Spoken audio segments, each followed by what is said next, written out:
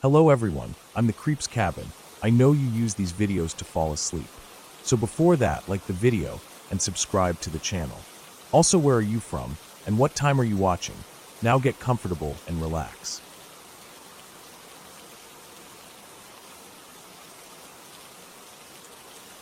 I had been driving for hours, and the sun was already gone by the time I reached the stretch of road that cut through the low, wooded hills. It wasn't a highway, just a two-lane road with no lights, the kind of road that's quiet enough at night to make you feel like you're the only person left moving in the world. The dark seemed thicker out here. My headlights carved out a tunnel of pale yellow on the asphalt, and beyond that tunnel was nothing but shadow. The road twisted more than I expected. I slowed down on the curves, my tires crunching lightly over gravel that had spilled from the shoulder. I knew I was in the middle of nowhere because my phone had lost signal over an hour ago, and there hadn't been a single house or gas station in miles. Just black woods and the thin ribbon of road under my tires. The air inside the car was warm, almost stuffy, but every time I thought about opening a window, the idea of the cold night air rushing in made me hesitate. I kept both hands on the wheel, feeling how the tires gripped with each bend. The darkness outside the glass had a weight to it, the kind that made it impossible to see where the trees ended or how deep the forest went. I hadn't seen another vehicle since the last town. No headlights in the rearview mirror, no glow on the horizon ahead of me. It was so quiet that the sound of my engine was the only thing keeping me from noticing just how still the night was. The kind of stillness that makes you wonder if the world has gone silent except for you. I came around another curve, slower this time, because I had a bad habit of overthinking sharp bends in the dark. My high beams washed over a shape on the right side of the road, and my stomach tightened instantly. It was a vehicle, pulled off onto the dirt shoulder. A sedan, maybe 15 years old, dark in color, but with a thin layer of dust that dulled its paint. One of the rear tires looked flat. There were no lights on inside, no hazard lights flashing, and the windows looked black in the glare of my headlights. As I passed it, I caught the faint outline of the driver's door hanging open just a few inches. That bothered me more than it should have. If someone had broken down, they'd either wait inside with the door closed or walk somewhere to get help, not leave it sitting open to the cold night air. I kept driving, but something about that car stuck with me. My mind kept replaying the image of that door, barely open, like someone had stepped out and never came back. A few minutes later, I came around another curve, and my headlights hit something else. This time, it wasn't a car, it was a person. They were standing right at the edge of the road, facing away from me, just on the line where the asphalt met the dirt. No reflective gear, no flashlight, no sign of movement until my beams swept across them, and they turned their heads slightly, just enough for me to see part of their profile. Their clothes were dark, their posture still. I felt my chest tighten in the same way it does when you miss a step on the stairs. I eased the wheel to give them space as I passed, but I didn't slow much. My eyes flicked to the rearview mirror, but by the time I looked, they were already gone from view. The idea that they were connected to the abandoned car flashed in my head, but I didn't want to think too hard about it. I kept going, telling myself I just needed to reach the next town. The road began to narrow, the trees pushing in closer, their branches forming a kind of arch overhead that swallowed what little starlight there was. My high beams only seemed to make the darkness beyond them thicker. That was when I noticed something in the middle of the road. It was small at first, just a shape that looked out of place, and I slowed down enough to see that it was a backpack. An old, weathered one, slumped on its side like it had been dropped. There was nothing else, no bike, no person, no car. I swerved slightly to avoid it, but my stomach had already twisted into a knot. It didn't feel right. Another mile went by, and the road started climbing into a steeper incline. My headlights swept over a sharp bend ahead, and that's when I saw movement, something darting from one side of the road to the other. I hit the brakes hard, my tires squealing slightly on the pavement. It was the same person, the one I'd seen standing earlier. They moved quickly, vanishing into the trees on the opposite side before my car even rolled to a full stop. My pulse was pounding now, but I didn't get out. I didn't even roll down the window. I pressed my foot back on the gas and kept going, forcing my focus on the center line. The climb ended, and the road flattened into a long, straight stretch. I thought maybe that would calm me, but it didn't.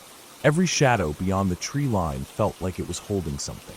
My mirrors showed nothing behind me, but I kept glancing anyway. When the next curve came, I was ready to take it slow. I turned the wheel gently, and my lights swept across another car on the side of the road. My first thought was that it was the same sedan I'd passed earlier, but as I got closer, I saw it wasn't. This one was newer, maybe only a few years old, and it had all 4 doors closed. But the strange part, the part that sent a cold ripple through me, was that the driver's side window was rolled down all the way. The inside was completely dark, and I could see nothing past the glass. My headlights lit up the front half of the car, but the back was swallowed in shadow. I drove past without slowing much, my eyes fixed ahead. The road began to dip downward, and I felt like I was sinking with it. My hands were slick on the steering wheel now, and I noticed I was breathing harder without meaning to. The next curve came sharp, hugging the hillside, and my lights hit something that made my stomach drop. It was another backpack. Not the same one as before. This one was torn, the straps frayed, lying on its back like someone had tried to drag it and given up. I swerved again, my mind spinning now. That made 2 of them, miles apart, and no sign of who they belonged to. I wanted to believe it was just coincidence. Someone had dropped them. A hiker, a traveler, something simple. But the road had no shoulder in most places, no real pull-off spots. It didn't feel like the kind of place people would just leave things. I kept driving, my eyes scanning the edges of the road constantly. My neck felt tight from the tension of not wanting to blink too long. Then, up ahead, I saw the figure again. This time they were in the middle of the road, crouched low like they were picking something up. My brakes came down hard, and the car jolted to a stop a good 20 yards away from them. They didn't move at first. The only sound was my engine, idling louder than it should have. Then they stood slowly, facing me. I couldn't see their face in detail, just the pale oval where it caught the light. We stayed like that for a moment, both of us still. Then they stepped backward into the trees, vanishing into the dark without a sound. I didn't wait. I pressed the gas and went forward, keeping my eyes locked ahead. My heart was thudding, so hard it felt like I could hear it in my ears. The road began to slope upward again, winding in long, slow turns. My gas gauge was dipping lower than I liked, and I still hadn't seen a single sign for a town. The thought of my car stalling out here made my stomach clench. When I came around the next bend, I saw something that nearly made me hit the brakes again. It was a car directly across the road, blocking both lanes. Its headlights were off, and its paint was dark enough to blend almost perfectly into the night. The only reason I saw it in time was because my beams caught the gleam of its windshield. I slowed, but I didn't stop completely. There was just enough space on the shoulder for me to creep past without scraping. As I inched forward, I kept glancing at the car, half expecting someone to step out from behind it. But no one did. Once I cleared it, I pressed harder on the gas. My tires crunched over the gravel edge before finding pavement again, and I didn't look back. For another 20 minutes, I drove without seeing anything else unusual. The trees thinned out, and eventually, faint lights appeared ahead of me. Streetlights, dim and far apart, marking the start of a small town. Only when I reached the first gas station did I pull over. My hands were trembling slightly on the wheel, and I sat there for a moment, staring at my own reflection in the dark glass of the station's window. Whatever had been happening on that road, I didn't want to know more. I filled my tank, got back in the car, and took the highway out of town, choosing a longer route just to make sure I never had to drive that stretch again. I've thought about it since, about the open door, the person on the roadside, the backpacks, the car blocking the road. Each piece on its own might mean nothing, but together, on that silent, empty road, they felt like something I was lucky to have passed through without stopping.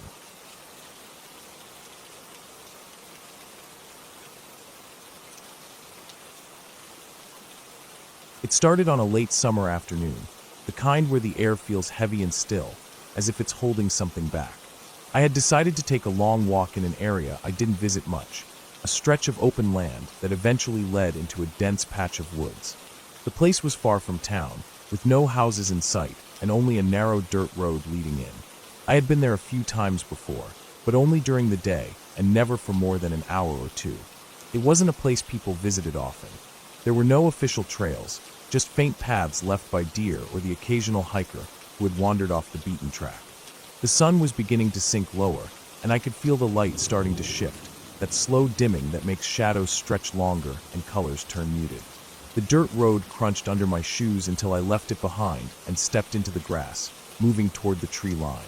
The grass here grew tall and uneven, brushing against my legs, carrying the smell of dry earth and faint traces of wild plants. A warm breeze would occasionally move through, but mostly it was still, so still that each step I took felt louder than it should have been. I reached the edge of the woods and stepped inside. The change in temperature hit me immediately, cooler, with a faint dampness to the air. The ground was softer here, covered in old leaves, pine needles, and small twigs that cracked softly under my weight. The smell of the forest was strong, a mix of soil, old wood, and the faint scent of moss. The trees were close together, their branches weaving overhead to create a canopy that let in only thin streaks of light. I followed a faint path, nothing official, just a space where the undergrowth had been pressed down enough to walk through without pushing branches aside. The deeper I went, the quieter it became. The sounds of the open land behind me faded until all I could hear was my own movement, the occasional rustle of leaves high above, and once or twice the faint snap of a branch somewhere deeper in the woods. Each sound seemed sharper here, the silence around it making it stand out more. After maybe 20 minutes of walking, I reached a small clearing. The ground was uneven here, with patches of grass between bare spots of dirt. A fallen tree lay to one side, its bark stripped away in places, showing pale wood underneath. I paused there, breathing in the cool air and looking around. It was quiet, but not in the calm, peaceful way you might expect. It was a heavy quiet, the kind that made you feel watched even when you knew no one was there. I couldn't explain why, but I felt uneasy standing there, as if I had walked somewhere I shouldn't have. I turned back toward the path I had come from, ready to head out before it got too dark, but that was when I noticed something odd. The sound I made while walking, my own footsteps on the soft forest floor, seemed to have a slight delay. At first, I thought it was my imagination, but then I realized it wasn't. I would take a step, and almost a second later, I would hear another faint step from somewhere behind me. I stopped completely, and the forest was silent again. My eyes scanned the trees, searching for movement, but everything was still. I took another slow step forward, deliberately dragging my shoe a little, so I could hear it clearly. The sound came again, soft, muted, but definitely there, almost the same as mine, but not quite in sync. My heartbeat picked up. It could have been an animal, maybe a deer following the path, but the sound felt too precise, too much like someone stepping carefully. I tried to tell myself it was nothing, that maybe the sound was echoing off the trees in a strange way, but the unease in my stomach grew. I decided to walk faster, not quite running, but keeping a steady, quick pace back toward the edge of the woods. The faint following sound stayed with me. Each time I stepped, it came again a moment later, as though something was matching my path, but keeping a distance. I resisted the urge to look over my shoulder too often, worried that if I saw something, I wouldn't be able to keep my composure. My breaths grew sharper, and the cool air felt colder now, making the skin on my arms prickle. The path ahead began to look unfamiliar. I was sure I had followed the same way in, but now the trees seemed closer together, and the ground looked different, with more roots and uneven dips in the dirt.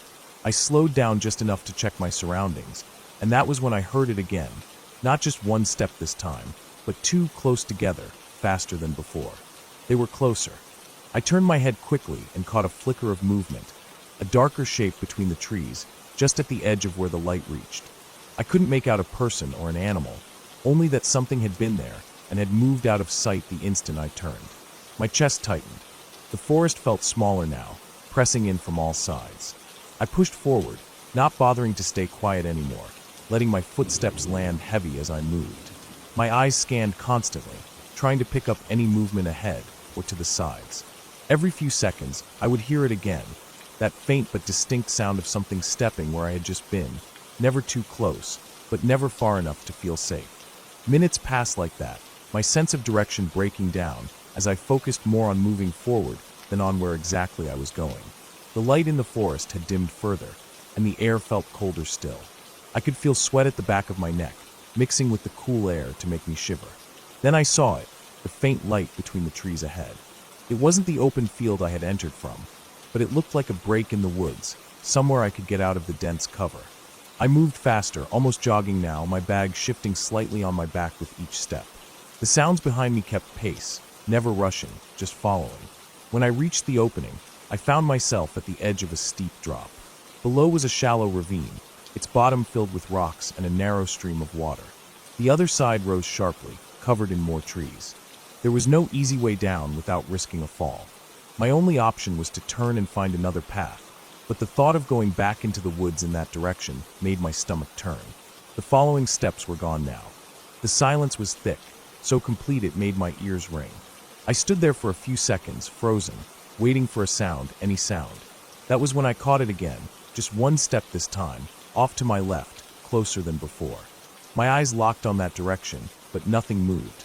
I backed away slowly, my eyes fixed on the spot. My foot slipped slightly on loose dirt near the edge, sending a few small stones tumbling down into the ravine. The sound echoed faintly, then faded. I could feel my pulse in my neck. I turned sharply and started moving along the edge, looking for any sign of the original path out. After what felt like forever, I found a slope that led up and away from the ravine, the ground rising toward what I hoped was the edge of the forest. My legs burned as I climbed, and my breath came fast, but I didn't stop. The trees began to thin, and soon I could see the faint glow of open land beyond them. I pushed through the last of the branches and stepped into the tall grass again. I stopped there, looking back at the dark wall of trees. Nothing moved. No sound followed me out. The field was quiet except for the faint rustle of grass in the wind. My breathing slowed gradually, but my skin still felt tight, my senses sharpened as if expecting something to appear. I walked quickly across the open land, not looking back again until I reached the dirt road. From there, I could see the woods in the distance, the shadows between the trees already blending into one dark mass as the last of the light faded. I stood for a moment, staring at that edge, wondering if I had been followed by someone or if my mind had twisted natural sounds into something else entirely. But deep down, I knew it wasn't just my imagination. The sound of those steps had been too deliberate, too perfectly timed to my own. Someone, or something, had been there, moving when I moved, stopping when I stopped, always staying just far enough away to keep hidden. I left without stopping again, and even as I reached the safety of my home later, the image of that dark shape between the trees stayed with me. I never went back to that part of the woods, and even now, years later, if I walk alone in a quiet place and hear a sound just a little too similar to my own footsteps, my chest tightens, and I remember exactly how it felt to be followed in those silent woods, with no idea what was behind me and no one around to help.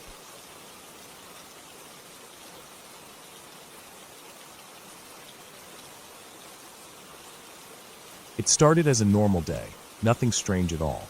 I woke up late that morning and spent most of the afternoon at home, cleaning up, making food, and scrolling on my phone. The weather was calm, slightly overcast, but not threatening rain. Around 5 in the evening, I decided I wanted to get outside for a while before it got dark. I thought about going for a walk, but the usual routes around my neighborhood had started to feel too familiar. I wanted something quieter, something away from traffic and people. There was an old service road just outside of town, a narrow gravel path that led into a patch of woodland. It wasn't marked as private, but it didn't seem like many people went there. The last time I'd been there was years ago, but I remembered it being peaceful, with tall trees blocking most of the wind and a faint smell of pine in the air. I thought it would be perfect for clearing my head, so I grabbed my light jacket, filled a bottle of water, and set off. By the time I reached the entrance to the service road, the sun was already starting to dip. The light had that soft, low glow, filtering through the trees and making long shadows across the gravel. The first few hundred feet were open, with thin grass growing along the sides, but soon the trees thickened and closed in overhead, dulling the daylight even more. I kept walking, my shoes crunching on the gravel, the sound echoing faintly in the stillness. There were no cars, no voices, just the occasional rustle of leaves when a breeze passed through. The deeper I went, the narrower the path felt. The gravel gave way to dirt in some spots, where rain had washed it away. A small drainage ditch ran along one side, full of dark water and fallen branches. I passed a pile of old logs, stacked as if someone had meant to come back for them years ago, but never did. The smell of damp earth was strong here, almost heavy, and the air had that still, pressing feeling you get when you're far from any open space. I kept telling myself I'd turn back when I reached the clearing I remembered from years ago, a small open area with a few big flat rocks where I used to sit. I thought I saw it up ahead, but as I kept walking, the path seemed longer than I remembered. The sun was dropping faster now, and the dim light in the woods made it harder to judge distances. That's when I noticed something strange. Somewhere behind me, faint but clear, there was the sound of a single footstep. Not the crunch of a squirrel or the snap of a twig under an animal's paw. This was slower, heavier. It came from somewhere back along the path I had just walked, but when I stopped and turned, there was nothing there. Just the trees, the ditch, and the winding path disappearing into shadow. I told myself it could have been anything. Maybe a branch falling. Maybe my own foot kicking a loose stone that rolled a little too far. Still, the sound had been too distinct. I tried to shake it off and kept walking, but I found myself glancing over my shoulder more often now. The path bent slightly, and the clearing finally came into view. Relief washed over me. The rocks were there, just as I remembered, with a bit of moss growing on them. I stepped into the open space, set down my water bottle, and took a deep breath. I thought I might sit for a moment before heading back, but as I crouched down, I heard it again, this time clearer. A slow, deliberate step. Then another. The sound was closer now. I stood up quickly and scanned the trees, my heartbeat already picking up.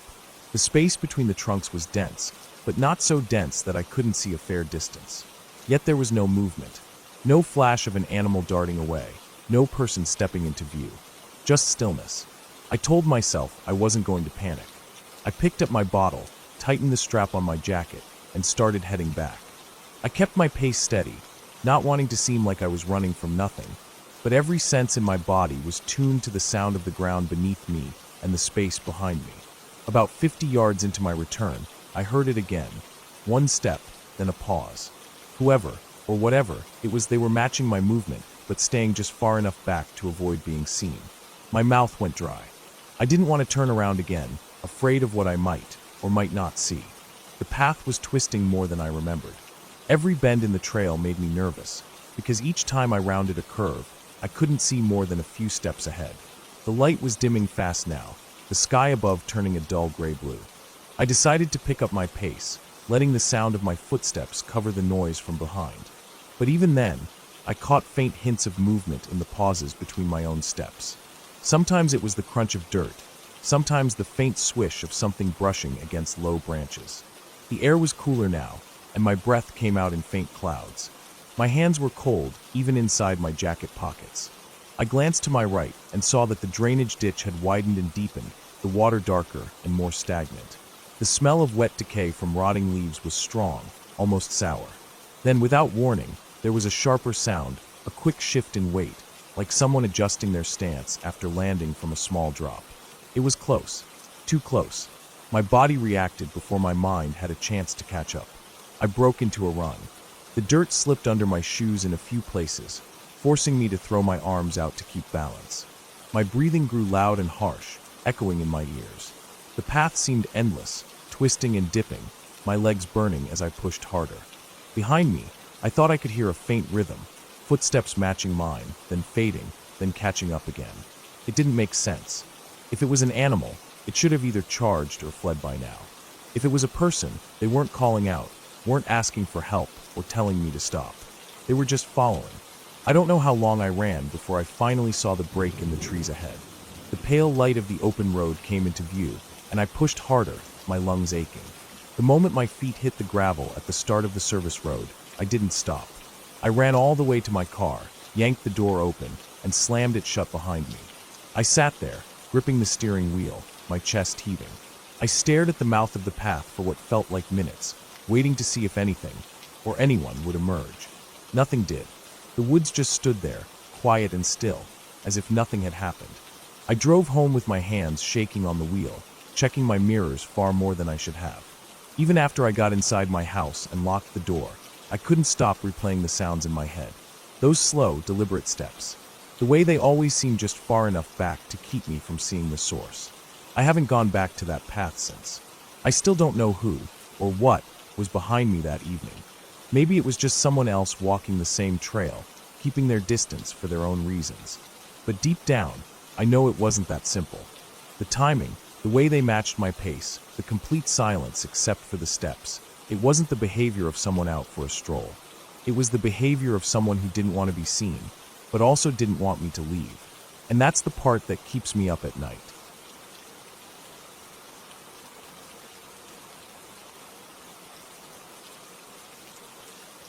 It was the middle of summer, and the heat had been unbearable for days. I had taken some time off work to get away from the noise and routine, deciding to spend a few days in a remote place I knew about. A friend had told me about an old and used ranger station deep in the hills, miles away from the nearest small town. It wasn't locked up, and no one seemed to care if someone stayed there. It was basic, just 4 wooden walls, a roof, and an old cot inside, but it was quiet, far from anyone, and surrounded by endless forest. That was all I wanted. I packed light, a sleeping bag, some food, a flashlight, and a small camping stove. The idea of being completely alone didn't bother me. In fact, it was part of the appeal. The road to the place was little more than a dirt track, and I had to park my car nearly 2 miles away where the path became too narrow and overgrown for vehicles. The rest of the way I hiked on foot, the air thick and heavy with the smell of pine and hot earth. I could hear insects buzzing in the undergrowth, and every so often, a faint rustle of something moving away as I passed. I tried not to think about snakes. My boots crunched over dry twigs, the sound sharp in the quiet. After about 40 minutes, I reached the small clearing where the station stood. The wood was weathered and gray, the roof sagging a little at one corner, but it looked solid enough. I stepped inside and was hit by a strong smell of dry dust and old wood. It was cooler inside, shaded from the sun. There was nothing much to the interior. One room, an old cot with a thin mattress against the wall, and a couple of shelves with a few rusted cans that I wouldn't dare eat from. I dropped my pack and stood there for a moment, listening. Nothing but the low hum of insects outside. No cars, no people, not even the sound of wind. It was so still that I could hear my own breathing. I unpacked my gear slowly, trying to adjust to the stillness. The quiet had a weight to it. The first day passed without much happening. I walked the trails nearby, boiled some water for tea, and watched the sun set through the trees. When night came, the heat dropped fast, and I zipped myself into my sleeping bag. Lying there in the dark, I could hear the occasional snap of branches outside, probably deer, I told myself. Every sound seemed sharper in the silence. I drifted in and out of sleep, waking a few times to the sound of something moving around in the clearing. I told myself it was just animals, but each time, I found myself holding my breath until the noise faded away. The second day, I decided to explore farther from the station. I followed a trail that wound up into higher ground, giving me a view of the endless forest below. I saw no one, not a single hiker, no distant voices, no sign of anyone. When I came back in the late afternoon, I noticed something odd near the clearing. There were boot prints in the dirt, fresh ones. They were coming from the direction of the trail I had taken, leading toward the station. My first thought was that maybe someone had been passing by while I was gone, maybe a hunter or another hiker. But the track stopped just a few feet from the door, and there were no prints leading away. I crouched down, looking closely.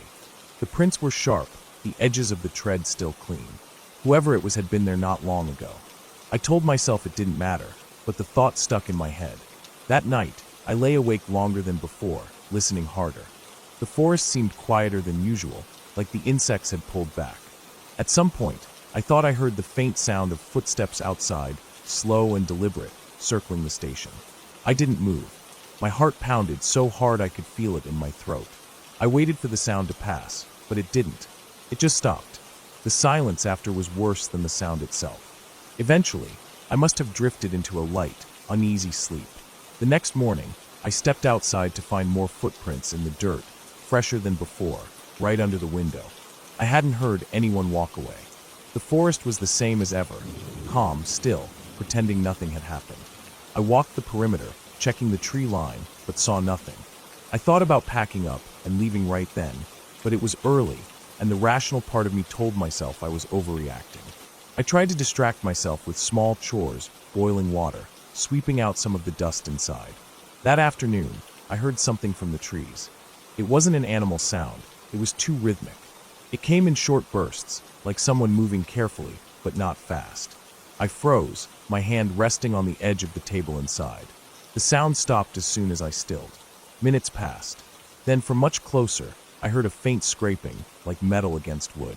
I turned slowly toward the window. Nothing there. The sound came again, this time from the other side of the station, but when I stepped toward the door, it stopped. The stillness after made my skin prickle. When night fell, I couldn't shake the feeling of being watched. The air outside seemed heavier, the forest darker than before. I kept the flashlight close, but I didn't want to use it too much. It made me feel more visible. I lay in my sleeping bag, eyes open, barely breathing. Hours passed. Then I heard it, slow steps in the dirt just outside. This time, they didn't circle. They stopped right at the wall beside my cot. I could hear the faint shift of weight in the boards of the porch outside. Whoever it was just stood there. I didn't move. My breathing was shallow, my hands clenched tight under the blanket. The steps started again, moving toward the door, pausing there for what felt like forever. Then nothing. I stayed awake the rest of the night, ears straining for the smallest sound. When morning came, I stepped outside to see the prints again. The same tread pattern, now more of them, all around the station. They were spaced in a way that told me whoever it was had been moving slowly, stopping often. The thought of them standing there in the dark, so close to me, made my stomach turn. I decided I wasn't going to spend another night there. I packed my things quickly, my eyes flicking constantly to the tree line. The hike back to my car felt longer than before. Every sound from the forest made me turn my head. Once I thought I saw movement between the trees, just a brief flicker of something pale, like a face, but when I stopped, there was nothing. I walked faster, my hands damp with sweat. When I finally reached the car, I threw my pack inside and locked the doors before starting the engine. I looked up at the trail one last time. The forest stood there, still and silent, hiding whatever had been out there. I drove away without stopping until I was back on the main road. I never saw another car the whole time. By the time I reached town, my shoulders ached from how tense I had been. Even now, I can't explain who it was or why they had been there watching me. I just know that if I had stayed one more night, something worse than footprints might have been left behind. And the thought that whoever it was is still out there, somewhere in those woods, keeps me from ever wanting to go back.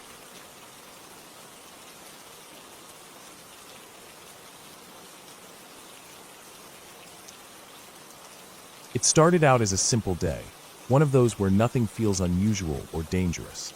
The weather was mild, the sky a washed-out blue, and the air had that faint smell of dry grass that usually came in late summer.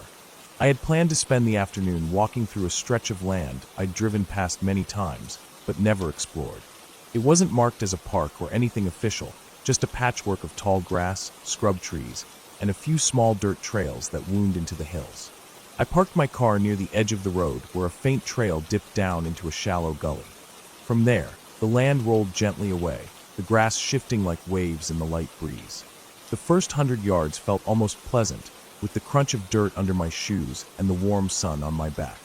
There was nothing around but the faint hum of insects and the occasional sound of a bird in the distance. The trail dipped further, eventually pulling me into a hollow where the grass grew taller. Some stalks reached up to my chest, and walking became a bit slower as I pushed them aside.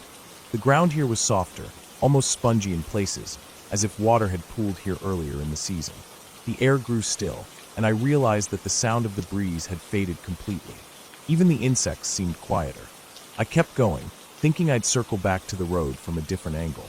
That was when I noticed faint impressions in the dirt along the edge of the trail. Not boot prints, not tire marks, but something more irregular. The shape was wide, the edges rounded, and they were pressed deep into the soft soil. I crouched to look closer and saw that there were several of them, spaced unevenly, leading in the same direction I was walking. They didn't look old. The edges were crisp, and a bit of loose dirt still crumbled inward from the pressure. I followed them without thinking much about it, more curious than concerned. After about 50 yards, the trail thinned, and the prints veered off into the grass. I stopped, scanning ahead, and saw that the ground sloped up sharply toward a line of trees I hadn't noticed before. The trees were dense and their trunks twisted, their lower branches reaching low over the grass. Something about the way the shadows pooled there made me hesitate, but the prints kept going straight toward them. The closer I got, the more the air seemed heavier. The grass rustled faintly, though there was still no breeze. I could hear my own breathing loud in my ears. As I stepped between the first two trees, the light dimmed, and the sound of the outside world faded even more. The air here was cooler, damp, and smelled faintly of something musky, like wet earth mixed with the scent of an animal enclosure. The ground was uneven, covered in a mix of leaves and patches of bare earth. The prints were clearer here, more defined. I noticed now that they weren't all the same size. Some were slightly smaller, others larger. That realization made my stomach tighten. Whatever had made them, there was more than one. I moved slowly, trying to listen for any movement ahead, but the forest was silent. Even my footsteps seemed absorbed by the damp ground. A few yards ahead, the prints curved sharply around a large fallen tree. I stepped over it, the bark damp under my hand, and as I straightened up, I caught a flicker of movement in my peripheral vision. I froze. It was just a shape at first, low to the ground, moving between two tree trunks. The color blended almost perfectly with the surroundings, but the slight shift gave it away. I couldn't make out details, just that it was large, much larger than I expected. I waited, not moving, hoping whatever it was would keep going. But instead, it stopped too. I couldn't see it fully, but I felt the weight of its attention, as if it was aware of me now and deciding what to do about it. My skin prickled, and I realized my breathing had gone shallow. Then slowly it moved again, but this time it was closer. I stepped backward as quietly as I could, feeling the damp leaves under my shoes. My eyes scanned for an easier way out, but the trees were thick and the undergrowth tangled. Every step I took seemed to make more noise than I wanted. The smell in the air was stronger now, sharp and animal-like. My pulse was hammering. I didn't dare turn my back completely, but I had to put more distance between me and whatever was moving toward me. I kept stepping back until my heel caught on something, and I stumbled slightly, catching myself against a tree trunk. The bark scraped my palm, but I barely noticed. My eyes flicked around, and that was when I saw it fully for the first time, far enough away that I couldn't make out every detail, but close enough to understand what I was looking at. It was on all fours, but its back was level with my waist. Its body was lean but muscular, the shape of its shoulders pronounced as it moved. Its head was low, its eyes fixed in my direction. The fur was patchy in places, matted, and the mouth hung slightly open. I could see the glint of teeth even in the dim light. I didn't wait to see more. I turned and started moving as quickly as I could without breaking into a full run, trying to keep my steps quiet. But the sound behind me changed. The soft padding on leaves was faster now. I knew it was following. I broke into a run, my heart pounding so hard it felt like it was in my throat. Branches whipped at my arms and face as I tried to stay upright on the uneven ground. I didn't dare look back. Every instinct told me to get out of the trees as fast as possible. The light ahead grew brighter, and I pushed harder until I burst out of the tree line and into the open grass. I kept running, my legs burning, glancing over my shoulder just once. I didn't see it anymore, but the grass behind me was moving in a ripple, something passing through it quickly. I didn't stop until I saw the road and my car parked at the edge. My hands shook as I yanked the door open and got inside, slamming the lock down. My breathing was ragged, my shirt clinging to me with sweat. For a long moment, I just sat there, watching the grass and the edge of the trees. Nothing came out. The wind had picked up again, and the sound of it in the grass almost masked any other noise. Almost. As I pulled onto the road, I realized I hadn't heard a single bird or insect since stepping into those trees. I drove faster than I should have, glancing in the mirror every few seconds, half expecting to see movement behind me. By the time I reached a busier stretch of road, my hands had stopped trembling, but the smell of that musky air still lingered in my nose. It stayed with me the rest of the day, faint but constant, as if I'd carried some part of that place back with me. That night, when I finally lay down, my mind replayed the sight of it, low to the ground, shoulders shifting, eyes locked on me. I told myself it was just an animal, something that lived out there, and didn't mean to cross paths with me.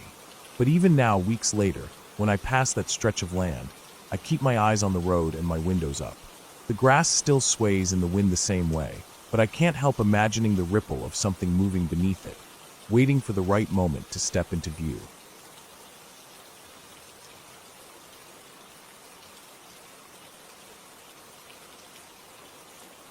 It started as just another drive, nothing special, nothing worth remembering. I had been on the road since early morning, heading toward a small town several hours away to deliver some documents for work. I decided to take a back road instead of sticking to the main highway, mostly because I wanted a change of scenery and I thought it would be quicker. The road wound through thick stretches of forest, the kind where trees grew so close together their branches overlapped above the road like a tunnel. The asphalt was old, with cracks spreading in every direction and faded lines that were barely visible. Every few minutes, I'd pass a bend where the forest closed in even tighter, and the sunlight faded until it was little more than a dim glow between the leaves. It was late afternoon, when I first started to get the uneasy feeling. The kind that creeps up slowly, without any real reason, and just sits in the back of your mind. I kept driving, telling myself it was nothing, but I realized I hadn't passed another car for almost 40 minutes. No houses, no gas stations, not even a driveway. Just endless trees and the faint sound of my tires on the road. My phone sat in the cup holder, and I noticed the signal bar had dropped to nothing a while back. That made me uneasy too, but I tried to brush it off. The road dipped and curved sharply to the right, and as I came around the bend, I saw something up ahead. At first, I thought it was an animal, maybe a deer, standing near the edge of the road. But as I got closer, I realized it was a man. He stood just inside the tree line, half hidden in the shadows, facing the road. His clothes looked dirty, like he'd been outside for days. He didn't move as I passed, just stood there watching. I didn't slow down. I didn't want to. My eyes flicked to the mirror as soon as I cleared the bend, but by the time I looked back, he was gone. For a few miles, I kept scanning the sides of the road, half expecting to see him again. The feeling in my gut was heavier now, an instinctive warning that something wasn't right.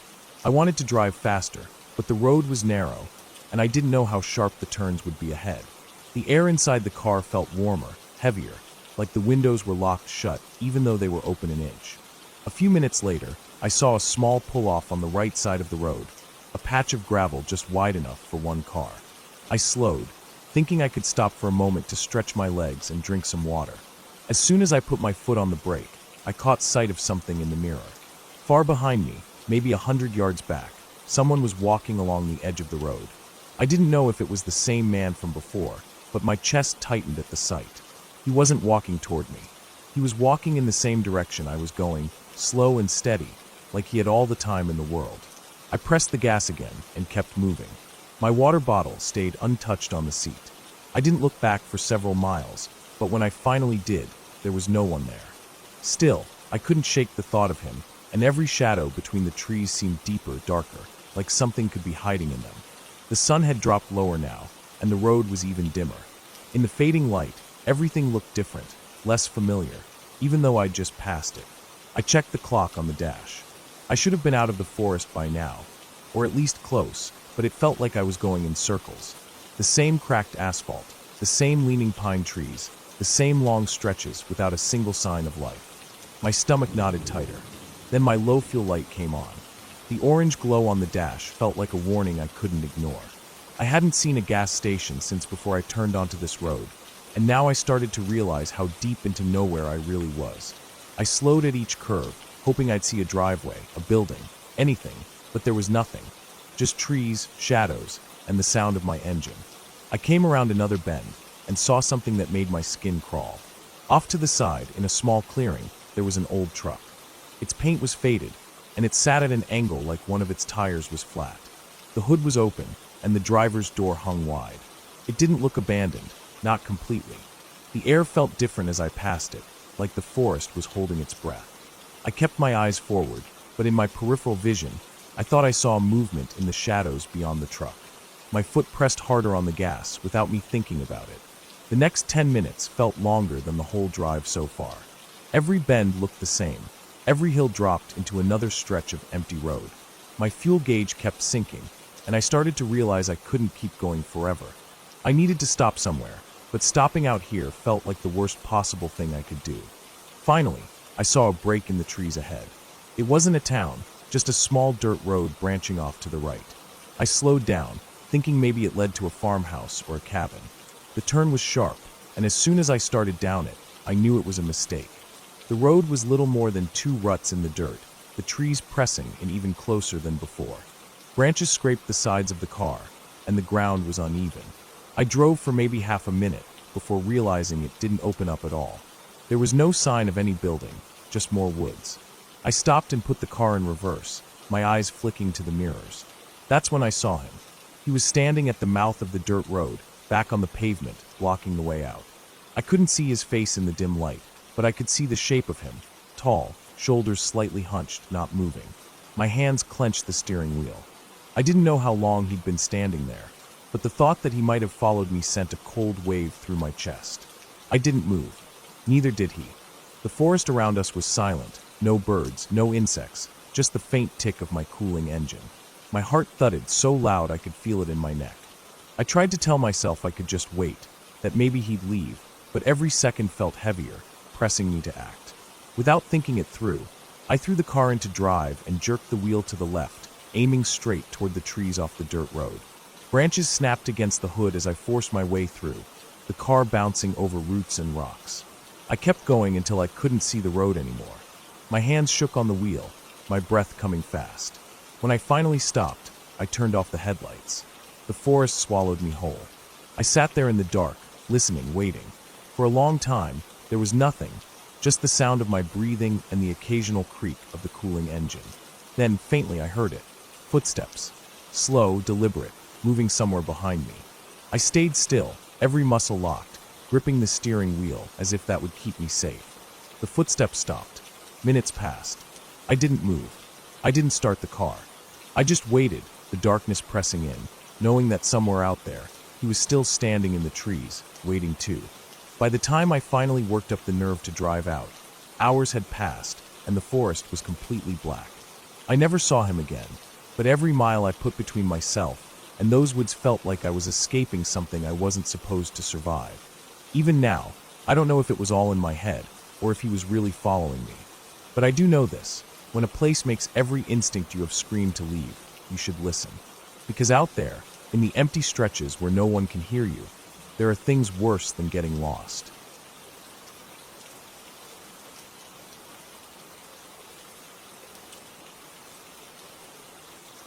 I woke up earlier than usual that morning, the kind of early where the air feels colder than it should, and the light hasn't fully settled into the day yet. My apartment was quiet except for the faint hum of the fridge and the occasional creak from the walls. I made a quick breakfast, barely tasting it, and packed my small backpack with a bottle of water, some snacks, a flashlight, and my phone. I had planned to go out for a long walk through the outskirts of town where the fields start to thin out into woodland. I liked those areas because they were far from traffic, and the air always smelled cleaner. The walk started out calm. The early morning chill stayed with me as I followed the cracked sidewalk out of the neighborhood and into the gravel road that cut through open space.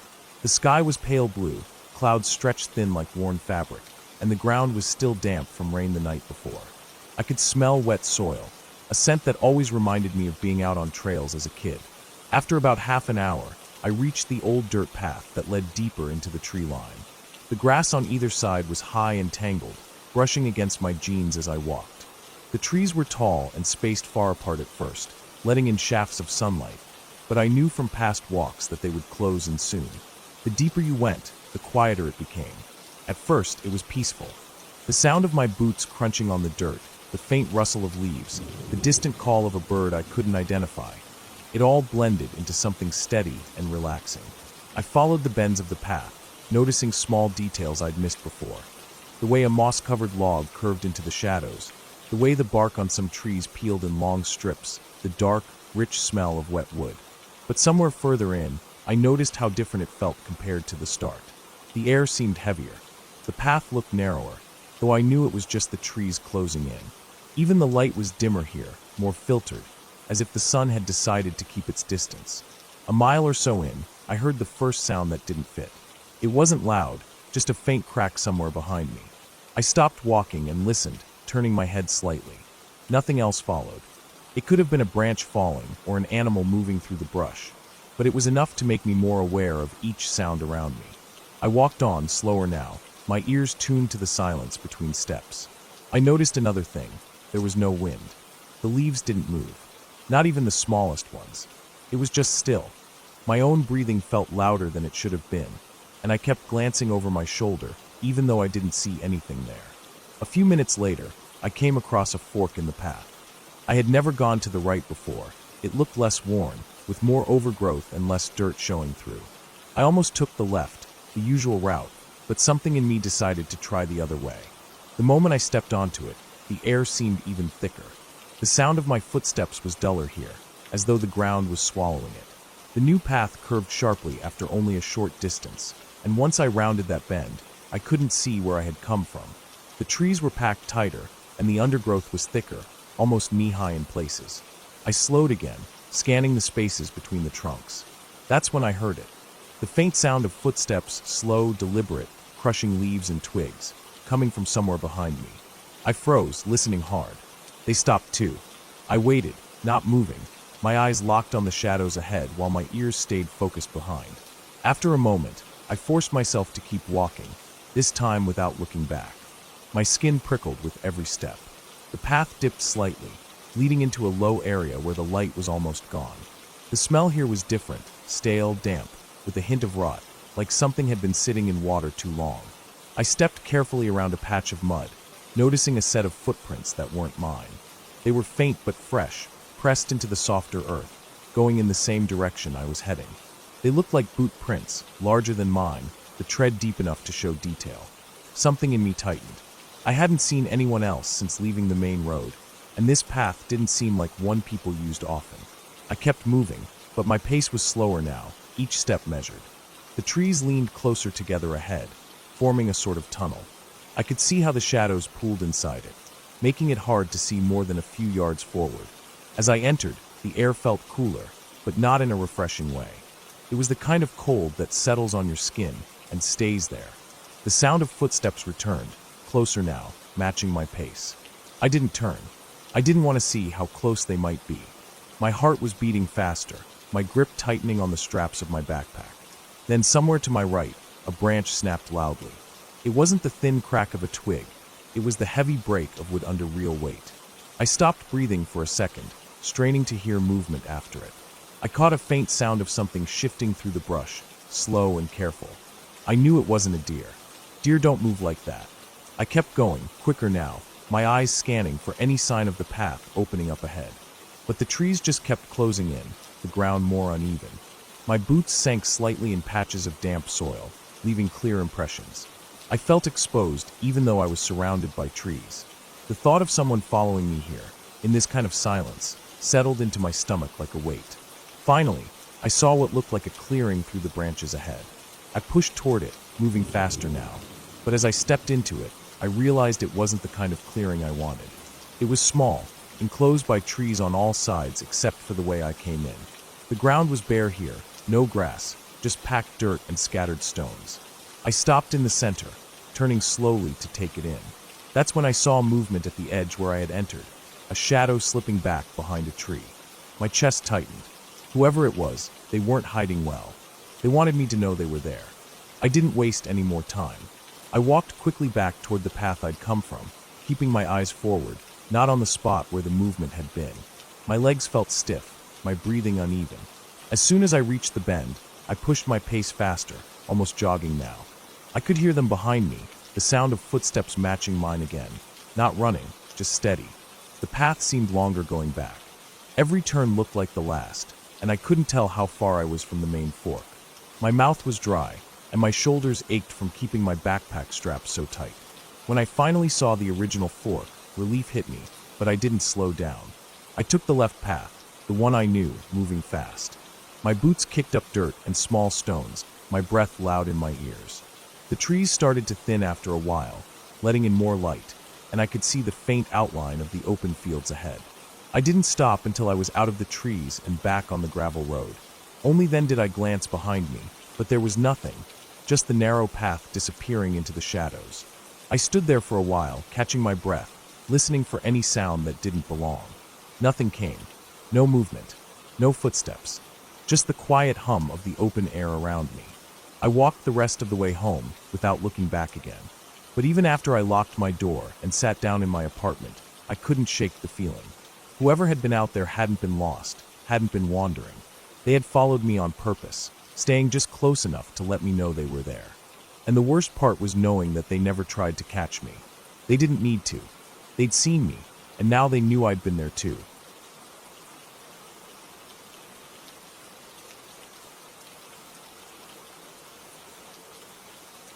I woke up that morning feeling restless, like my body was telling me I needed to get out and move.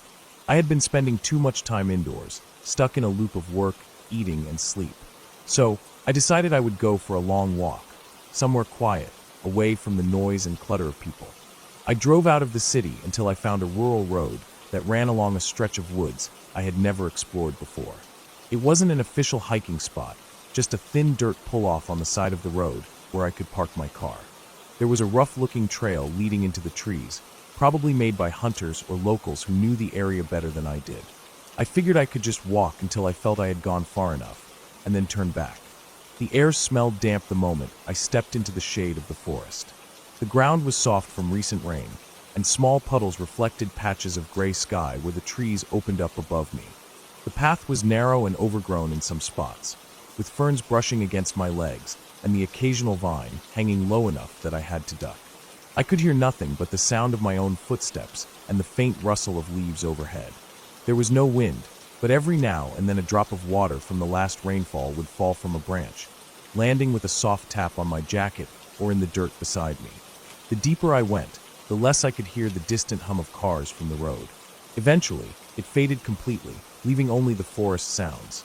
Small birds calling to each other, the dry crack of a branch somewhere far off, and the faint buzzing of insects.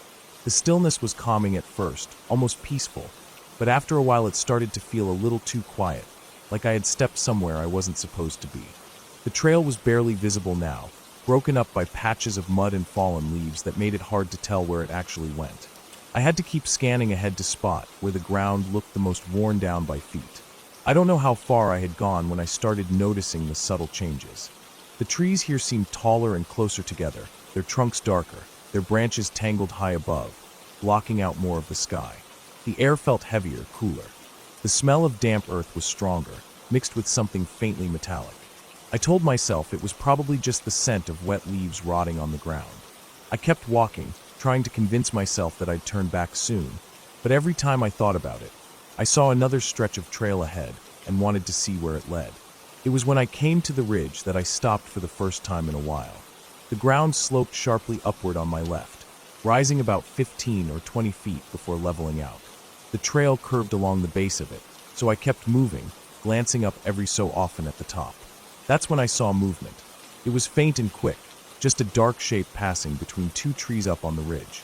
I froze, waiting to see it again, but the space between the trunks stayed empty. I thought it might have been a deer, or maybe just a trick of my eyes, the way shadows shift when you're tired. Still, something about the shape had looked deliberate. Not animal-like in the way it moved, more like a person, walking steadily.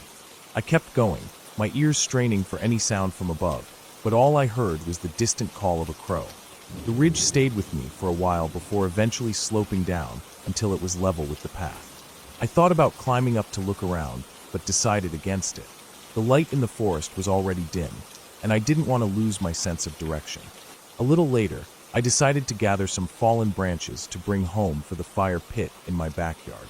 I stepped off the trail to grab a thick piece of wood and noticed the ground here was different, softer, almost like it had been disturbed. There were scuffs in the dirt, not quite footprints, but marks that suggested something heavy had moved through.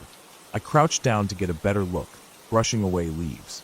The soil beneath was damp and dark, with shallow impressions that seemed to follow a rough line deeper into the trees. I straightened up, scanning the forest. That's when I heard it, slow, deep breathing. It wasn't close at first, more like it was drifting in from somewhere just out of sight.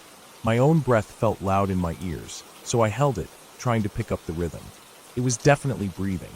Inhale, pause, exhale. Heavy, deliberate. I turned my head toward the sound, my eyes searching between the trunks. For a moment, I thought I caught the faintest shift of movement, something slipping between two trees, low to the ground.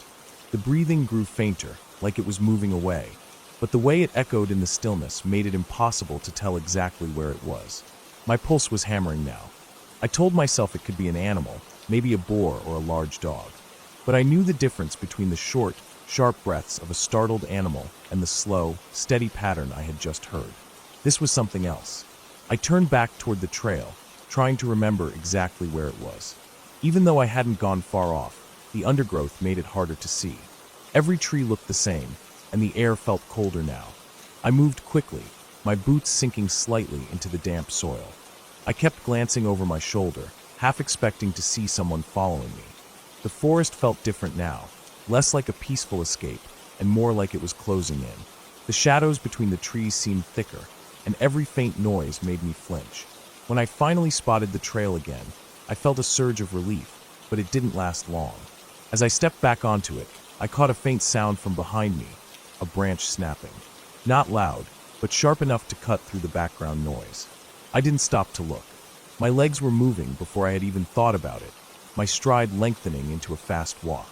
The trail was uneven, roots sticking up like traps waiting to catch my foot, but I kept going, focusing on putting as much distance between myself and whatever was back there as I could. My breathing grew loud, my chest tightening with each step, but I didn't slow down. I could hear something faint behind me now, not footsteps exactly, but the suggestion of movement, a rhythm that seemed to match mine. I kept my eyes on the winding path ahead, trying to remember landmarks from the way in.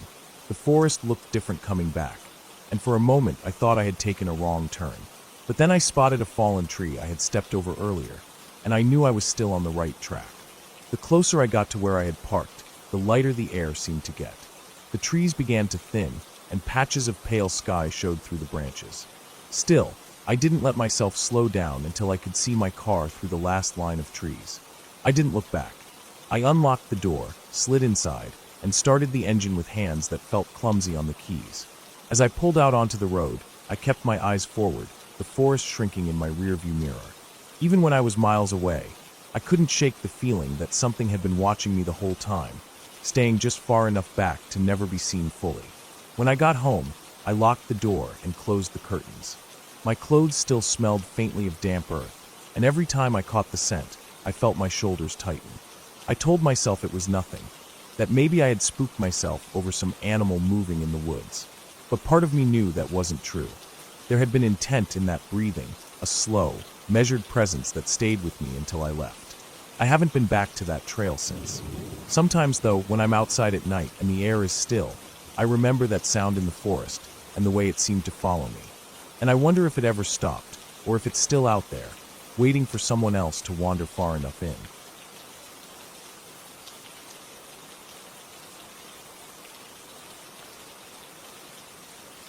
It was late in the afternoon when I left the small roadside diner. The air outside felt heavier than usual, warm and damp, the kind of humidity that clings to your skin. The sky had been gray all day, not stormy, but dull, like it had given up trying to decide whether to rain or clear up. My plan was simple: drive a few hours north to reach a cheap motel I had looked up the night before. I was behind schedule, though. The detour for lunch had taken longer than I expected, and my phone battery was already low. I didn't have a car charger. I figured I'd be fine since the motel was supposed to be easy to find from the main road. The first stretch of road was uneventful, just the hum of the tires against cracked asphalt and the occasional blur of farmland. As I drove, the road began to narrow, the fields giving way to scattered trees, then thicker patches of woods. I kept my eyes on the fading light. The sun was sliding behind the hills, and shadows stretched longer across the road. About 40 minutes later, my phone died completely. I wasn't too concerned at first, but without the map, I realized how many little roads branched off from the main one. The signs were small, worn down, and sometimes missing entirely. I started relying on memory, but after another half hour, I couldn't be sure if I'd taken a wrong turn or not. The trees closed in tighter, and the road began to curve more sharply. There were no houses, no gas stations, no cars passing in either direction. Just the sound of my engine echoing against the walls of forest. Eventually, I spotted a small dirt pull-off with an old wooden post that had once held a sign, but the metal plate was gone. I slowed down, debating whether to stop. It was then that I noticed the gas gauge, lower than I thought. I hadn't filled up in hours. I kept driving, more tense now. The last trace of daylight was gone, replaced by a deep, hazy blue that made the road harder to see. My headlights caught only the nearest stretch of cracked pavement before everything beyond dissolved into black. I leaned forward over the steering wheel without realizing it, scanning for anything familiar. After another 20 minutes, I came to an intersection where the pavement ended in both directions, except the one I had come from. I slowed to a crawl. The dirt road to the left disappeared into a tunnel of overhanging branches. The one to the right sloped downward steeply. I didn't like the idea of driving deeper into unknown territory, but I also didn't want to turn back without knowing if I'd missed a sign. I chose the left turn, hoping it would eventually reconnect to something. The dirt road was rough, with deep ruts that shook the car hard enough to rattle the mirrors. Fallen leaves covered most of it, so I could only guess where the tire tracks had once been. It felt abandoned, but not in a clean and used way. more like it had been slowly swallowed by the woods over the years. I tried not to think about how far I was from anyone else. My headlights lit up nothing but more trees, their trunks close enough together that I couldn't see more than a few feet into them. Then I noticed something. Every so often, I'd pass what looked like small piles of rocks near the edge of the road. They weren't natural, the shapes were too neat, each stack about the same height. The first one I dismissed, but after the third or fourth, it started to bother me. They were always just at the point where my headlights reached their farthest. I couldn't tell if they'd been there for years, or if they were more recent. The road eventually widened into a small clearing. I pulled into it, intending to turn around. The ground here was uneven, with patches of exposed roots and a thin layer of mist hanging low. That's when I saw movement, not clear, just a shift in the darkness between two trees. My hands tightened on the wheel. It could have been an animal. The woods were full of them. But the way it moved didn't feel like an animal running. It was slower, more deliberate, almost like it was matching my car's movement. I stayed still, engine idling. My headlights washed over the tree trunks ahead, and for a moment, I thought I caught a glimpse of something pale, but it was gone before I could focus. I told myself it was probably just bark or a patch of lichen catching the light. Still, the air felt different now, heavier, colder. I decided to leave. I shifted into reverse, keeping my eyes on the space where I'd seen the movement. As I backed up, the car jolted over a root, and for a split second, my headlights angled upward into the trees. That's when I saw it again. Something there, taller than I expected, partially hidden behind a trunk. I didn't stop to think about it. I straightened the wheel and pressed harder on the gas, bumping back down the dirt road. The drive out felt longer than the way in. Every turn looked the same, and I kept glancing in the mirrors, half expecting to see something behind me. I didn't, but the sense of being watched stayed. My gas gauge was even lower now, the needle close to empty. I pushed the car faster than I should have over the uneven ground, desperate to get back to the main road. Finally, I saw the intersection again and turned back the way I'd come. The relief didn't last. A few minutes later, I noticed the first rock pile again, this time on the opposite side of the road. Then another. They were spaced exactly the same as before. I hadn't seen them on my way in, but now they felt like markers. The road felt narrower than before, my headlights barely keeping up as I took each curve. My eyes kept darting to the trees, searching for more movement, and I thought I saw it a couple more times, quick, shadow-like motions that disappeared before I could focus. My hands were starting to ache from gripping the wheel so tightly. Eventually, the trees began to thin, and I saw the faint glow of what might have been a streetlight far ahead. My chest eased a little.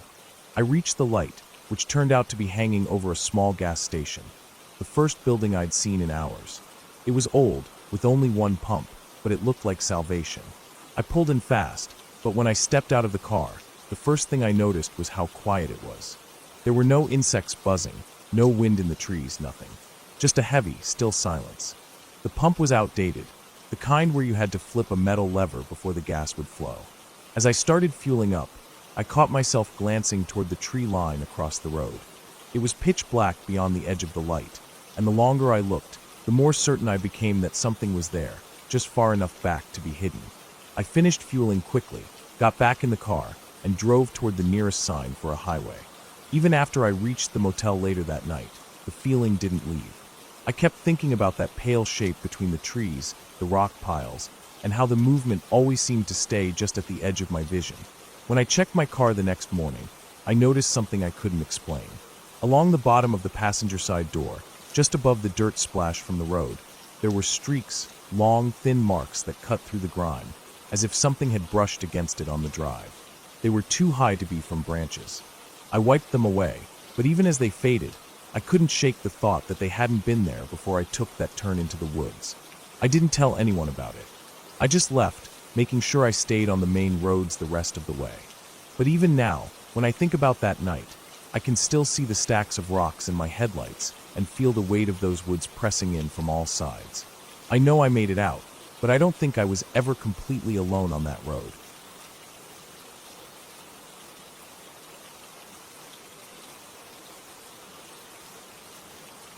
It was supposed to be just another quiet evening, one of those days where nothing much happens, and you're almost bored of how calm things are. I'd had a long week, and all I wanted was some air away from the noise of town. I decided to take a drive out past the edge of the city, into an area I knew well, quiet fields, some patches of woods, and a stretch of old service roads that hardly anyone used anymore. I'd been there plenty of times, even at night, and never had a reason to feel uneasy. It wasn't like it was a dangerous area. But that night, something about the air felt different even before I got there, though I didn't realize it until much later. I remember parking my car on the side of the narrow road where the asphalt ended and gravel took over. The sun had already set, and the last light was fading fast. It wasn't pitch black yet, but the sky was deep blue, and the shadows from the trees made it hard to see too far ahead. The place was quiet, so quiet that my ears felt like they were straining to catch something. The wind barely moved, and the air had that stillness that makes every small sound feel sharp. I grabbed my flashlight from the glove compartment, not because I really thought I needed it yet, but because I knew it would be dark in minutes. There was a trail I liked to walk along there. It started from a break in the tree line just off the road, a narrow dirt path that cut between thick brush before winding deeper into the woods. I'd walked it enough times to know where it led, a small clearing about half a mile in. From there, you could see the sky pretty well because the trees opened up above you. I figured I'd go there, maybe sit for a while, then head back before it got too late. The first part of the walk was fine. The dirt under my boots was still dry from days without rain, and my flashlight stayed off for the first few minutes since the fading light was enough. But as I went further, the trees grew thicker, and the dim light was swallowed up. I clicked on my flashlight, and its beam cut through the darkness ahead of me. That's when I noticed how quiet it really was. Normally, you'd hear crickets or the rustle of leaves from small animals moving in the undergrowth. But that night, there was nothing, just the crunch of my own steps and the occasional creak of branches swaying slightly overhead. I kept walking, but I started to get that feeling you get when you think someone might be behind you. It wasn't strong at first, just a faint itch in the back of my mind. I told myself it was because it was dark and my brain was just filling in things. Still, without meaning to, I found myself glancing over my shoulder more often than usual. Each time, the beam of my flashlight would sweep over the trees and undergrowth, catching on twisted branches or clusters of leaves, but there was never anything there. By the time I reached the clearing, the sky above was black, sprinkled with a few faint stars. I stood there for a minute, breathing in the cool air.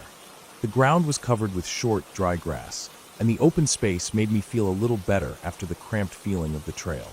I walked to the middle and slowly turned in a circle, letting the light from my flashlight pass over the tree line around me. That's when I saw something, a shape, just at the edge where the trees met the clearing. At first, I thought it was just a tree trunk, but something about it seemed wrong.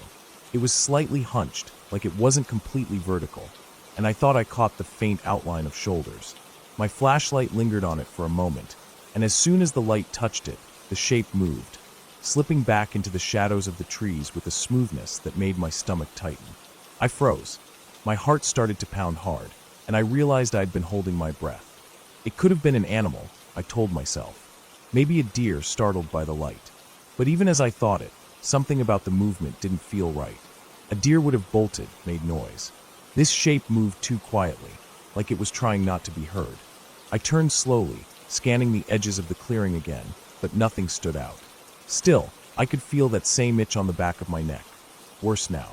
I didn't want to seem like I was running from nothing, so I walked back toward the trail at a steady pace, trying to keep my steps quiet. As soon as I was back under the cover of the trees, I noticed how dark it had gotten. My flashlight beam looked small compared to the thick blackness around me.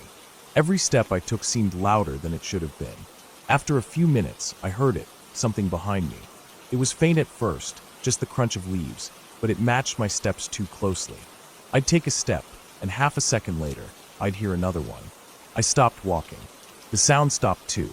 I stood there for what felt like forever, my flashlight fixed on the trail ahead, my ears straining.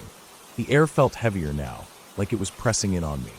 I thought about calling out, but the idea of breaking the silence seemed worse than keeping it. Slowly, I started walking again, this time moving a little faster. The sound came back, crunch, crunch, never too close, but always there. The further I went, the more the trees seemed to press in from both sides. My flashlight flickered once, making my chest tighten, but it stayed on. I tried to keep my breathing even, but I could feel it getting faster. Then I heard something different, just off the trail to my left, maybe 10 feet away. It was a short, sharp sound, like someone stepping on a branch.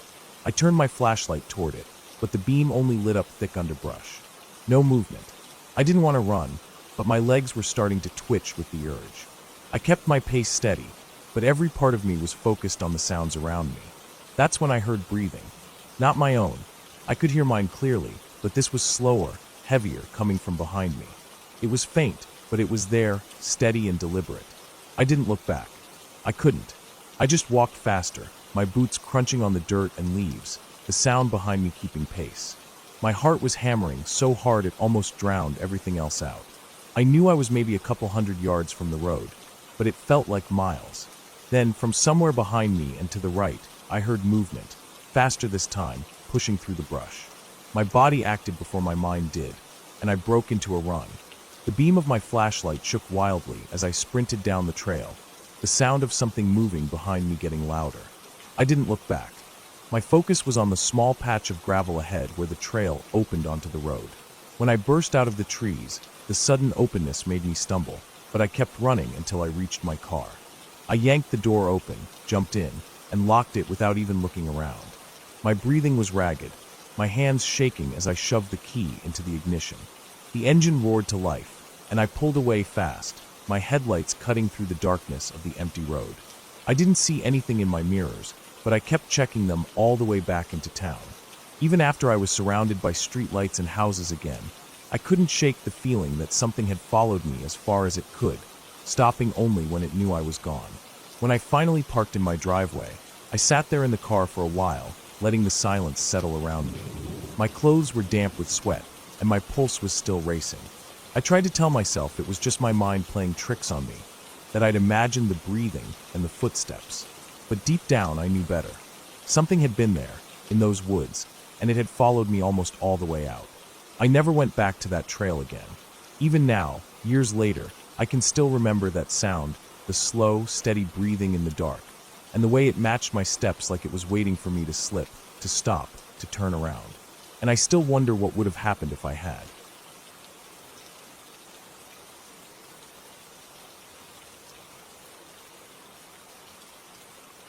I woke up earlier than usual that day, the kind of morning where the air feels different before anything has even happened. My plan was simple: take the old dirt road behind my uncle's place and follow it deep into the hills, just to see how far it went. I'd walked that road plenty of times before, but never more than a few miles.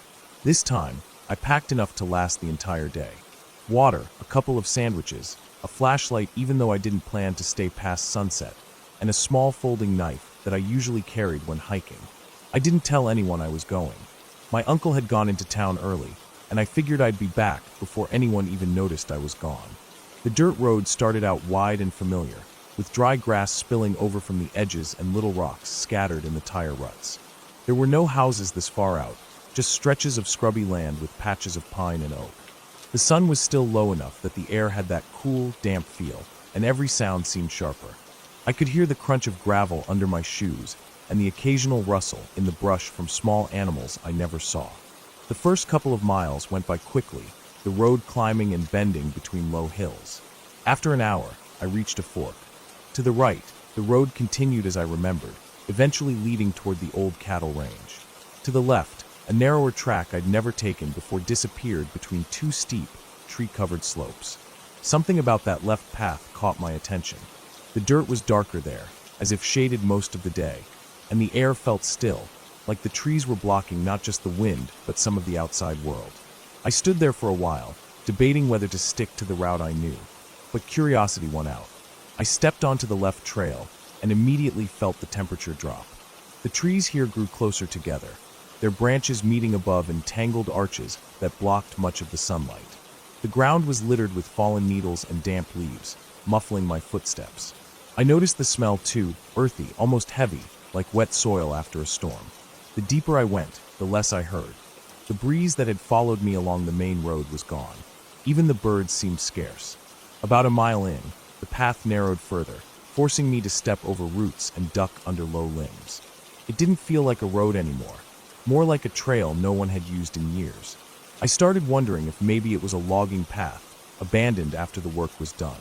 A fallen tree blocked part of the way, its bark stripped and pale. I climbed over it, careful not to slip on the slick moss covering the trunk. It was somewhere after that tree that I noticed something strange. Faint impressions in the ground, spaced out in a way that didn't look like deer tracks. They were too long, too narrow. The kind of shape a heavy boot might make in soft dirt. I crouched down to look closer. They weren't fresh, but they hadn't been there long either. Maybe a day or two at most. It struck me as odd because this was a dead-end area as far as I knew. Nobody had reason to walk out here. I kept moving, telling myself it wasn't unusual. People explored all kinds of places for no reason. Still, I found myself glancing over my shoulder every so often. The light kept shifting as the sun climbed higher, but here in the shade it stayed dim, and I started to lose track of time. My phone had no signal, which I'd expected, but the little clock on the screen told me it was already late morning. I stopped to drink some water and eat half of a sandwich before pressing on. The trail dipped suddenly, leading down into a small ravine where a narrow creek ran. The water was clear but sluggish, and the rocks along the banks were slick with algae. I followed the trail as it crossed a crude wooden plank bridge, just two logs laid side by side.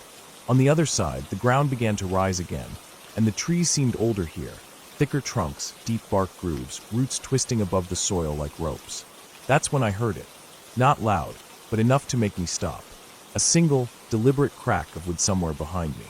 It wasn't a branch falling from a tree. It had that sharp, quick sound like someone stepping on a dry stick. I stood perfectly still, holding my breath, ears straining. The silence that followed was heavier than before. I turned slowly, scanning the trail behind me, but saw nothing but trees and the shadowed path winding back toward the bridge. I told myself it could have been an animal. Out here, even a squirrel can make a noise that seems too big for its size. But I didn't move right away. I stayed there for a good minute, listening. When nothing else happened, I forced myself to keep walking, though I found myself speeding up without meaning to. The trail began to climb more steeply, and my breathing grew heavier. Every so often, I thought I heard faint movement somewhere in the trees, small shifts of leaves, or the muffled thump of something soft hitting the ground. Each time I stopped, it stopped too. That started to gnaw at me. Animals don't usually match your pace like that. I gripped the knife in my pocket without taking it out, feeling the cold metal against my palm. Eventually, the trail opened into a small clearing. The grass here was patchy, and in the center was what looked like the remains of an old hunting blind. Just a crude platform nailed between two trees, weathered and falling apart. I could see empty cans and rusted bits of metal scattered near the base, half buried in dirt. I took the chance to rest for a moment, keeping my back to one of the trees so nothing could come up behind me. That's when I caught movement to my left. Not big, not obvious, just a shape slipping between two trees about 30 yards away. It was gone as soon as I saw it, but my heart kicked hard in my chest. Whatever it was upright. That much I was sure of. I waited, straining my eyes at the spot where it had been. Nothing. I decided right then that I'd gone far enough. I didn't want to turn this into something I couldn't get out of. I started back down the trail, moving quickly, but trying not to make it obvious that I was hurrying.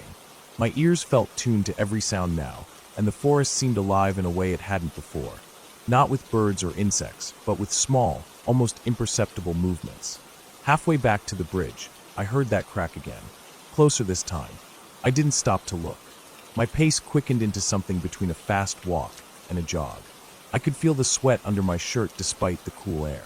When I reached the bridge, I crossed it in 2 long steps, the logs creaking under my weight. On the other side, I paused just long enough to glance back.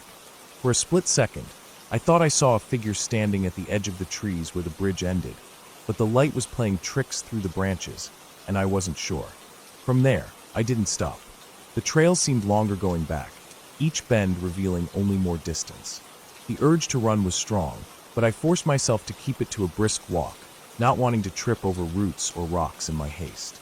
My mouth felt dry despite the water I'd had earlier, and my legs ached from the steady climb. When I finally reached the fork where the left trail met the main road, the light was glaring and hot, the air moving again. I didn't look back this time. I kept walking until the trees thinned, and I could see the outline of my uncle's property in the distance. Only when I stepped onto the gravel of his driveway did I let out the breath I didn't realize I'd been holding. That night, I kept thinking about those footprints and the shape I'd glimpsed in the clearing. Maybe it was nothing. Maybe it was just another hiker who'd taken a different route, someone I never properly saw. But the way the sounds followed me, the way I never caught a clear look, it sat wrong in my mind. I decided I wouldn't go down that left trail again, not alone, not without telling anyone. Even now, when I pass that fork, I feel that same drop in temperature, that same stillness hanging in the air. And I keep walking straight, without even glancing left. Whatever's down there, it can stay there. I don't need to find out.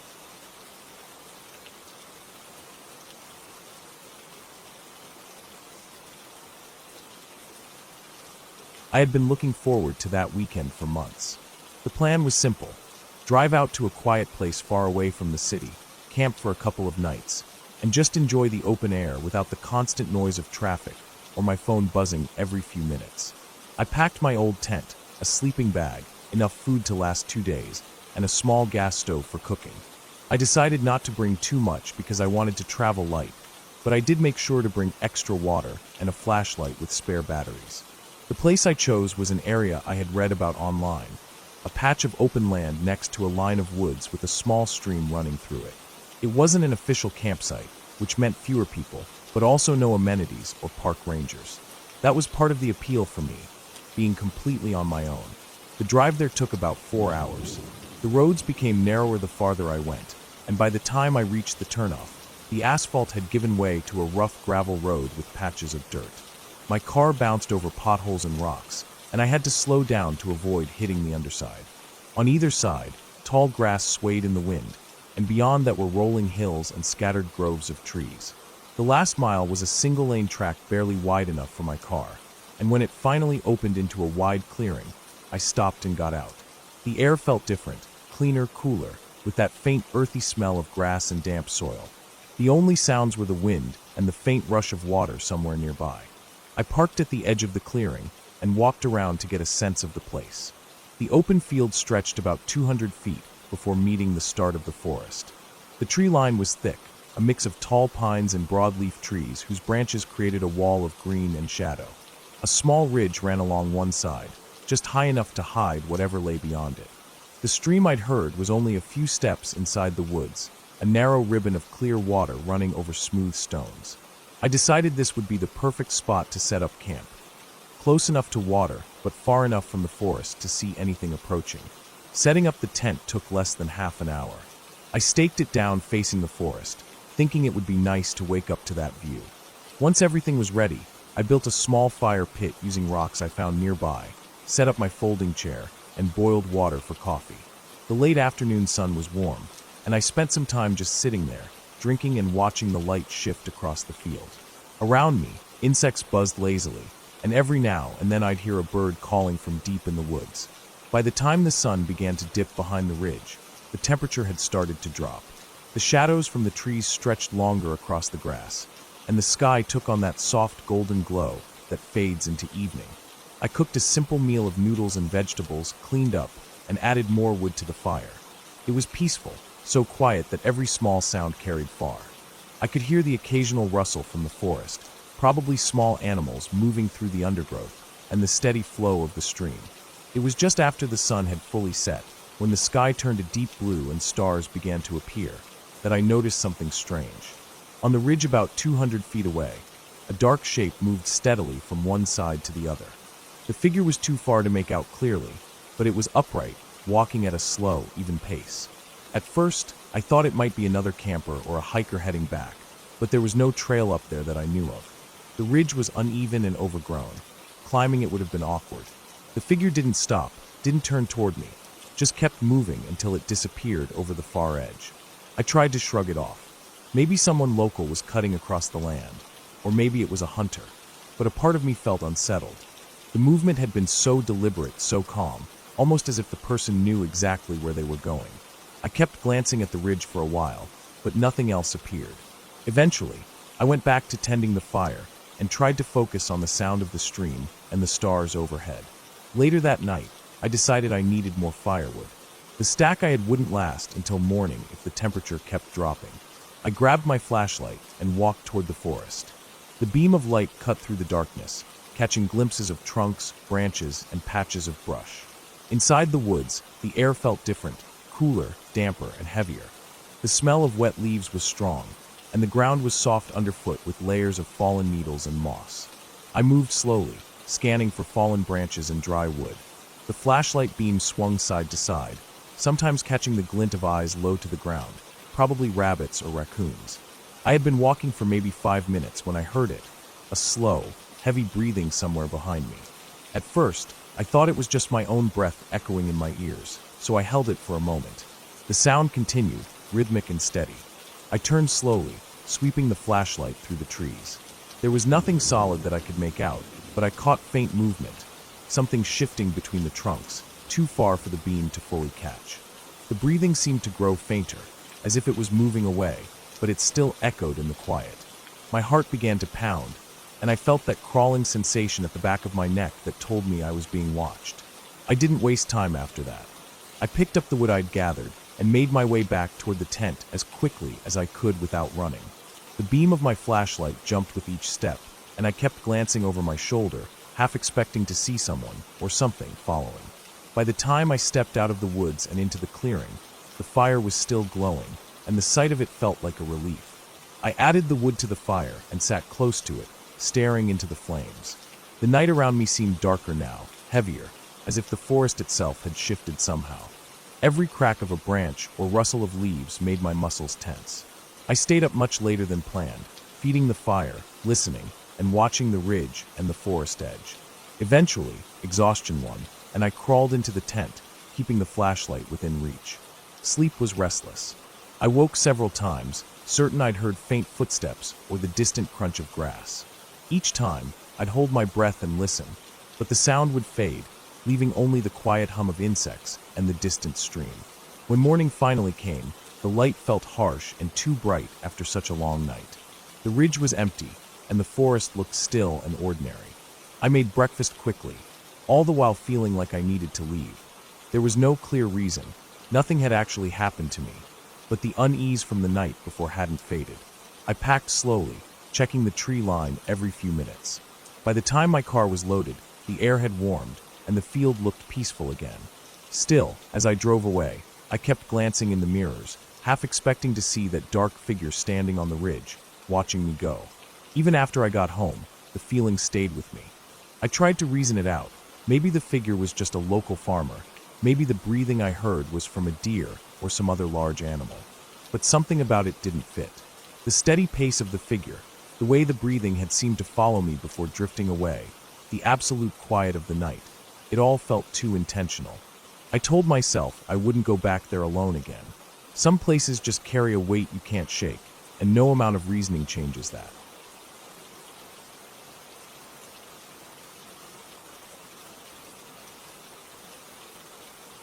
It started as just another normal day, though I realize now how quickly a normal day can turn into something I'll remember for the rest of my life. The sun had been bright that morning, the kind of light that makes everything look clean and open. I had taken my car out for a long drive, partly because I needed some quiet, and partly because I wanted to explore some back roads I'd never been down before. I had no plan, no set route, just following whatever turn felt interesting. The air was warm but not too hot, and my windows were down. The further I went, the fewer houses I saw. At first there were still some small homes here and there, with mailboxes leaning toward the road and front yards littered with rusted tools or kids' bikes. Then those became rare, and the road started narrowing, twisting more, with dense trees crowding closer to the sides. I didn't mind at first. I've always liked being in quiet, rural places. But I noticed how quickly it went from open fields to this wall of green on both sides, almost no shoulder to the road, and not a single other car passing by. After another 20 minutes, I realized I hadn't seen a house in a while. No driveways either, just dirt paths that disappeared into the woods. I was still on a paved road, but it was cracked and patched so many times that it was rough and uneven. Every now and then, a large branch lay partly in the road, and I had to swerve to avoid it. I told myself I'd turn around soon, but the road kept curving, and I kept thinking maybe just around the next bend I'd see something interesting. When I finally decided to turn back, I realized there wasn't a good spot to do it. The road was too narrow, and the ditches on either side were deep enough that trying to pull in and reverse could easily get me stuck. I figured I'd just keep going until I found a wider area, but the road didn't widen. In fact, It started to feel like it was closing in even more. The trees were so thick now that their branches hung over the road like a canopy, blocking out most of the sun. The light had shifted to that dim greenish shade you get in the woods, and I had to turn on my headlights even though it wasn't evening yet. I checked my phone, no signal. That was the first moment I felt that little knot of unease in my stomach. Still, I told myself it was fine. I'd been in plenty of places without service before. I just needed to keep driving until I found an intersection or a wider space to turn around. It must have been another 10 minutes before I saw something that made me slow down. Up ahead, the road bent sharply, but right before the bend, there was a dirt turnout on the right. It wasn't much wider than my car, but it looked like it led to an old logging path, or maybe a hunting trail. I slowed and was about to pull into it when I noticed something strange in the dirt. Tire tracks. Fresh ones. The dirt wasn't dusty. It was soft, like it had rained here recently, and the tread marks were deep crisp. Whatever vehicle made them had come through not long ago. That in itself wasn't alarming, but next to the tire tracks were footprints. Not boot prints like you might expect out here, but what looked like bare feet. Large ones. The toes were clearly visible, pressed deep into the soft earth. They led off the turnout and into the trees. I sat there with my foot on the brake, staring at those prints. They didn't look like someone just walking casually. They were spaced unevenly, some deeper than others, like whoever it was had been moving quickly. I couldn't explain why, but it gave me an odd, unsettled feeling. I decided not to stop after all and kept driving. But I found myself checking the mirrors more often than usual, half expecting to see someone coming up the road behind me, even though I hadn't seen a single other car in nearly an hour. The road eventually began to slope downward, winding tightly between steep banks. The trees on the banks leaned in so much I couldn't see the sky anymore, just patches of dull light filtering through leaves. That feeling of isolation was stronger now. The silence inside the car was so complete that I could hear the faint ticking of the cooling engine when I stopped at one point. I was coming out of another sharp bend when I saw movement ahead. My foot hovered over the brake before I even registered what it was, a figure crossing the road. It was a man, tall, broad-shouldered, wearing dark clothing that didn't match the warm weather. He wasn't hurrying. He just walked straight across from one side to the other, disappearing into the trees on the far side. He never looked at me, but something about his posture felt wrong. Too rigid, almost deliberate, like he wanted to make it clear he wasn't concerned about a car coming. I slowed nearly to a stop when I reached the spot he'd crossed. There was no path on either side, just dense undergrowth.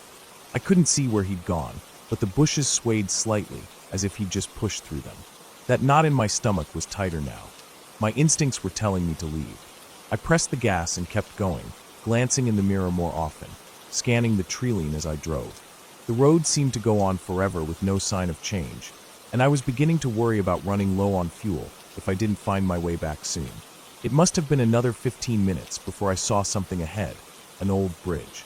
The road narrowed even more as it reached it, the guardrails on each side dented and rusted. Beneath it was a shallow creek, the water barely moving. The bridge looked unstable, the boards warped in places, but it was my only option unless I wanted to backtrack miles. As I drove onto it, I noticed something on the far side, a dark shape off to the right. I thought it might be a tree stump at first, but as I got closer, I realized it was a vehicle, a pickup truck. It was parked at an odd angle, half in the ditch, its driver's door hanging open. I slowed, heart thumping. There was no one inside. The paint was scratched deeply along one side, like it had scraped against something solid. The windshield had a crack running across it, and the front bumper was bent inward. I passed it slowly, glancing into the trees beyond it. The undergrowth was trampled in places, and I thought I saw more of those deep, bare footprints in the soft earth. My hands tightened on the steering wheel. I didn't want to be here anymore. From that point on, I drove faster, taking the curves harder than I normally would. My eyes kept darting between the road ahead and the mirrors, expecting movement. It was maybe 10 more minutes before I finally saw a sign, just a small, bent metal one with faded letters. It pointed toward a highway I recognized. Relief washed through me, but it was mixed with something else, a heavy, crawling unease that didn't leave even as I reached familiar roads. That night, I couldn't stop thinking about the man I'd seen crossing the road, the fresh tire tracks and bare footprints, the abandoned truck. None of it made sense in a way that felt safe. I still don't know what was going on out there, but I know I wasn't meant to see it. And I know for certain that I'll never take that road again. If I had stayed in that turnout, if I had gotten out of my car, or even just hesitated longer at the bridge, I don't think I'd be here telling this story.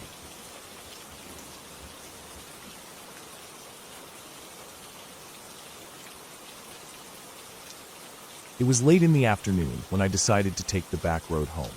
I had been working in town all day, and instead of following the main highway like everyone else, I thought I'd try the narrow country route.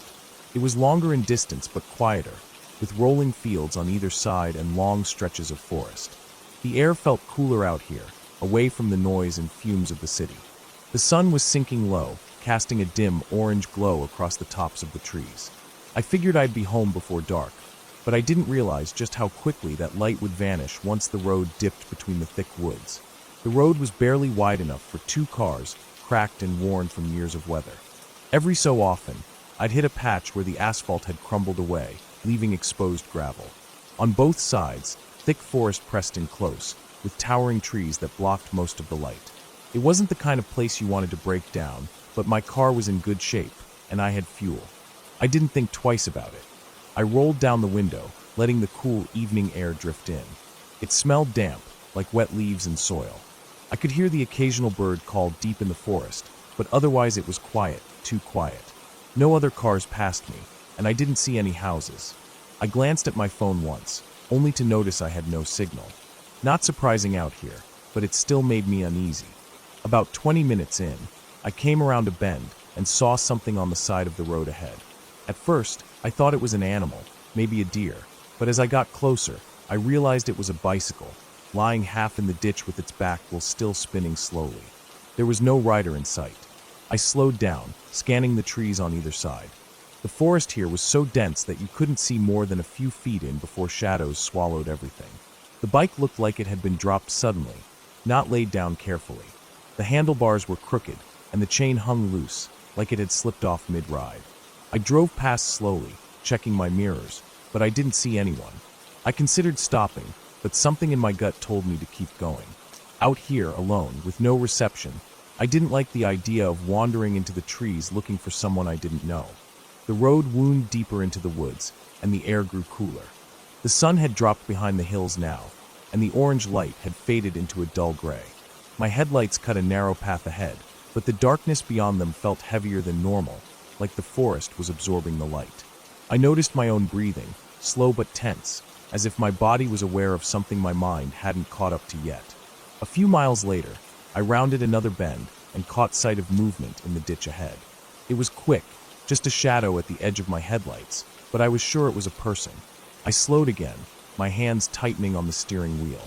As the car crept forward, I saw someone crouched low in the grass, facing away from the road.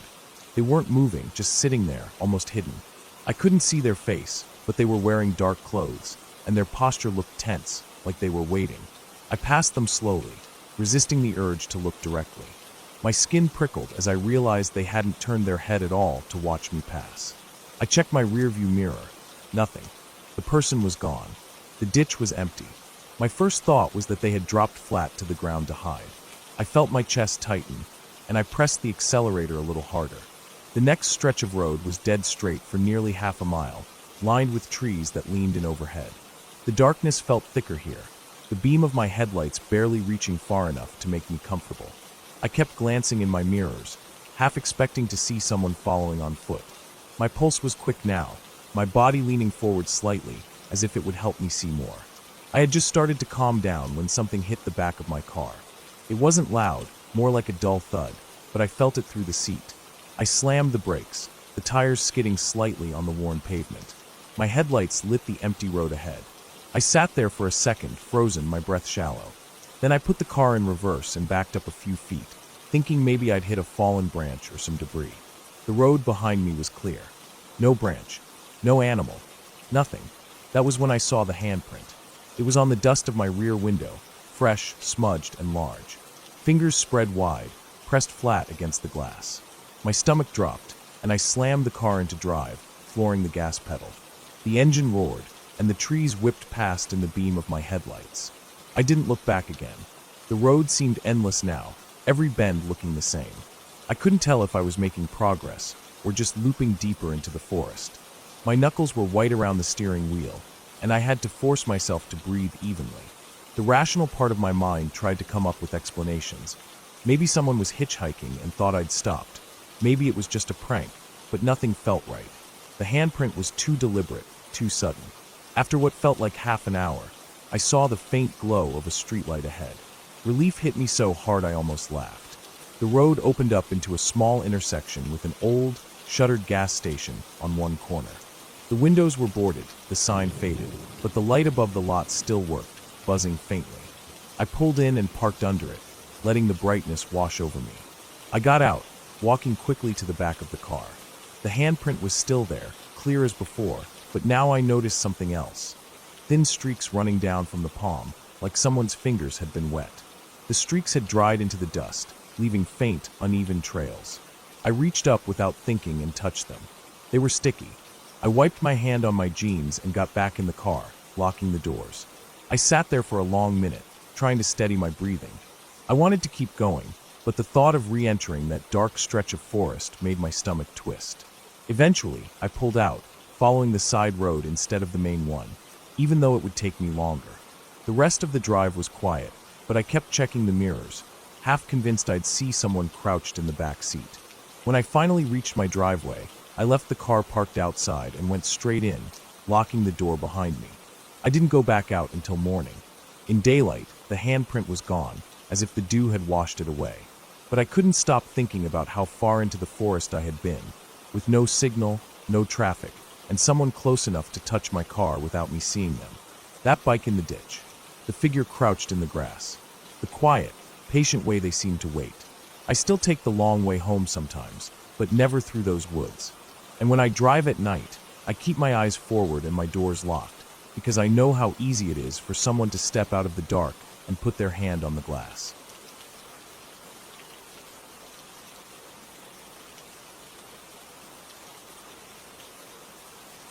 I woke up earlier than usual that morning, even though I hadn't planned to.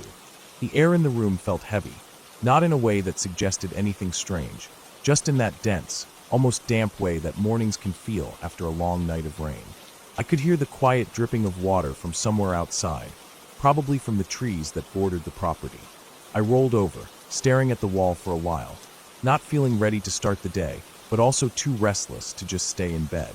When I finally stood up, my legs felt stiff from the previous day's work. I'd been helping a friend move a stack of old firewood from behind the shed to a new storage rack we'd built near the driveway. The yard around the house was surrounded by thick woods. It wasn't the kind of place where you could see your neighbors. In fact, you couldn't even hear them most of the time. There was just the steady sound of wind through the trees, birds, and sometimes, if you listened closely, the rustle of something moving in the undergrowth. By the time I'd made some coffee and eaten breakfast, the rain had mostly stopped. The clouds were still low, hanging in heavy clumps over the tops of the trees, but every now and then, a brighter patch of sky would break through. I decided to go outside and walk the property line, just to make sure everything was fine after the storm. I pulled on my boots, zipped up a light jacket, and stepped outside. The air smelled earthy and damp, like wet leaves and soil. The grass was slick under my boots, and small streams of water were still running down the slope toward the ditch by the road. As I made my way toward the back of the property, I noticed that the ground was softer than usual, my feet sinking slightly into the mud. There's a narrow trail that leads from the back of the yard into the woods. It isn't an official trail, just a worn path I've made over the years from walking it so many times. I followed it, moving slowly, not because I was tired, but because I liked taking in the small details. The way the water clung to the pine needles, the sound of distant crows, the faint snapping of wet twigs under my boots. About 15 minutes into the walk, I noticed something odd. Just off to the left, maybe 20 feet away, the ground looked disturbed. The leaves and pine needles had been scraped aside, and the soil underneath was darker, freshly exposed. It wasn't in the usual spots where deer dig, or where fallen branches had shifted the ground. This was a clean, oval-shaped patch of disturbed earth, about the size of a small sleeping bag. I stopped for a while, just looking at it. My first thought was that maybe a tree had fallen and been cleared away, but there was no sign of that. No broken branches, no fresh stumps. The longer I stared at it, the more uneasy I felt, though I couldn't figure out exactly why. It wasn't until I noticed faint depressions leading away from the disturbed patch that my stomach tightened. They weren't the sharp outlines of footprints, but they looked like something heavy had been dragged. The marks wound their way deeper into the woods. I followed them slowly. The ground was wet enough that each indentation held a small pool of water. The marks curved in an irregular pattern, as though whatever had made them had been shifted or pulled in stops and starts. I kept going for maybe another 100 yards, my boots sinking deeper into the mud as the trees closed in around me. The canopy here was thicker, blocking out much of the dim daylight. That's when I saw it. Hanging from the lower branch of a tree ahead of me was a piece of rope. It wasn't swinging in the wind, just hanging still, the end frayed. Below it, the ground was heavily scuffed up. There was no sign of anything else, just that rope and the disturbed earth beneath it. I stood there, looking up at the branch, then back down at the ground, feeling a slow, creeping discomfort work its way into my chest. I didn't touch anything. I just kept scanning the area, listening. The woods had gone strangely quiet. No bird calls, no wind, just the occasional drip of water falling from leaves. My ears strained for any sign of movement, but there was nothing. I turned and made my way back the way I had come, moving faster now. The disturbed patch of earth I'd seen earlier came back into view, and as I passed it, I realized something I hadn't noticed before.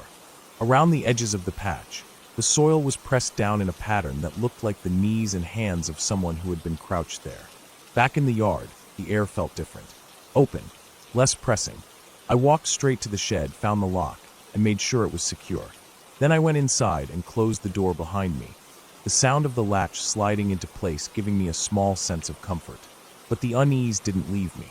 I kept thinking about the shape of that disturbed ground, the dragging marks, and the rope hanging from the tree. I didn't know what had happened out there, and I didn't want to guess, but I knew it wasn't something I should ignore. Later that afternoon, I drove into town. I didn't tell anyone exactly what I'd found. I just stopped by the sheriff's office and said that they might want to take a look at something on my property. The deputy didn't ask many questions, just nodded and said they'd send someone out the next day. That night, I barely slept. Every time I closed my eyes, I saw the rope swaying slightly in the still air of the woods, even though I knew it hadn't moved when I'd been standing there. I kept thinking about how fresh the disturbed earth had looked, how the dragging marks were still so clear in the wet ground.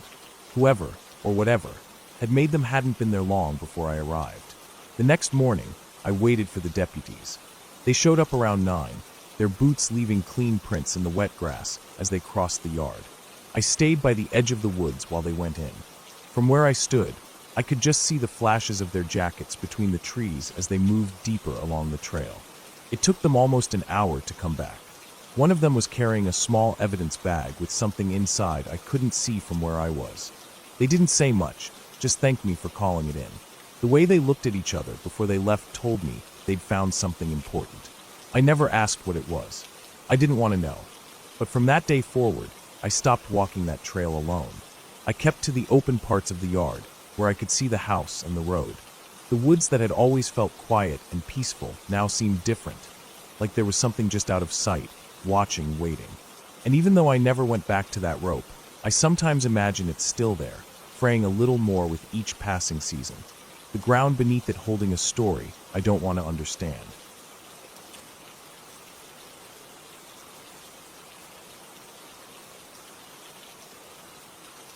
It was late afternoon when I decided to go for a walk.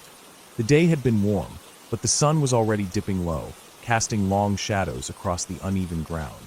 I had been restless all day, sitting inside, scrolling through my phone, and watching the light slowly fade from the windows. I thought a walk would clear my head. I didn't have a destination in mind, just the vague idea of heading down the old dirt road at the edge of town. It was a road I had walked before, but not often. It stretched out in a winding path past some empty fields, and then disappeared into a patch of thick woods. The air had a stillness to it that I didn't notice at first. The wind had stopped, and the faint hum of cars from the highway seemed farther away than usual. My shoes crunched against the gravel, the sound loud in the quiet. The further I went, the less I could hear anything except the sound of my own footsteps and my breathing. The smell of dry grass mixed with the faint scent of damp soil as the road began to slope slightly downward toward the tree line. The woods ahead looked darker than they should have for this time of day. The sun was still above the horizon, but the thick canopy of branches already turned the path into a tunnel of shadows. The dirt was packed tight here, with scattered leaves and twigs underfoot. I stepped into the shade and instantly felt the temperature drop. My skin prickled from the sudden coolness, and for a moment I thought about turning back. But I kept walking, convincing myself I'd just go a short distance in, maybe to the bend I could see ahead. The deeper I went, the more muffled the world became. Even my own footsteps seemed quieter. The trees were close together, their trunks dark and rough, their branches tangled high above, blocking out the sky. Every now and then, I would hear a small crack or rustle from somewhere in the underbrush, but I told myself it was just squirrels or birds moving around. Still, I found myself glancing over my shoulder more than once. After maybe 10 minutes, I reached the bend in the path. I could see the trail continuing deeper, sloping down again into a thicker part of the forest. Something about the way it disappeared into the dark made my stomach tighten, but I ignored it. I decided I'd keep going just a little farther. As I walked, the air began to feel heavier, almost damp. I could smell something faint but unpleasant, like rotting leaves or wet earth that had been sitting too long. The sound of my breathing seemed louder, and I realized I was starting to walk faster without meaning to. I kept telling myself it was just my imagination making me uneasy, that nothing was out here. But the silence was different now. It wasn't just quiet, it felt like something was listening. I noticed the first sound behind me when I stopped to adjust my shoelace. It was faint, almost nothing, but it was there, a small shift, like a foot pressing lightly into the dirt. I froze, holding still for several seconds, listening. There was nothing now except the blood rushing in my ears. I straightened up and kept walking, but slower this time, straining to hear. It came again, a faint crunch. Not close, but not far either. I didn't turn around right away. I just kept walking, telling myself it could be anything, a deer maybe. But after another few steps, I couldn't help it. I glanced over my shoulder. The path behind me was empty. I stared for several seconds, my eyes tracing the line of trees, the thick tangle of shadows between them. Nothing moved, but something about the space between those trees felt wrong, as if something was there, but I couldn't quite see it. I turned back and walked a little faster. My breathing had picked up, and I kept telling myself not to overreact. Then I heard it again, closer this time, a steady, deliberate crunch of leaves and twigs. Not hurried, not clumsy, just steady. I stopped dead, listening. The sound stopped too. I don't know how long I stood there. Maybe half a minute. My chest felt tight, and my fingers curled into fists without me thinking about it. I forced myself to keep going, but now my pace was quick, almost a jog. The path ahead curved again, and I thought if I could just get around the bend, I might see an opening or a way out to a field. When I reached the curve, I saw nothing but more trees. The ground was darker here, softer, and my shoes sank slightly into the damp dirt. The smell of decay was stronger. I looked to the left and saw the faint shape of an old fence half fallen, disappearing into the undergrowth. It looked like it hadn't been touched in years. I thought briefly about cutting through it and finding another way back, but the forest beyond was thick and unwelcoming. That's when I heard it again, only now it was off to my right, not directly behind me. A slow, careful step, followed by another. My chest tightened so much it hurt. I didn't turn to look. Something deep in my gut told me I didn't want to see what was there. I kept walking, forcing myself not to break into a run. I could feel the sweat starting to bead on my neck despite the cool air. Every nerve in my body was on edge, my ears straining to pick up every sound. The steps behind me would come and go. Sometimes I'd hear them for several seconds, then nothing, then they'd return again. Each time, they seemed to shift slightly to one side, as if whatever it was moving to get a better angle on me. I don't know how far I walked like that, but the light in the forest had grown dimmer, the air colder. I began to recognize nothing around me. I couldn't remember how many bends I had passed, or how far I'd come from the edge of the woods. A creeping panic started to set in, not just from the feeling of being followed, but from the realization that I might not even know the way back. Then, up ahead, I saw something that made my heart leap, a faint strip of pale light filtering through the trees. It looked like the edge of the forest. I quickened my pace, but the moment I did, the sound behind me picked up too, closer than ever. I could hear the weight in each step now, the soft compression of earth under something heavy. I didn't look back. I just walked faster, my eyes locked on that strip of light, every muscle in my legs burning with the effort not to break into a sprint. The steps behind me were closer still, matching me, always just far enough that I couldn't see. Finally, the trees began to thin. The pale light grew brighter, and I realized I was only a short distance from the open field at the edge of the road. The moment my feet hit the first patch of grass, the sound behind me stopped completely. I kept moving, crossing the field, not daring to slow down until I reached the dirt road again. I turned then, my chest heaving, and looked back at the line of trees. They stood still and silent, the shadows between them deep and unmoving. Nothing stirred. I walked the rest of the way home without hearing another sound, but I couldn't shake the feeling that something was still there, just inside the tree line, watching me go.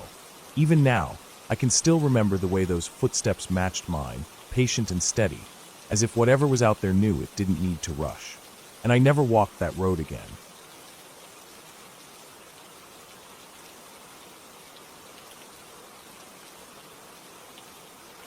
It started the same as most days do when you live alone in a quiet place far from town. The air was cold when I woke up, my breath faintly visible in the dim light coming through the thin curtains. I could smell the dampness left over from the rain the night before, the kind of smell that seeps into the wood of the cabin and lingers for hours. The silence outside was so complete that I could hear the creak of the floorboards beneath my feet as I moved around. No cars on the distant road, no dogs barking from the neighbor's property, just stillness. I made a cup of coffee and stepped out onto the porch, letting the steam rise up against my face. The sky was pale gray, the kind that makes you feel like the sun isn't in a hurry to come out. The tree line about 100 feet from the cabin stood dark and solid, and the ground between us was soaked enough to glisten faintly.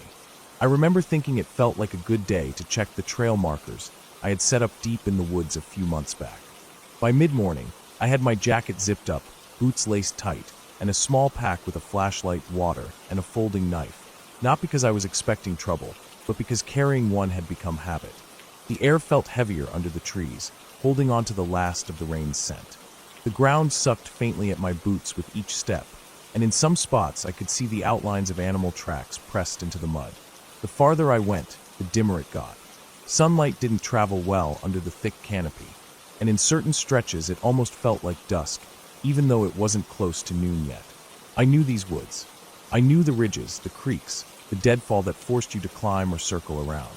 But the way the shadows fell could still make things look different. Trunks that seemed wider, clearings that seemed deeper, stumps that for just a second looked like someone crouched low. I'd learned not to trust my eyes here without taking a second look. An hour in, I reached one of the farthest points where I'd left a wooden stake to mark a potential side trail. The stake was still there, though the paint I'd put on it had mostly peeled away from the rain and frost. I knelt, pushed at the dirt around it, and felt the damp soil cling to my fingers. I was just about to stand when I heard something. It was faint, too faint at first to place. I froze and held my breath, every sound from my body suddenly too loud in my ears. It came again, slow, deliberate steps.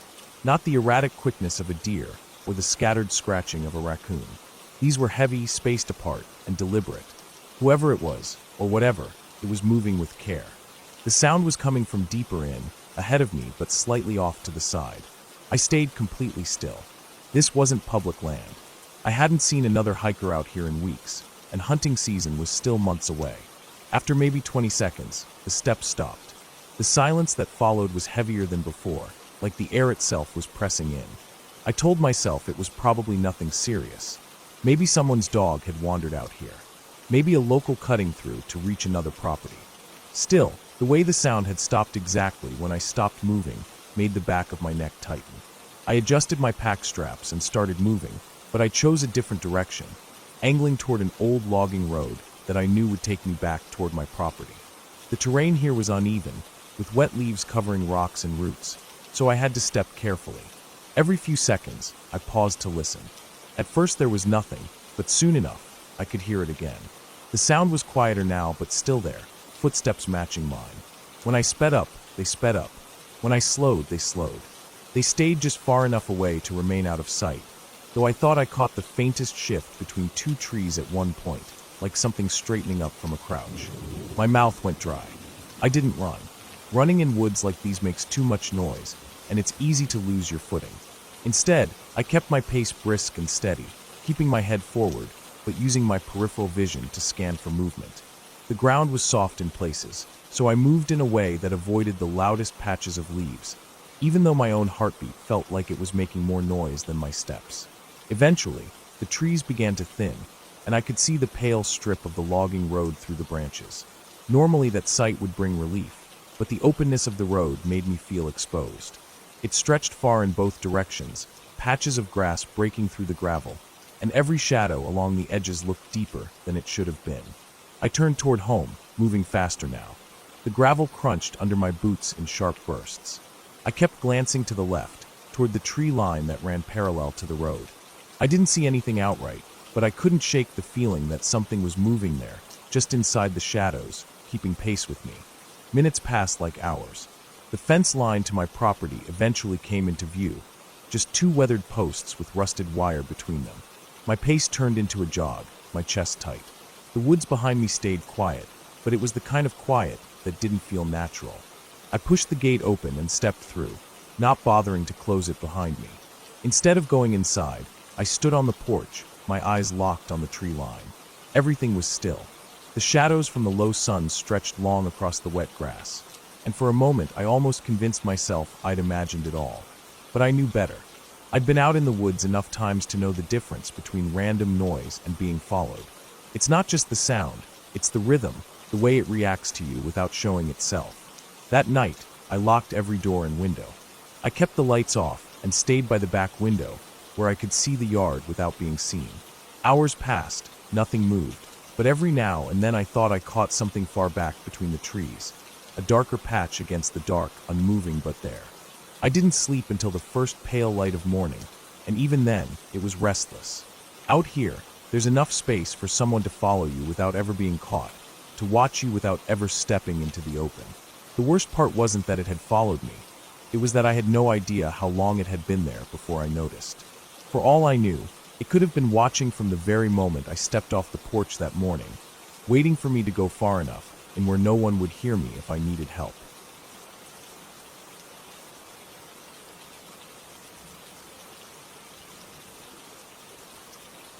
I woke up that morning with a strange sort of restlessness in my body. It wasn't the kind that comes from too much caffeine or a bad night's sleep. It was deeper, like my mind was itching for movement and quiet at the same time. I'd been stuck in the same loop for weeks. Work, eat, sit around, scroll through my phone, sleep, and repeat. It felt like I hadn't really breathed fresh air in ages. I didn't plan anything. I just grabbed a jacket, some water, my phone, and my keys, got in the car, and started driving without a real destination in mind. The roads outside the city got narrower and emptier the farther I went. I passed long stretches of farmland, old weathered barns, and fields where nothing was growing this time of year. Eventually, I spotted a thin dirt pull-off on the side of a quiet rural road. There was no sign, no parking area, nothing official, just enough space to park the car without blocking the road, and a faint track leading into a thick patch of woods. The entrance wasn't inviting. It was narrow and shadowed, with tangled undergrowth creeping toward the path. But something about it drew me in. I parked, turned off the engine, and stepped out. The moment I stepped into the shade of the trees, the air felt different. It was cooler, damp, and smelled strongly of wet leaves and soil. The ground underfoot was soft from recent rain, the kind that makes each step sink just enough to leave a faint print. Ferns brushed against my legs, and thin vines hung low from the branches, forcing me to duck now and then. I could hear my boots crunching through leaves and the occasional drip of water from branches above, but nothing else.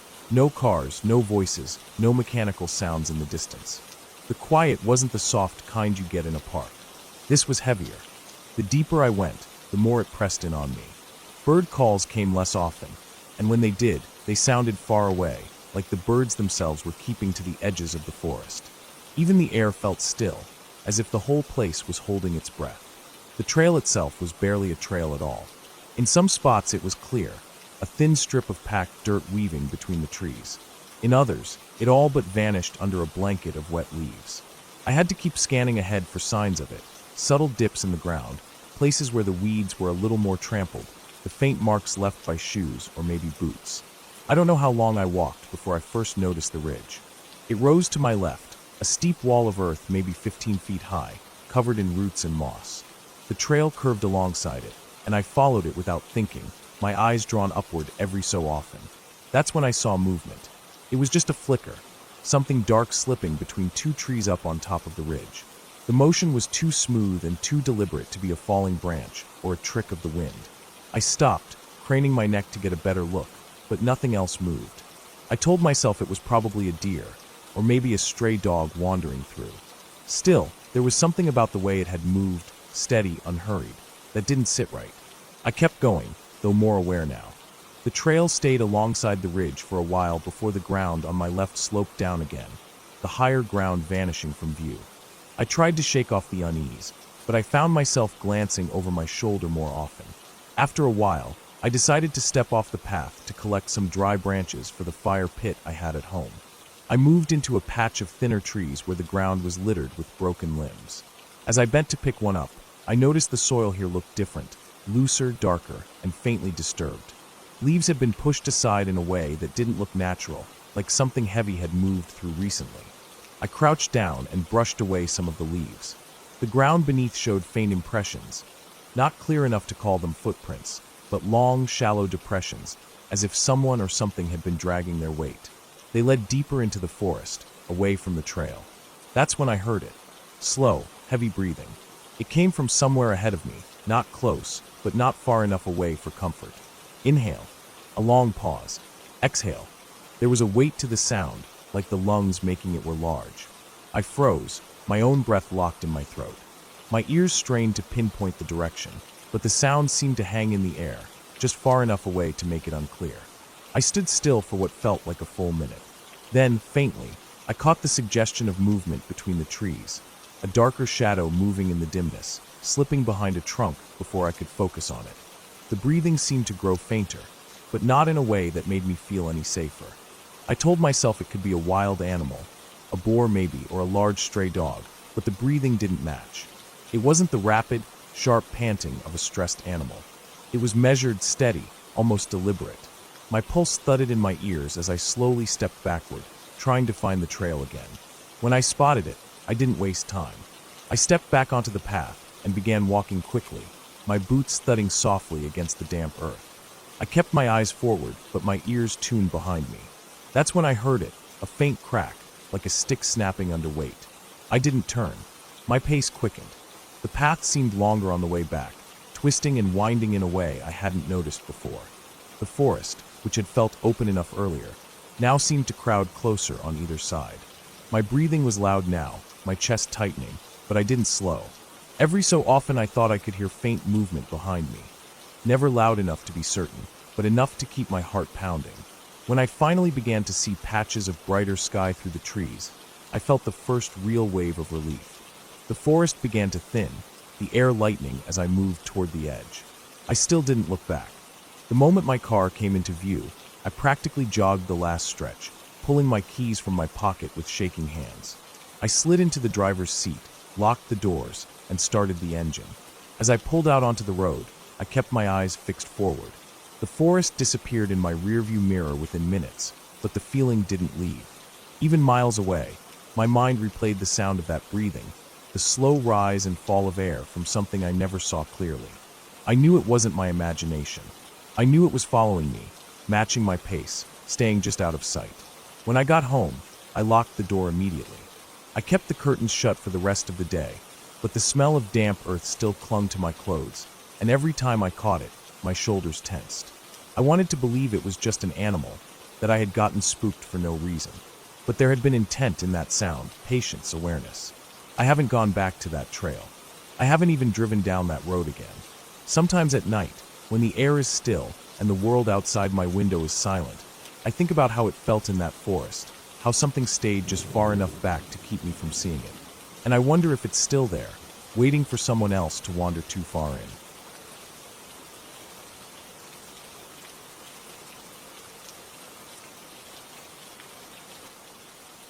It started out like any other quiet day. I woke up before sunrise, the air still heavy with the damp smell of night.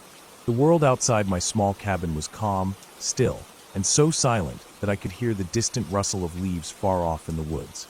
The kind of silence that's almost alive, like it's holding its breath. I didn't think much of it. I made coffee, stepped out onto the porch, and just stood there for a while, letting the cool air settle into my skin. The trees at the edge of my property were motionless, just tall dark shapes against the faint morning light. There was something comforting about the stillness, something that made me think the day ahead would be slow and uneventful. By mid-morning, I decided to head deeper into the woods to check on some old trail markers I had set up months before. I often hiked these woods alone. They weren't huge, but they stretched far enough that you could wander for hours without hearing another human voice. The ground was soft under my boots, still wet from the rain the day before, and the earthy smell of soil and rotting leaves was strong. I followed the narrow path, stepping over exposed roots and ducking under low branches. The deeper I went, the dimmer it got. The canopy above was thick, blocking most of the sunlight, and in some spots it felt like late evening, even though it was barely noon. I knew these trails well, but even then, the shadows could make everything look different. A fallen log might seem like something crouching, or a tangle of branches could look like a figure standing still until you got close enough to see it clearly. I had learned not to let my eyes trick me out here. After about an hour of walking, I reached a part of the woods I didn't visit often. It was denser here, with no real trail, just patches of open ground between thick clusters of trees. I slowed my pace and listened. There was no wind, no birds, nothing. The silence was strange. Usually there were at least faint rustles from squirrels or the distant tapping of a woodpecker. Here, there was nothing at all. It was so quiet that I could hear the faint hum of blood in my ears. I crouched down to check one of the wooden stakes I had driven into the ground months ago to mark a potential route. The wood was weathered, the paint chipped away, but it was still there. I straightened up, brushing dirt from my hands, and that's when I caught it, a faint sound. It wasn't from behind me. It was ahead, deeper in. At first it was too soft to tell what it was.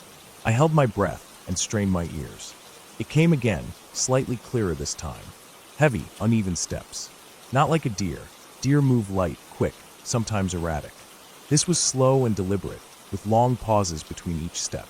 The kind of pace you'd expect from a person picking their way carefully over uneven ground. I stayed completely still. There was no reason for anyone else to be this deep in these woods. It wasn't hunting season, and the land was private. I kept my eyes fixed in the direction of the sound, waiting for movement. Nothing. Just the slow steps, then silence. I told myself it was probably nothing serious. Maybe someone from farther down the road had wandered too far. Maybe it was a lost hiker. But something about the way the steps had stopped the moment I stopped moving didn't feel right. I started walking again, slowly, but I chose a different direction, heading toward a more open area I knew led to an old logging road. After about 10 minutes, I glanced over my shoulder. I didn't see anything at first, but then I noticed a subtle shift in the spaces between the trees. Something dark was there, not moving. I squinted, trying to make sense of it, and the shape seemed to straighten ever so slightly, like someone realizing they'd been spotted. I didn't wait. I quickened my pace, keeping my head forward. My heartbeat was steady at first, but then it began to climb, pounding harder with each step. I didn't run. Running can make you loud, obvious. Instead, I focused on getting out of the thicker part of the woods as quickly and quietly as I could. The ground was uneven, and every now and then I had to steady myself against a tree trunk. Each time I paused, I listened, and each time I could hear it, the faint crunch of leaves, a little way back, matching my movements. The trees began to thin, but that didn't calm me. I'd been out here enough to know that a lot could still happen in open ground. The worst part was that I had no clear visual on whatever was following me. It stayed just far enough away, hidden behind trunks and brush. I never saw a full figure, just the sense of presence, the sound of weight shifting through the undergrowth. When I finally reached the old logging road, I expected relief, but the openness made me feel more exposed. The road stretched in both directions, overgrown in spots, but still wide enough for a vehicle. I turned toward the way back home and moved fast. The gravel under my boots crunched loudly, too loudly, and I kept looking over my shoulder. The edge of the woods seemed darker now, like it was hiding something that didn't want to step out into the open. The sound of footsteps was gone, but that didn't ease the tightness in my chest. I couldn't shake the feeling that whatever had been there was still watching me, maybe even moving parallel to the road, but keeping to the cover of the trees. My mouth was dry, and my hands felt cold despite the sweat gathering under my jacket. After what felt like an eternity, I spotted the faint glint of my property fence far ahead. My pace turned into a jog. I didn't hear anything behind me anymore, but the absence of sound felt just as threatening. I reached the gate, shoved it open, and didn't bother to latch it behind me. I didn't go straight inside. Instead, I went to the porch and stood there, looking back toward the tree line. Everything looked still again, calm, as if nothing had ever been there. The sun was low now, casting long shadows across the grass, and for a moment I almost convinced myself I had imagined it. But I knew better. You can tell when you've been followed, even if you never get a clear look at who or what it was. That night, I locked every window and door. I kept the lights off, standing near the back window where I could watch the yard without being seen. Hours passed, nothing moved, and the forest stayed quiet. But every so often, I thought I saw something far back between the trees, a shape that wasn't there the last time I looked, just still waiting. I didn't sleep until the sky began to turn pale with morning. Even then, I didn't feel safe. Out here, the woods aren't just scenery. They're deep enough, quiet enough, and empty enough for someone to follow you without ever being caught. And if they're patient, they can wait for you to come back. The worst part was knowing I had no idea how long it had been watching me before I noticed. For all I knew, it could have been there the moment I stepped off my porch that morning.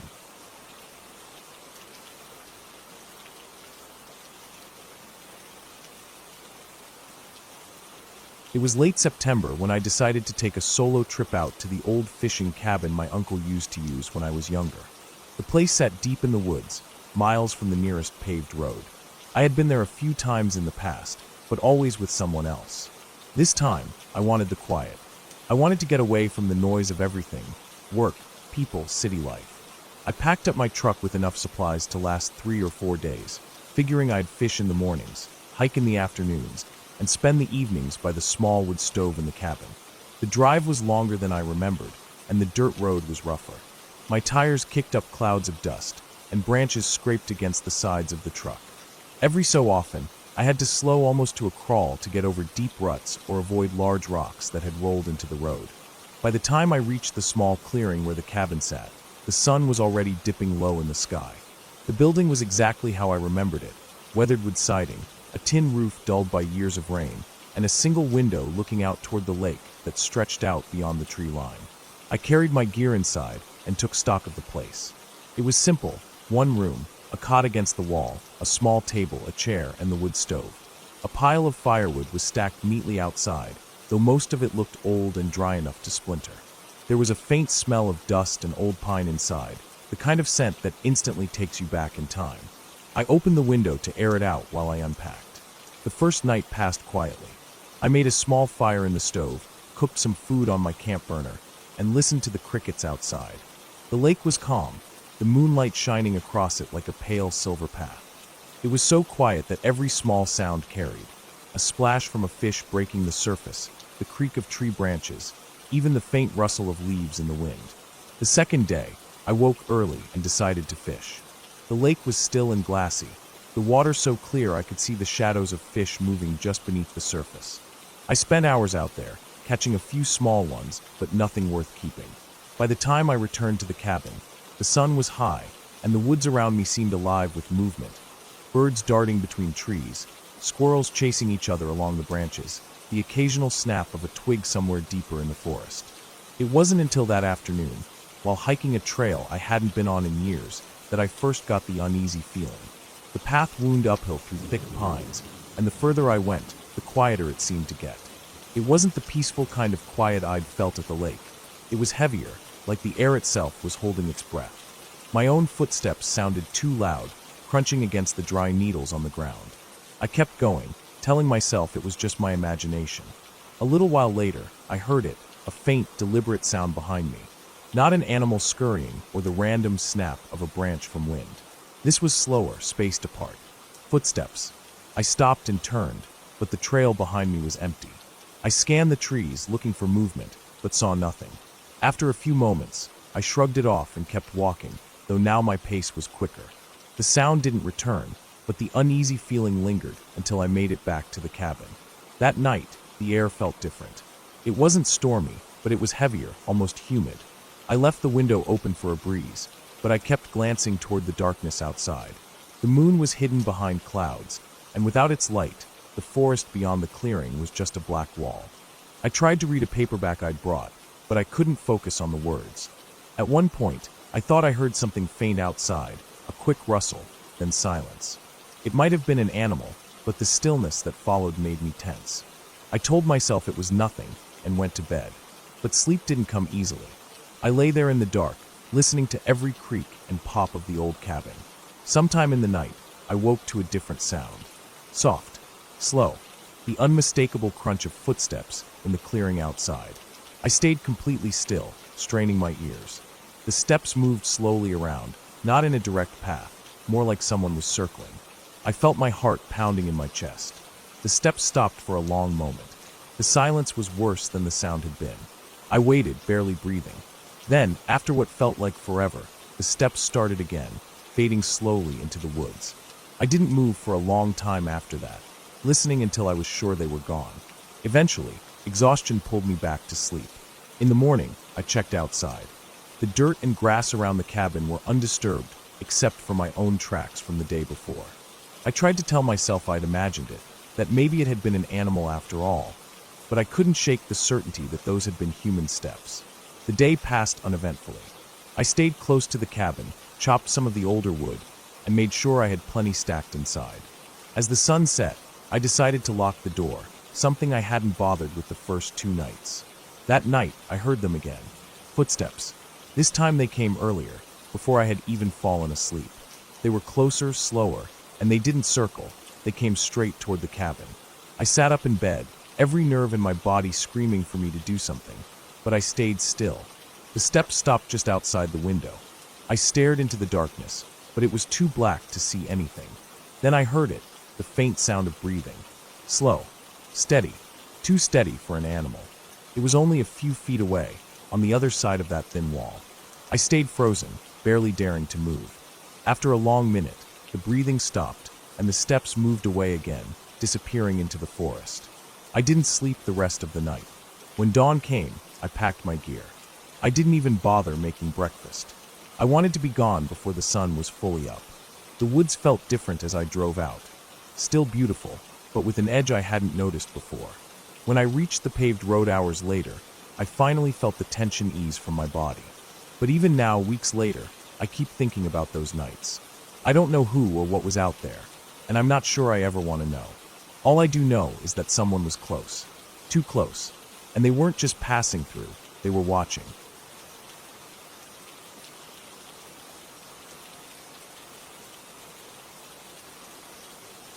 It was a late summer afternoon when I decided to take a long drive out of the city and into the back roads I hadn't been down in years. I didn't have any real plan, just wanted to get away from the noise and the constant rush of traffic. The sky was heavy with thick gray clouds, the kind that seemed to hang lower as the day went on. The air was humid but cool in the shade, with that faint smell of wet earth and plants, like it had rained somewhere nearby. The road narrowed as I drove, turning from smooth asphalt to uneven, cracked pavement, then to a rough gravel track that wound its way between overgrown fields and patches of woods. My phone signal had already dropped to 1 bar, then none, and I realized I hadn't seen another car in nearly an hour. It was quiet enough that when I turned off the radio, the only sound was the crunch of gravel under my tires and the occasional chirp of crickets in the tall grass. I wasn't looking for trouble. I wasn't even looking for adventure. But as I drove farther, I saw something off to the side, a narrow dirt path that cut into the trees. It wasn't marked, no sign, no gate, just a break in the brush where 2 deep tire ruts disappeared into the woods. It looked old and unused, like the kind of place where people might have driven in years ago, but had long since stopped. I slowed to a crawl, staring down that path. The trees on either side were thick and close, their branches arching overhead and blocking most of the light. The ground was littered with damp leaves and fallen branches. Something about it made me curious in a way I couldn't explain. I stopped the car right at the edge and thought about just turning around, but the idea of seeing where it went got stuck in my head. The ruts were just wide enough for my car, so I eased onto the path. Branches scraped along the sides, and leaves brushed against my windshield. The air seemed different here, more still, more heavy, almost muffled. After a few minutes, the path widened just enough to reveal a small clearing. There were no buildings, no signs of recent activity, but the grass was pressed down in strange patches, like something had been lying there. I parked in the middle and got out, the ground soft under my shoes. The smell here was stronger, wet soil mixed with something faintly sour. I walked to the edge of the clearing where the trees grew tighter again, peering into the dimness between the trunks. The light was weak under the canopy, and the deeper I looked, the more details seemed to vanish into the shadows. I decided to walk just a little ways in. The ground was uneven, roots twisting up through the dirt, and I had to step carefully. My breathing sounded louder here, and I noticed how quickly the clearing disappeared behind me, swallowed by the dark shapes of trees. I kept going, scanning the ground and listening, though I wasn't sure for what. After maybe 5 minutes, I heard it, something moving. It was faint at first, just a soft shifting sound, but steady like weight pressing through undergrowth. I stopped and listened. It wasn't the wind, because the trees were barely swaying. I told myself it could have been an animal, maybe a deer. But the sound wasn't fading or running off. It was matching my pace, stopping when I stopped. I turned around, but all I saw were trees and shadows. My pulse started to pick up, and I realized I had gone far enough. I headed back the way I'd come, quickening my pace without breaking into a run. The sound started again, faint but clear, moving when I moved, stopping when I stopped. I could feel the hairs on my neck standing up. The moment the clearing came into view, I walked faster, almost breaking into a jog. I got into the open space and turned toward the woods, staring hard into the dimness. There was nothing I could clearly see, but I felt watched, as if something was just far enough back to stay hidden. I didn't waste more time. I got into my car, started it up, and turned around, backing slowly until I could face the path out. As I pulled onto the dirt track, I kept glancing in the rearview mirror, half expecting to see movement at the edge of the clearing. The drive back along that narrow path felt longer than before. Every branch that brushed the car made me flinch. When I finally rolled onto the gravel road again, I felt some of the tension leave my shoulders, but not all. I kept my speed steady, not wanting to slide on the loose gravel. I'd been driving maybe 10 minutes when I noticed something odd in the mirror.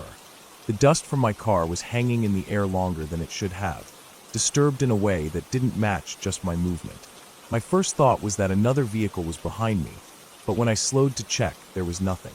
Still, the unsettled feeling came rushing back, and I pressed harder on the gas. It took nearly an hour to get back to a proper road with fresh pavement. By then, I was telling myself I'd just been on edge for no reason, that the sound in the woods had been an animal and nothing more. But when I stopped at a small gas station on the outskirts of a town, I noticed something on the back of my car. It was faint, barely visible against the dust, but there were streaks down the trunk like something had dragged its fingers along the metal.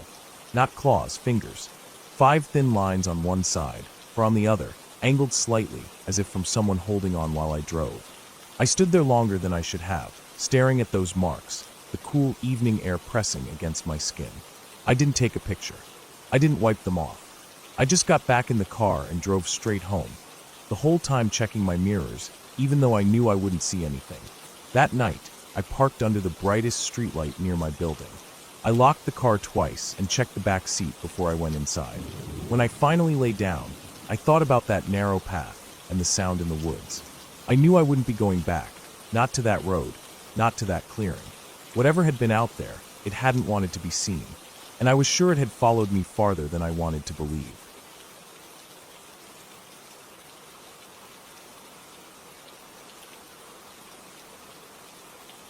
It started with a plan I didn't think much about. I had a free weekend, and I wanted to get away from everything for a while. I drove out toward the hills, taking the long road that wound through farmland and scattered patches of forest until it reached an old trail I had read about online. The trail was hardly used anymore, but it was supposed to cut through a stretch of remote woodland and eventually open onto a clearing where you could camp. It wasn't an official campsite, so there'd be no one else around. Exactly what I wanted. I parked my car on a patch of dirt just off the road, where the trail began. The late afternoon light was golden, and the air was still. The place was quiet in a way that made you feel like you were far from anything human. I strapped on my pack, locked the car, and started walking. The trail was narrow, with tall grass brushing at my legs and branches hanging low enough that I had to duck under them. The woods thickened quickly, shutting out more and more of the light as I went. The first hour was calm. I walked at an easy pace, listening to my boots crunch over the dirt and small twigs.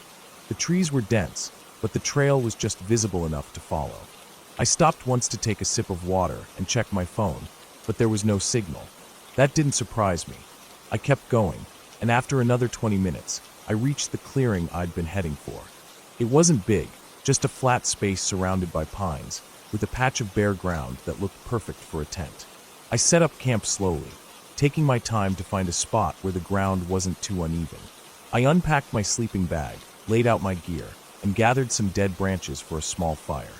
As the sun dipped lower, I lit the fire and watched the flames flicker, feeling the quiet sink in around me. Out here, there was no hum of traffic, no distant voices, just the sound of the fire popping and the occasional rustle of wind in the trees. As the light faded, the temperature dropped fast. I pulled on an extra layer, sat by the fire, and ate a simple dinner from the food I'd brought. When it got dark fast, like someone had turned off a light switch. The firelight made the surrounding trees look even blacker. I didn't linger outside too long. I banked the fire so it wouldn't burn too hot and slipped into my tent. I lay in my sleeping bag listening to the forest. At first, it was peaceful, the occasional chirp of a night insect, the faint groan of tree branches swaying. But as I drifted towards sleep, I noticed something. The sound seemed to stop. It was sudden, like the woods had frozen. I held my breath without meaning to, my ears straining for any sign of movement. There was a sound then, a faint rhythmic crunch. Leaves and twigs breaking, spaced out evenly, like footsteps. At first I thought it might be an animal. Out here, deer or maybe a fox wouldn't be unusual. But the steps sounded heavy, too deliberate. They were slow, like someone was taking careful steps just outside the glow of the fire. I stayed still. My tent wasn't far from the fire, but I couldn't see outside without unzipping it. The footsteps continued for a while, moving in a slow circle around the camp. Then they stopped. Minutes passed. I told myself it was probably an animal sniffing around, and that I was overthinking it. Eventually, I must have dozed off. When I woke, it was still dark, but the fire had burned low. My watch said it was just past 3 a.m. At first I didn't know why I'd woken up, but then I heard it again, movement. Not close this time, but not far either. A steady, dragging sound, like something being pulled along the ground. I sat up in my bag, my heart beating faster. I unzipped the tent just a few inches and peeked out. The clearing was barely lit by the dying fire. At the far edge of the light, something moved between the trees. I couldn't make out a shape, just the faint outline of something tall that shifted in and out of sight. It didn't rush away like an animal would. Instead, it seemed to stand there for a moment, and then the dragging sound came again before it slipped deeper into the woods. I didn't sleep after that. I sat there, every sense on high alert, until the first pale light of dawn. When the sun finally rose, I stepped out of the tent, scanning the trees. I didn't see anything unusual at first, but when I walked to the edge of the clearing, I noticed something on the ground. A narrow path of disturbed leaves and broken twigs led off into the woods, almost like something, or someone, had dragged something heavy through there during the night. I debated following it, but my gut told me not to. Instead, I packed up my gear quickly, more focused than I'd been in a long time. I kept glancing toward the trees as I worked, feeling watched. The hike back felt longer than it had the day before. Every little sound in the woods made me tense. I kept looking over my shoulder, but the trail stayed empty. It wasn't until I saw my car through the trees that I felt the knot in my chest loosen. I loaded my gear, started the engine, and got back on the road without looking back. It wasn't until I was several miles away, back on the main highway, that I realized something. On the hike in, I'd passed a fallen tree about halfway along the trail. It had been covered in moss and looked like it had been there for years. But on the way out, that same tree had fresh cuts along the trunk, as if someone had been hacking at it with a blade. I don't know who or what was out there that night, but I know I wasn't alone, and I know I won't be going back.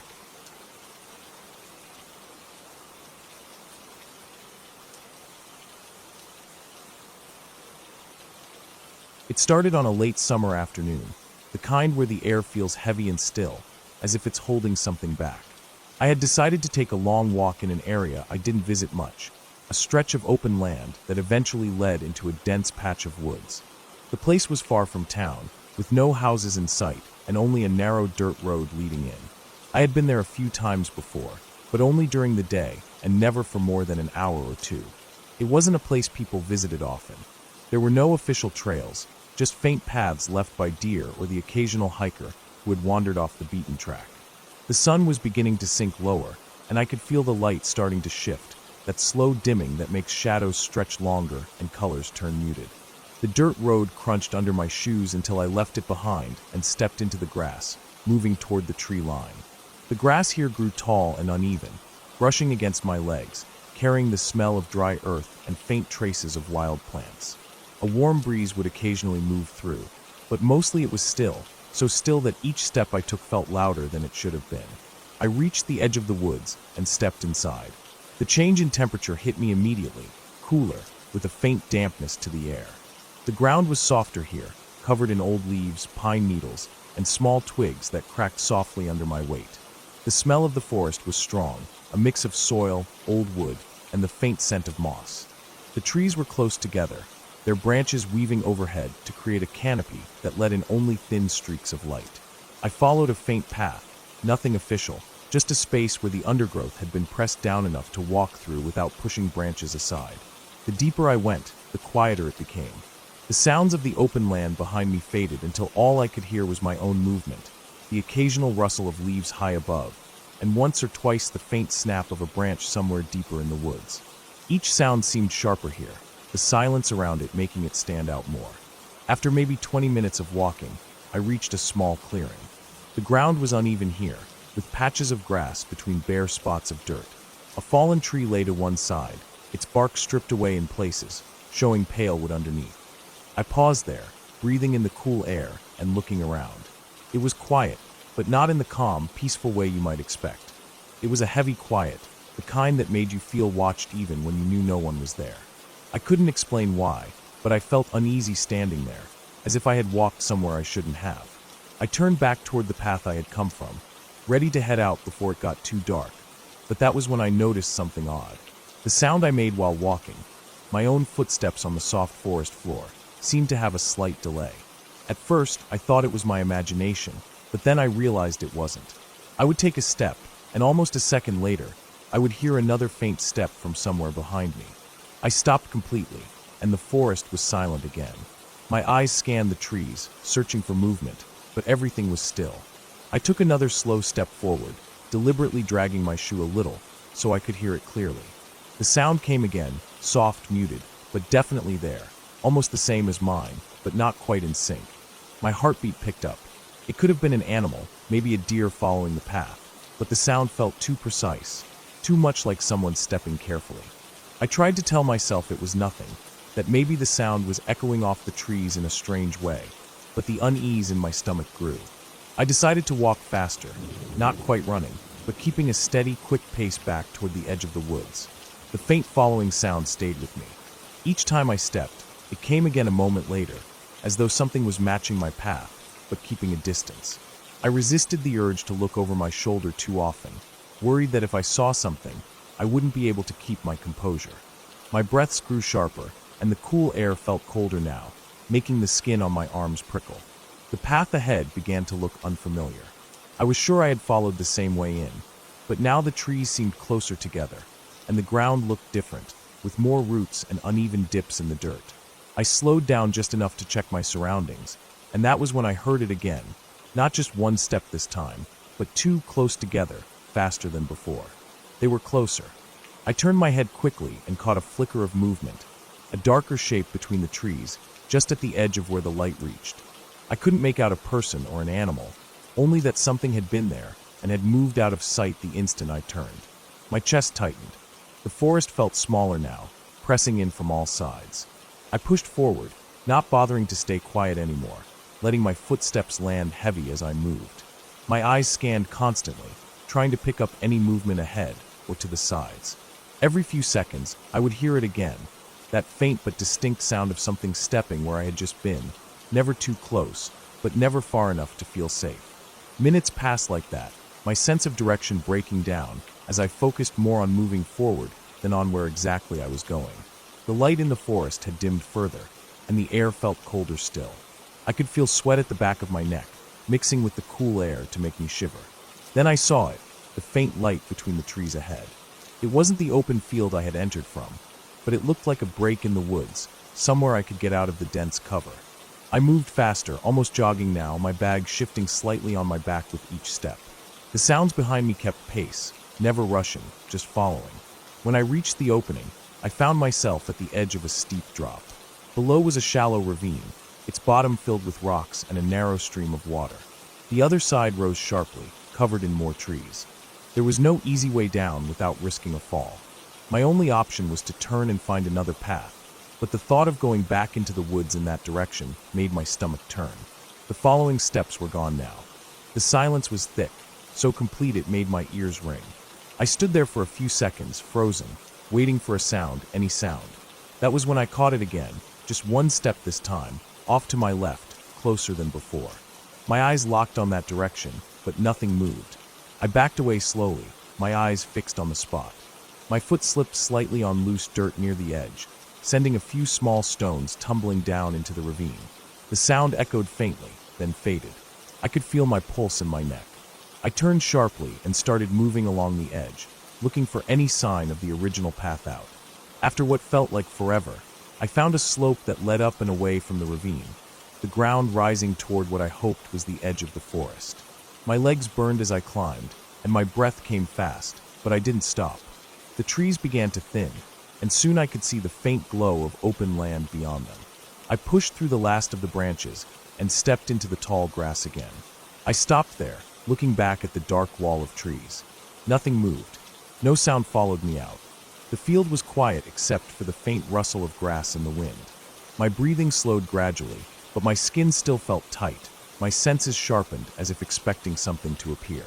I walked quickly across the open land, not looking back again until I reached the dirt road. From there, I could see the woods in the distance, the shadows between the trees already blending into one dark mass as the last of the light faded. I stood for a moment, staring at that edge, wondering if I had been followed by someone or if my mind had twisted natural sounds into something else entirely. But deep down, I knew it wasn't just my imagination. The sound of those steps had been too deliberate, too perfectly timed to my own. Someone, or something, had been there, moving when I moved, stopping when I stopped, always staying just far enough away to keep hidden. I left without stopping again, and even as I reached the safety of my home later, the image of that dark shape between the trees stayed with me. I never went back to that part of the woods, and even now, years later, if I walk alone in a quiet place and hear a sound just a little too similar to my own footsteps, my chest tightens, and I remember exactly how it felt to be followed in those silent woods, with no idea what was behind me and no one around to help.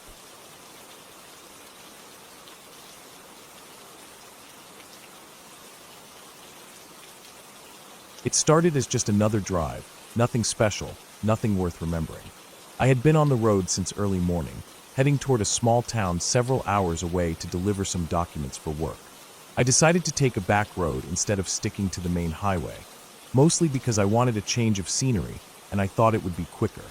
The road wound through thick stretches of forest, the kind where trees grew so close together their branches overlapped above the road like a tunnel. The asphalt was old, with cracks spreading in every direction and faded lines that were barely visible. Every few minutes, I'd pass a bend where the forest closed in even tighter, and the sunlight faded until it was little more than a dim glow between the leaves. It was late afternoon when I first started to get the uneasy feeling, the kind that creeps up slowly, without any real reason, and just sits in the back of your mind. I kept driving, telling myself it was nothing, but I realized I hadn't passed another car for almost 40 minutes. No houses, no gas stations, not even a driveway. Just endless trees and the faint sound of my tires on the road. My phone sat in the cup holder, and I noticed the signal bar had dropped to nothing a while back. That made me uneasy too, but I tried to brush it off. The road dipped and curved sharply to the right, and as I came around the bend, I saw something up ahead. At first, I thought it was an animal, maybe a deer, standing near the edge of the road. But as I got closer, I realized it was a man. He stood just inside the tree line, half hidden in the shadows, facing the road. His clothes looked dirty, like he'd been outside for days. He didn't move as I passed, just stood there watching. I didn't slow down. I didn't want to. My eyes flicked to the mirror as soon as I cleared the bend, but by the time I looked back, he was gone. For a few miles, I kept scanning the sides of the road, half expecting to see him again. The feeling in my gut was heavier now, an instinctive warning that something wasn't right. I wanted to drive faster, but the road was narrow, and I didn't know how sharp the turns would be ahead. The air inside the car felt warmer, heavier, like the windows were locked shut even though they were open an inch. A few minutes later, I saw a small pull-off on the right side of the road, a patch of gravel just wide enough for one car. I slowed, thinking I could stop for a moment to stretch my legs and drink some water. As soon as I put my foot on the brake, I caught sight of something in the mirror. Far behind me, maybe 100 yards back, someone was walking along the edge of the road. I didn't know if it was the same man from before, but my chest tightened at the sight. He wasn't walking toward me. He was walking in the same direction I was going, slow and steady, like he had all the time in the world. I pressed the gas again and kept moving. My water bottle stayed untouched on the seat. I didn't look back for several miles, but when I finally did, there was no one there. Still, I couldn't shake the thought of him, and every shadow between the trees seemed deeper, darker, like something could be hiding in them. The sun had dropped lower now, and the road was even dimmer. In the fading light, everything looked different, less familiar, even though I'd just passed it. I checked the clock on the dash. I should have been out of the forest by now, or at least close, but it felt like I was going in circles. The same cracked asphalt, the same leaning pine trees, the same long stretches without a single sign of life. My stomach knotted tighter. Then my low fuel light came on. The orange glow on the dash felt like a warning I couldn't ignore. I hadn't seen a gas station since before I turned onto this road, and now I started to realize how deep into nowhere I really was. I slowed at each curve, hoping I'd see a driveway, a building, anything, but there was nothing. Just trees, shadows, and the sound of my engine. I came around another bend and saw something that made my skin crawl. Off to the side, in a small clearing, there was an old truck. Its paint was faded, and it sat at an angle like one of its tires was flat. The hood was open, and the driver's door hung wide. It didn't look abandoned, not completely. The air felt different as I passed it, like the forest was holding its breath. I kept my eyes forward, but in my peripheral vision, I thought I saw a movement in the shadows beyond the truck. My foot pressed harder on the gas without me thinking about it. The next 10 minutes felt longer than the whole drive so far. Every bend looked the same. Every hill dropped into another stretch of empty road. My fuel gauge kept sinking, and I started to realize I couldn't keep going forever. I needed to stop somewhere, but stopping out here felt like the worst possible thing I could do. Finally, I saw a break in the trees ahead. It wasn't a town, just a small dirt road branching off to the right. I slowed down, thinking maybe it led to a farmhouse or a cabin. The turn was sharp, and as soon as I started down it, I knew it was a mistake. The road was little more than 2 ruts in the dirt, the trees pressing and even closer than before. Branches scraped the sides of the car, and the ground was uneven. I drove for maybe half a minute before realizing it didn't open up at all. There was no sign of any building, just more woods. I stopped and put the car in reverse, my eyes flicking to the mirrors. That's when I saw him. He was standing at the mouth of the dirt road, back on the pavement, blocking the way out. I couldn't see his face in the dim light, but I could see the shape of him, tall, shoulders slightly hunched, not moving. My hands clenched the steering wheel. I didn't know how long he'd been standing there, but the thought that he might have followed me sent a cold wave through my chest. I didn't move. Neither did he. The forest around us was silent, no birds, no insects, just the faint tick of my cooling engine. My heart thudded so loud I could feel it in my neck. I tried to tell myself I could just wait, that maybe he'd leave, but every second felt heavier, pressing me to act. Without thinking it through, I threw the car into drive and jerked the wheel to the left, aiming straight toward the trees off the dirt road. Branches snapped against the hood as I forced my way through, the car bouncing over roots and rocks. I kept going until I couldn't see the road anymore. My hands shook on the wheel, my breath coming fast. When I finally stopped, I turned off the headlights. The forest swallowed me whole. I sat there in the dark, listening, waiting. For a long time, there was nothing, just the sound of my breathing and the occasional creak of the cooling engine. Then, faintly, I heard it. Footsteps. Slow, deliberate, moving somewhere behind me. I stayed still, every muscle locked, gripping the steering wheel as if that would keep me safe. The footsteps stopped. Minutes passed. I didn't move. I didn't start the car. I just waited, the darkness pressing in, knowing that somewhere out there, he was still standing in the trees, waiting too. By the time I finally worked up the nerve to drive out, hours had passed, and the forest was completely black. I never saw him again, but every mile I put between myself and those woods felt like I was escaping something I wasn't supposed to survive. Even now, I don't know if it was all in my head or if he was really following me. But I do know this: when a place makes every instinct you have screamed to leave, you should listen. Because out there, in the empty stretches where no one can hear you, there are things worse than getting lost.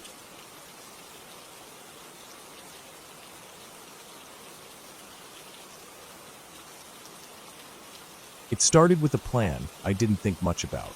I had a free weekend, and I wanted to get away from everything for a while. I drove out toward the hills, taking the long road that wound through farmland and scattered patches of forest until it reached an old trail I had read about online.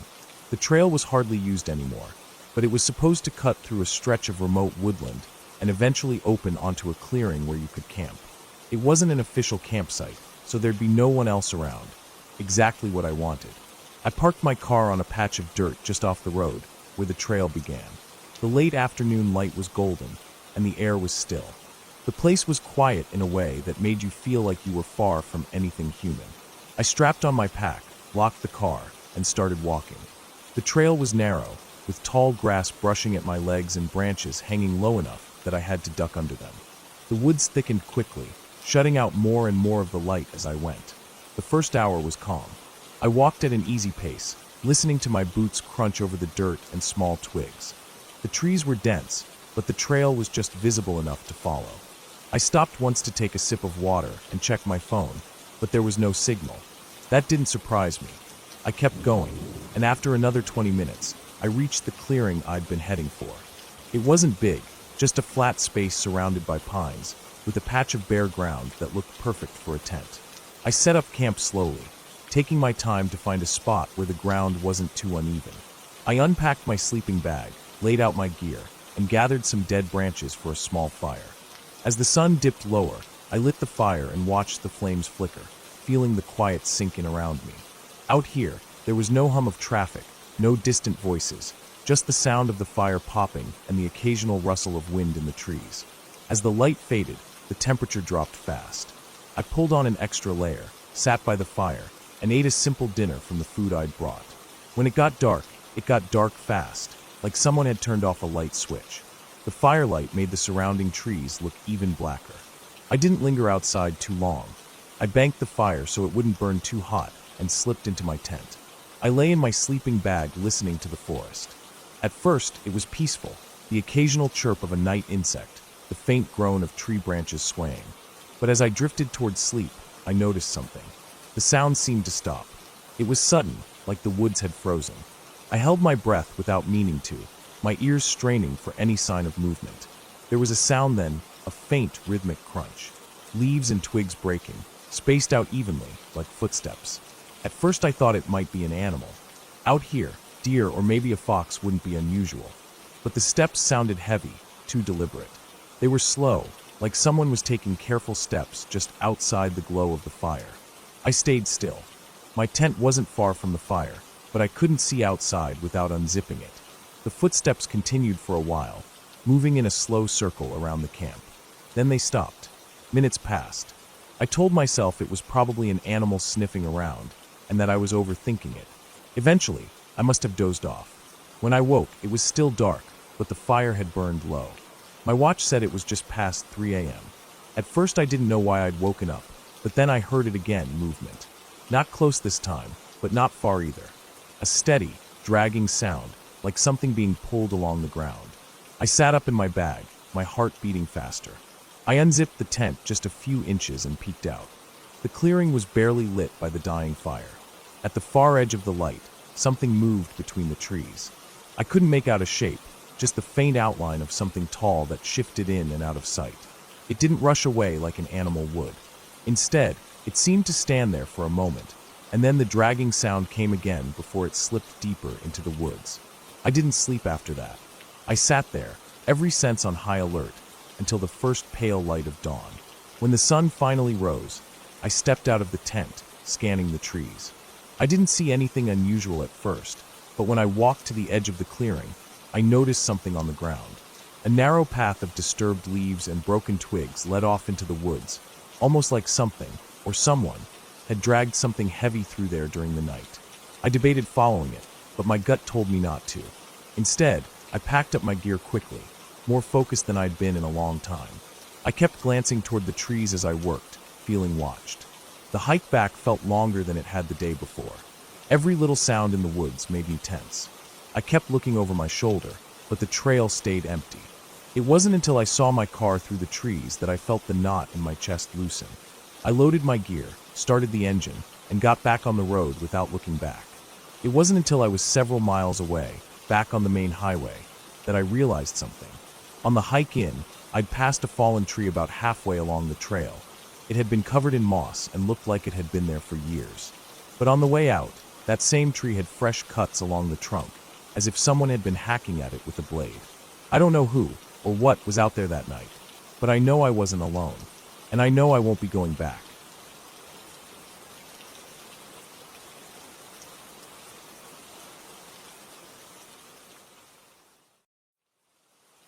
Hello everyone, I'm the Creep's Cabin. I know you use these videos to fall asleep. So before that, like the video and subscribe to the channel. Also, where are you from and what time are you watching? Now get comfortable and relax.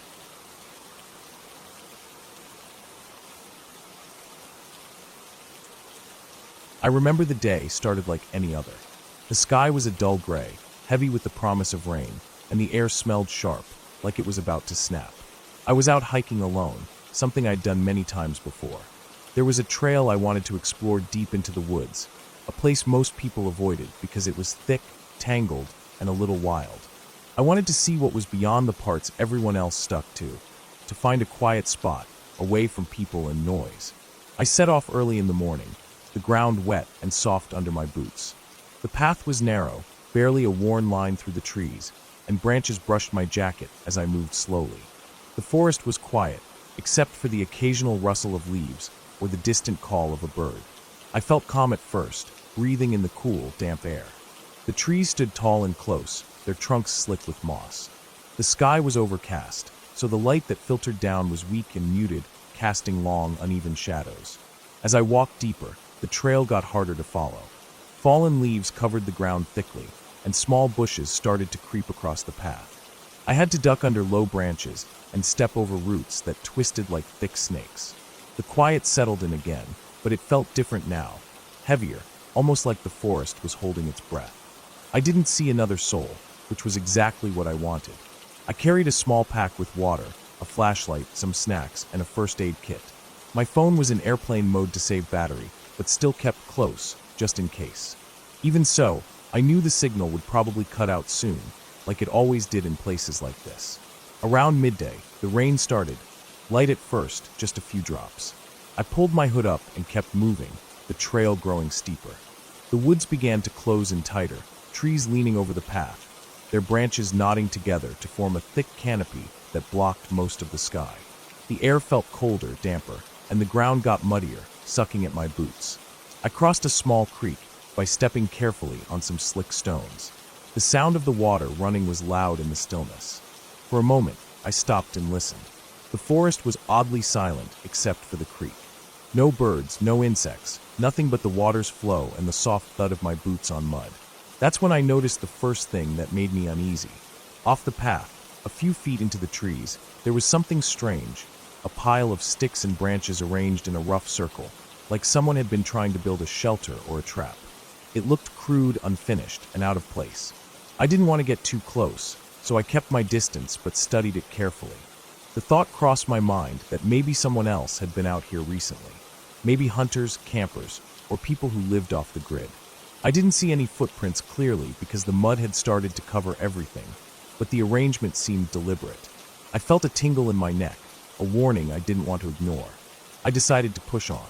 The trail kept going uphill, steeper and more difficult. The rain grew heavier, and my jacket was getting soaked through. My boots were muddy and slippery, making each step more dangerous. I kept telling myself it was fine, that I just needed to reach the ridge I'd read about on an old map. After maybe another half hour of climbing, I reached a clearing at the top of a small hill. The trees opened up, and I could see the sky again, dark and thick with clouds. The wind was stronger here, cold and sharp. From the clearing, I could look out over the forest, an endless sea of dark green trees stretching far away. I wanted to stop and rest, so I sat down on a fallen log. My heart was pounding a bit harder now, but I tried to steady my breath. I looked around the clearing carefully, noticing that the ground here was trampled, like someone or something had been there recently. Broken twigs and flattened grass showed signs of movement. I felt watched. I looked deeper into the trees beyond the clearing, scanning the shadows. For a moment, something flickered in the corner of my eye, a movement too quick to catch. I strained to see, but only caught the shifting of leaves and branches. No figure, no clear shape. The feeling of being watched didn't go away. It grew stronger, heavier, pressing against my skin like cold hands.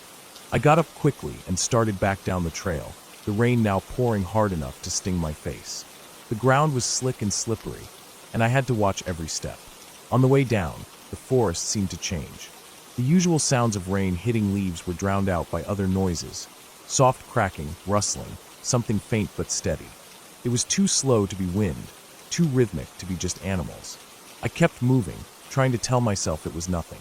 But every few seconds, I caught that sound again, like branches snapping underfoot or twigs breaking. Sometimes it seemed to come from just behind me, other times ahead. I checked my phone to see how far I had left. No signal. Panic started to creep in. I quickened my pace, but the trail was getting worse. The rain had turned the path into a thick, slippery mess, and I slipped a few times, barely catching myself. The forest around me grew darker as the clouds thickened. I didn't want to look back, but the noise kept following, matching my steps. Then, just as the sun began to fade behind the clouds, I heard something sharp and sudden, a loud crack, like a branch breaking close by. I stopped dead and spun around, heart hammering, eyes darting through the wet trees. Nothing, just rain and shadows. I took a breath and tried to move again, but the feeling that something was out there, watching and moving with me, was overwhelming now. I kept my flashlight ready, clicking it on to cut a narrow beam through the gloom. The rain hit the light, making it hard to see far, but the beam caught shapes of trees and leaves. Suddenly, the light caught a glimpse of something, a figure, maybe, half hidden behind a tree. It was blurred and dark, but the shape was wrong, unnatural.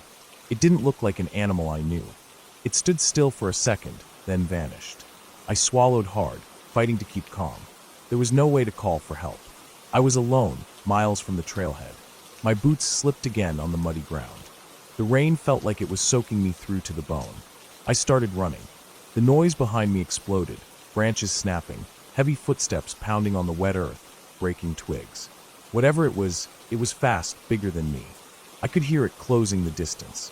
I ran harder, trying to find the trail. My legs burned, my lungs gasped for air, but I couldn't stop. The flashlight beam flickered as I stumbled over roots and stones. I barely saw where I was going. The path was gone. I was in thick forest, no trail, nothing but trees pressing in all around. The footsteps were closer now, loud and heavy, like something chasing me. I tripped and fell, hitting the ground hard.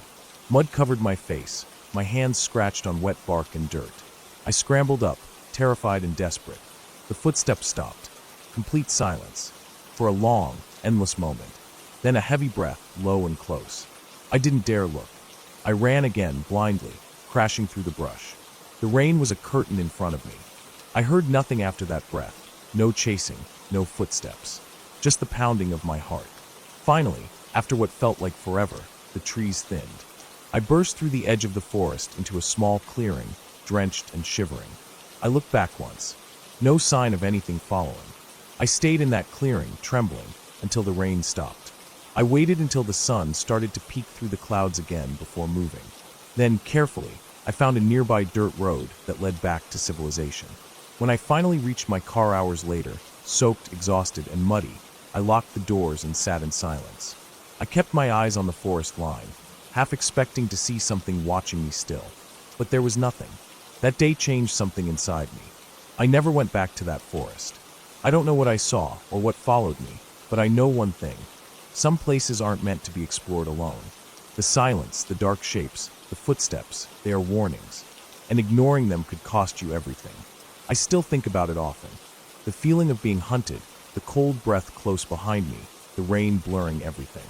It stays with me, a shadow on the edge of my mind, a reminder that sometimes the scariest things are not made-up stories or monsters from books, but real and silent, hiding just beyond the trees.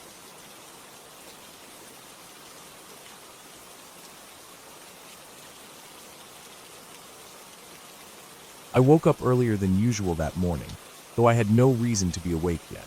It was still dark outside, and the air in my small bedroom felt heavy, almost damp. I lay there for a while, staring at the faint outline of the curtains, listening to the distant hum of nothing in particular. My body felt restless, and for some reason I couldn't shake the feeling that I needed to be somewhere else, like I shouldn't just lie there. Eventually, I gave up trying to fall back asleep and got out of bed. My feet touched the cold floor, and I could feel how quiet the house was. It wasn't the usual calm, peaceful kind of quiet. This one felt sharper, more tense, like the walls themselves were listening.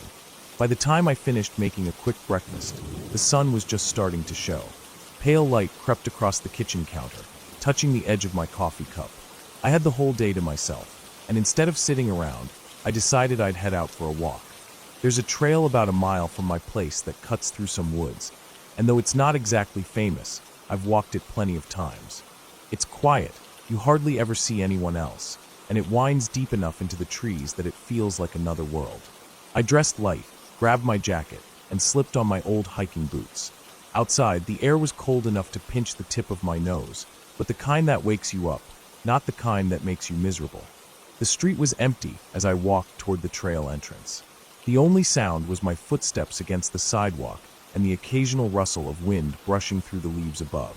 When I reached the trail, I noticed right away how still everything was. Usually, even early in the morning, I'd hear birds calling or squirrels darting in the underbrush. That day, nothing. The trees stood tall and dark, their branches arching over the path like they were trying to keep the light out. I started walking anyway, letting my boots sink slightly into the damp dirt, each step leaving a clear print behind. The trail narrowed as it wound deeper. The smell of wet soil grew stronger, and I could see patches of moss climbing up tree trunks, glistening faintly from the moisture in the air. I kept moving, my pace steady, and for a while, the stillness was actually calming. But about half an hour in, I heard something. It was faint, coming from somewhere behind me. I stopped listening, and there it was again, a single solid crack, like a stick snapping underfoot. I turned my head slowly, scanning the trail behind me. The path stretched empty for as far as I could see, with nothing but the same dark trees and their tangled shadows. I waited a little longer, trying to catch another sound, but nothing came. Telling myself it was probably just a deer or a stray animal, I kept going, though I noticed I was now paying more attention to the space behind me than ahead. As I moved deeper, the trail began to change. The dirt became softer, more like mud in places, and I had to watch my footing. There were sections where the roots of old trees jutted up across the path like knotted veins, forcing me to step over them carefully. I could feel the forest pressing in on me, the trees standing closer together, their shadows thicker. Another sound came, a low, drawn-out scrape. This one was closer, too close to ignore. It didn't sound like an animal anymore. It was too slow, too deliberate, like something dragging along the ground. My hands instinctively curled into fists inside my jacket pockets, my breath coming slower. I looked back again, but the trail was still empty. I kept moving, faster now, but trying not to make it obvious. My ears strained to catch every little noise, and I thought I heard the faint, rhythmic crunch of footsteps behind me. They didn't match mine. They came a second or two after each of my steps, like someone was following, but holding back. The trail eventually forked into two paths. I hesitated, trying to remember which one looped back toward the main road. I chose the left, mostly because it seemed to angle upward slightly, and I figured higher ground might give me a better view of what was around me. The incline was gentle at first, but the mud made it harder to climb. My boots slipped once or twice, leaving smears of dark brown across the path. That's when I heard it again. This time, a sharp inhale, the kind you make when you're trying not to breathe too loudly. My chest tightened, and I felt a rush of heat under my skin despite the cold air. I didn't turn around this time. I didn't want to see. I just kept walking, but I could feel it. Whoever or whatever was behind me had closed the gap. The higher I climbed, the more the trees thinned out, but the light didn't feel any warmer.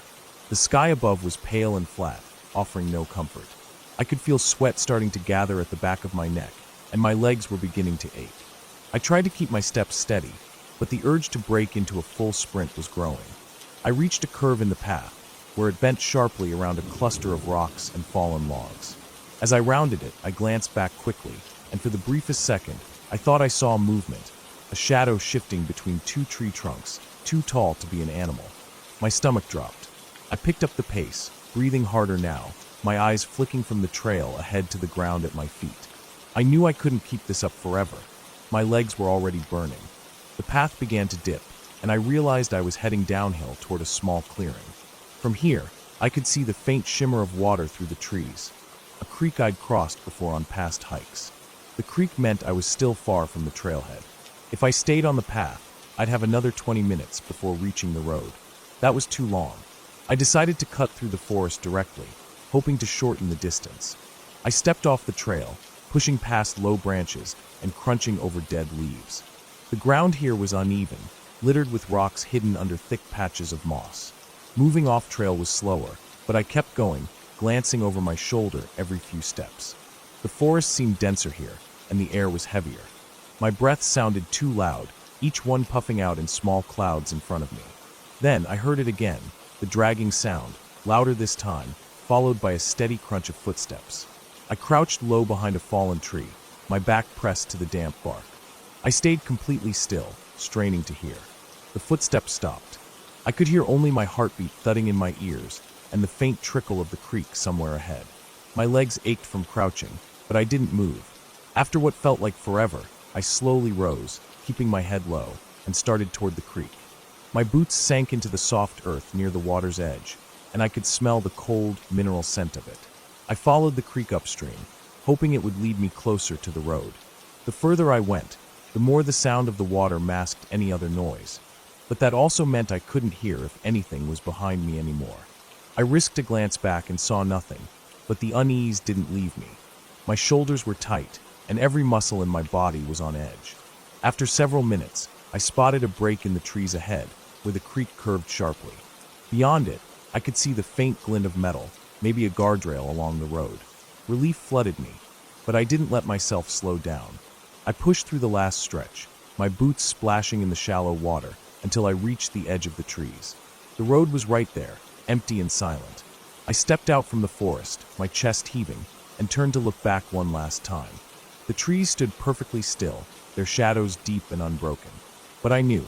Something had been there, following me every step, staying just far enough to keep hidden. I never went back to that trail again. Even now, when I think about it, I can still feel the weight of that presence at my back, silent but unshakable, and the way the forest seemed to hold its breath until I was gone. I got home that day with mud on my clothes and a tightness in my chest that didn't ease for hours. I didn't tell anyone. There was nothing to explain, nothing to prove, just the fact that I'd been followed, and I'd made it out before finding out what would have happened if I hadn't.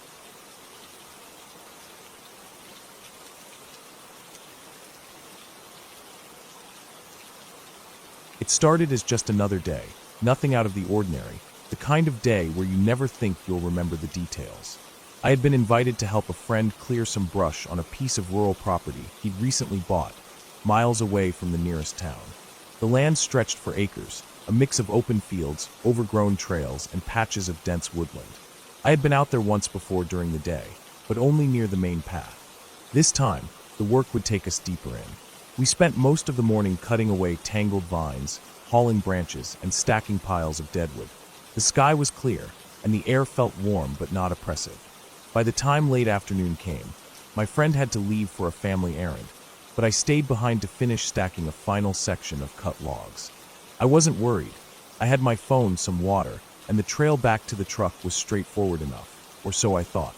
By the time I was ready to head back, the sun was already low. The light filtering through the trees was turning gold, then orange, casting long shadows across the ground.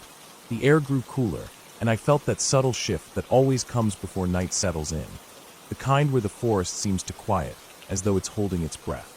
I slung my backpack over my shoulder, picked up the last set of gloves and tools, and started toward what I believed was the trail. At first, everything looked familiar. The ground dipped slightly, the way I remembered, and the trees seemed spaced in the same pattern I'd passed earlier. But within 10 minutes, the scenery shifted just enough to make me uneasy. The path under my boots became less worn, the leaves on the ground thicker and undisturbed. I slowed, looking around for a landmark, a broken fence post, a fallen log, anything I could recall seeing before. Nothing matched. I kept moving, convinced that I only needed to veer slightly to one side to rejoin the main trail. But the further I went, the thicker the trees grew, their branches nodding overhead and dimming the light. My boots sank slightly into softer earth, and I began noticing a faint smell, wet soil mixed with the sharp, damp scent of decaying leaves. It wasn't panic yet, but the thought was there, tapping in the back of my mind. I pulled out my phone, only to see one bar of service flicker and vanish. The screen's map showed my location, but the signal kept dropping, and each time I zoomed in, it froze. I shoved it back in my pocket and kept moving, scanning the ground for any kind of trail. Minutes dragged on, and the light kept fading. I could hear my breathing now, loud and uneven in the stillness. Every so often, a branch cracked somewhere off to my left or right. At first, I told myself it was just squirrels or small animals, but the sound didn't match their usual quick scurrying. This was slower, heavier, with a deliberate pause between steps. I'd stop and listen, holding still for long seconds, but it would go silent until I moved again. The air felt heavier the deeper I went, as though the forest itself was closing in. I tried to keep track of my direction, turning my head to check the last stretch of ground behind me, but everything looked identical: thick trunks, moss-covered bark, scattered twigs. There was no clear way to mark where I'd been. I broke a few branches as I passed, thinking it might help, but the moment I glanced back again, the forest had already swallowed the signs. Eventually, I found what looked like a narrow game trail, thin, winding, barely visible under the layer of fallen leaves. I decided to follow it, thinking it might lead to a clearing or stream where I could reorient myself. The trail sloped gently downward, and the ground grew slick. The smell of damp earth was stronger here, and I noticed more exposed roots, twisted and gnarled like skeletal hands reaching across the path. That's when I heard it again, the slow crunch of leaves, this time closer, maybe 20 feet behind me. My chest tightened. I didn't want to turn my head too fast, but I glanced over my shoulder, scanning the dim shapes between the trees. There was nothing I could clearly see, just layers of shadow where the last strips of light struggled to break through. I stood still long enough that my pulse began to thump in my ears, but the forest stayed silent. I started walking again, faster now, my boots slipping a little on the damp slope. The trail curved and seemed to drop toward a thicker patch of undergrowth, and I could hear water somewhere ahead, a faint trickle. I pushed through, hoping it was a small creek, but instead found myself staring at a shallow depression in the ground filled with dark, stagnant water. The surface reflected the faint glow of the sky above, but there was no sign of a crossing, no clear path on the other side. I moved along the edge of the water, pushing through branches, feeling them scrape against my arms. Somewhere in the distance, something thudded, dull and solid, like a log falling. The sound wasn't far, and it seemed to echo faintly through the trees. I froze again, listening hard. The thudding didn't repeat, but I caught another noise, subtle, like fabric brushing against bark. My mouth felt dry. The shadows were almost complete now, and my eyes struggled to adjust. I pulled out my phone again, hoping for a flashlight, and the beam lit up the immediate space in front of me, a mess of tangled roots, damp leaves, and shifting mist near the ground. The light also caught something else. About 15 feet away, between two trees, was a narrow vertical shape, darker than the surrounding shadows. It didn't move, but the outline was wrong for a tree. I held my breath, the phone trembling slightly in my hand. The shape stayed perfectly still, almost blending into the darkness, and I told myself it could just be a split trunk. But something in my gut told me to move. I turned away from it, forcing myself to walk steadily, but every step felt heavier. The forest was now almost completely silent, the way it gets right before a storm or when a predator is nearby. My flashlight beam kept picking up fleeting details: scratches on tree bark, patches of disturbed leaves, a trail of pressed-down grass that seemed too wide for deer. Eventually, I spotted what looked like a break in the trees ahead. My pace quickened, and I pushed through the last cluster of branches to find a wide, uneven clearing. The ground here was scattered with fallen branches, and the grass was long and unkempt. At the far end, I could see the faint outline of a hill, and beyond that, the lighter sky of open land. Relief started to creep in, until I noticed something near the edge of the clearing. It was a pile, At first, I thought it was just a stack of logs, but as I got closer, I saw the shapes more clearly: animal bones, sun-bleached and tangled together, some still with scraps of fur clinging to them. The smell hit me next, sharp and sour, cutting through the damp air. I stopped cold, scanning the tree-line again. The feeling of being watched was stronger than ever, pressing down on me until it was hard to think. I didn't wait to see anything more.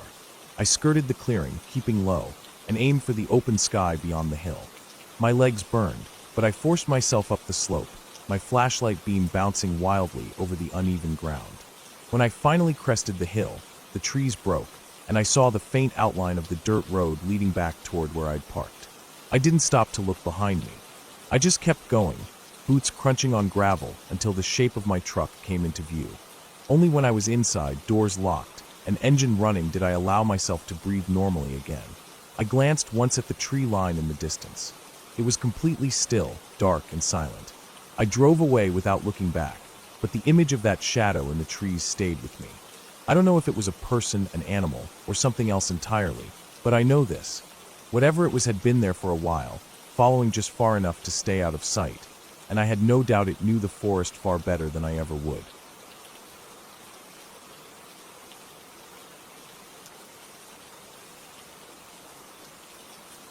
The night came on faster than I expected.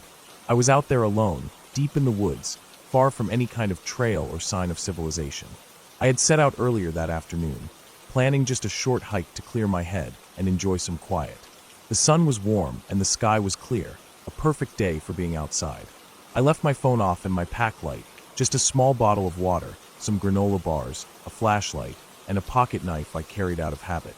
I told myself I didn't want to bring anything unnecessary. At first, the walk was peaceful. The forest around me was thick with tall pines and maples, their leaves whispering softly in the breeze. The ground was carpeted with pine needles and fallen leaves, soft under my boots. I could hear birds chirping, the occasional rustle of a squirrel in the branches, the distant sound of a creek flowing somewhere off to my right. The air smelled fresh, with a sharpness that only the woods can carry after a dry day. Everything felt calm and safe. As the afternoon slipped toward evening, I found a small clearing beside a shallow creek. The water was clear and cold, trickling over smooth stones. I sat on a fallen log and pulled out a granola bar. I watched the light change through the trees, turning the leaves golden, stretching long shadows across the ground. The peace settled over me again, and I almost forgot I was alone. But the woods don't stay peaceful once the light fades. I started back toward where I thought the trailhead was. I didn't want to be out here after dark. I figured it would be a quick walk back. The forest seemed denser now, the trees pressing in close as I moved deeper. The creek disappeared under the brush, and the sounds of water faded.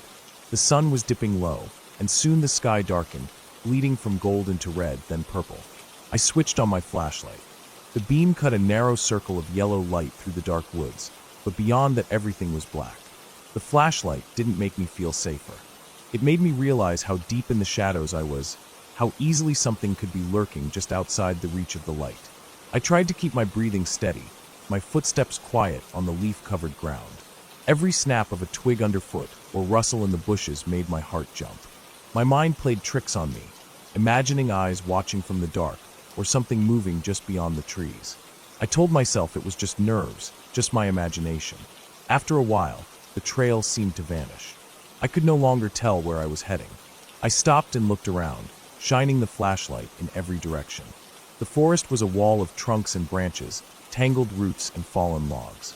The path I had been following had disappeared under a thick covering of leaves and pine needles.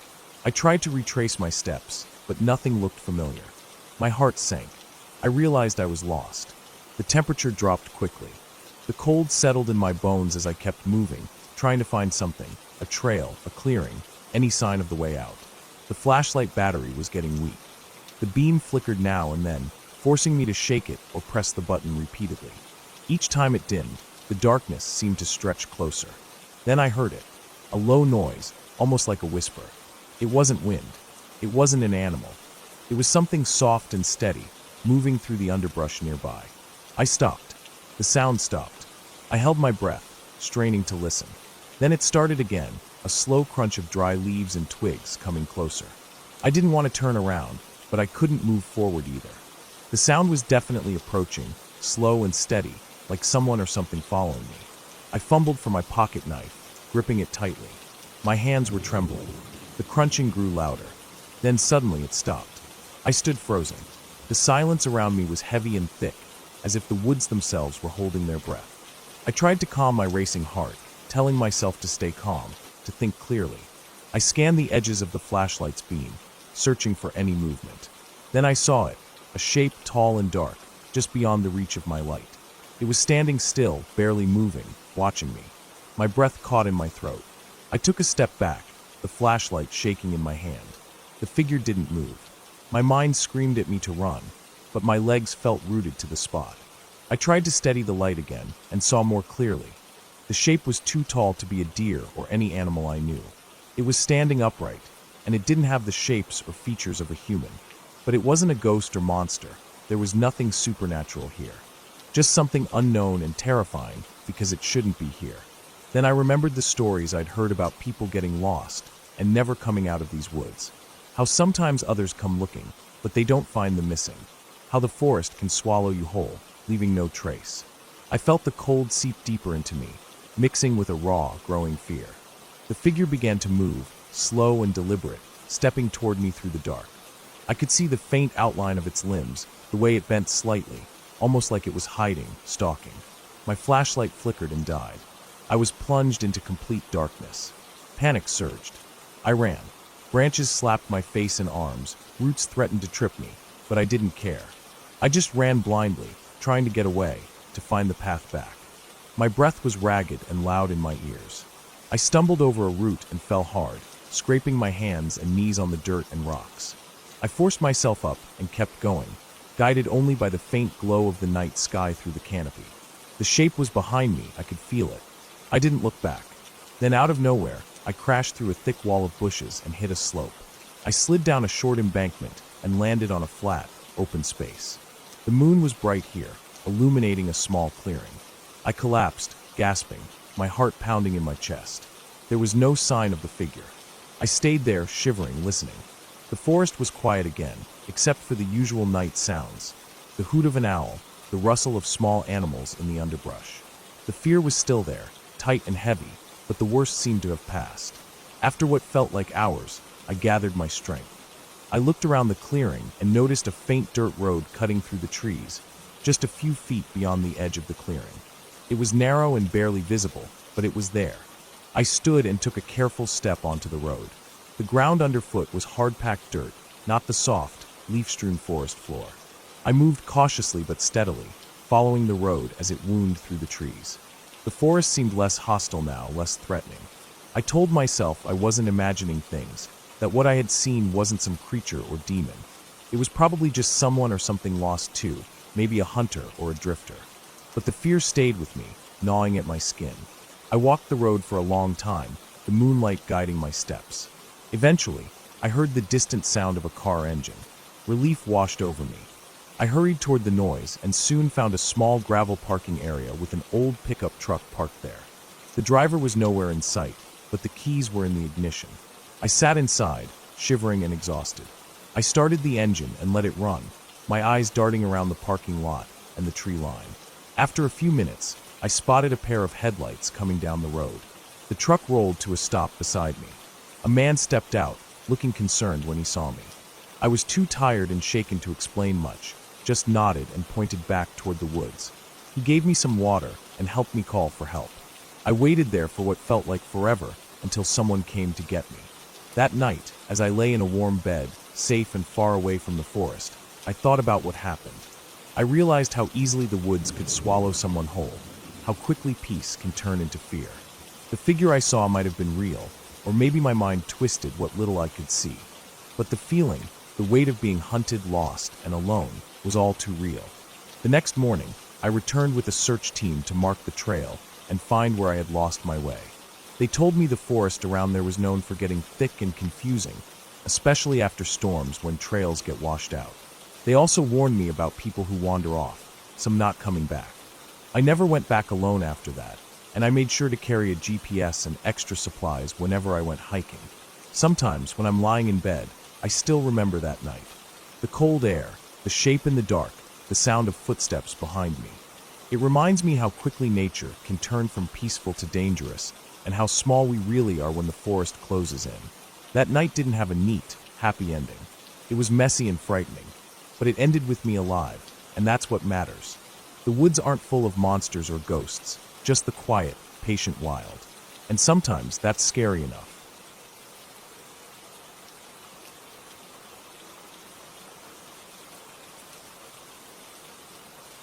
I didn't expect much when I agreed to go hiking alone that morning.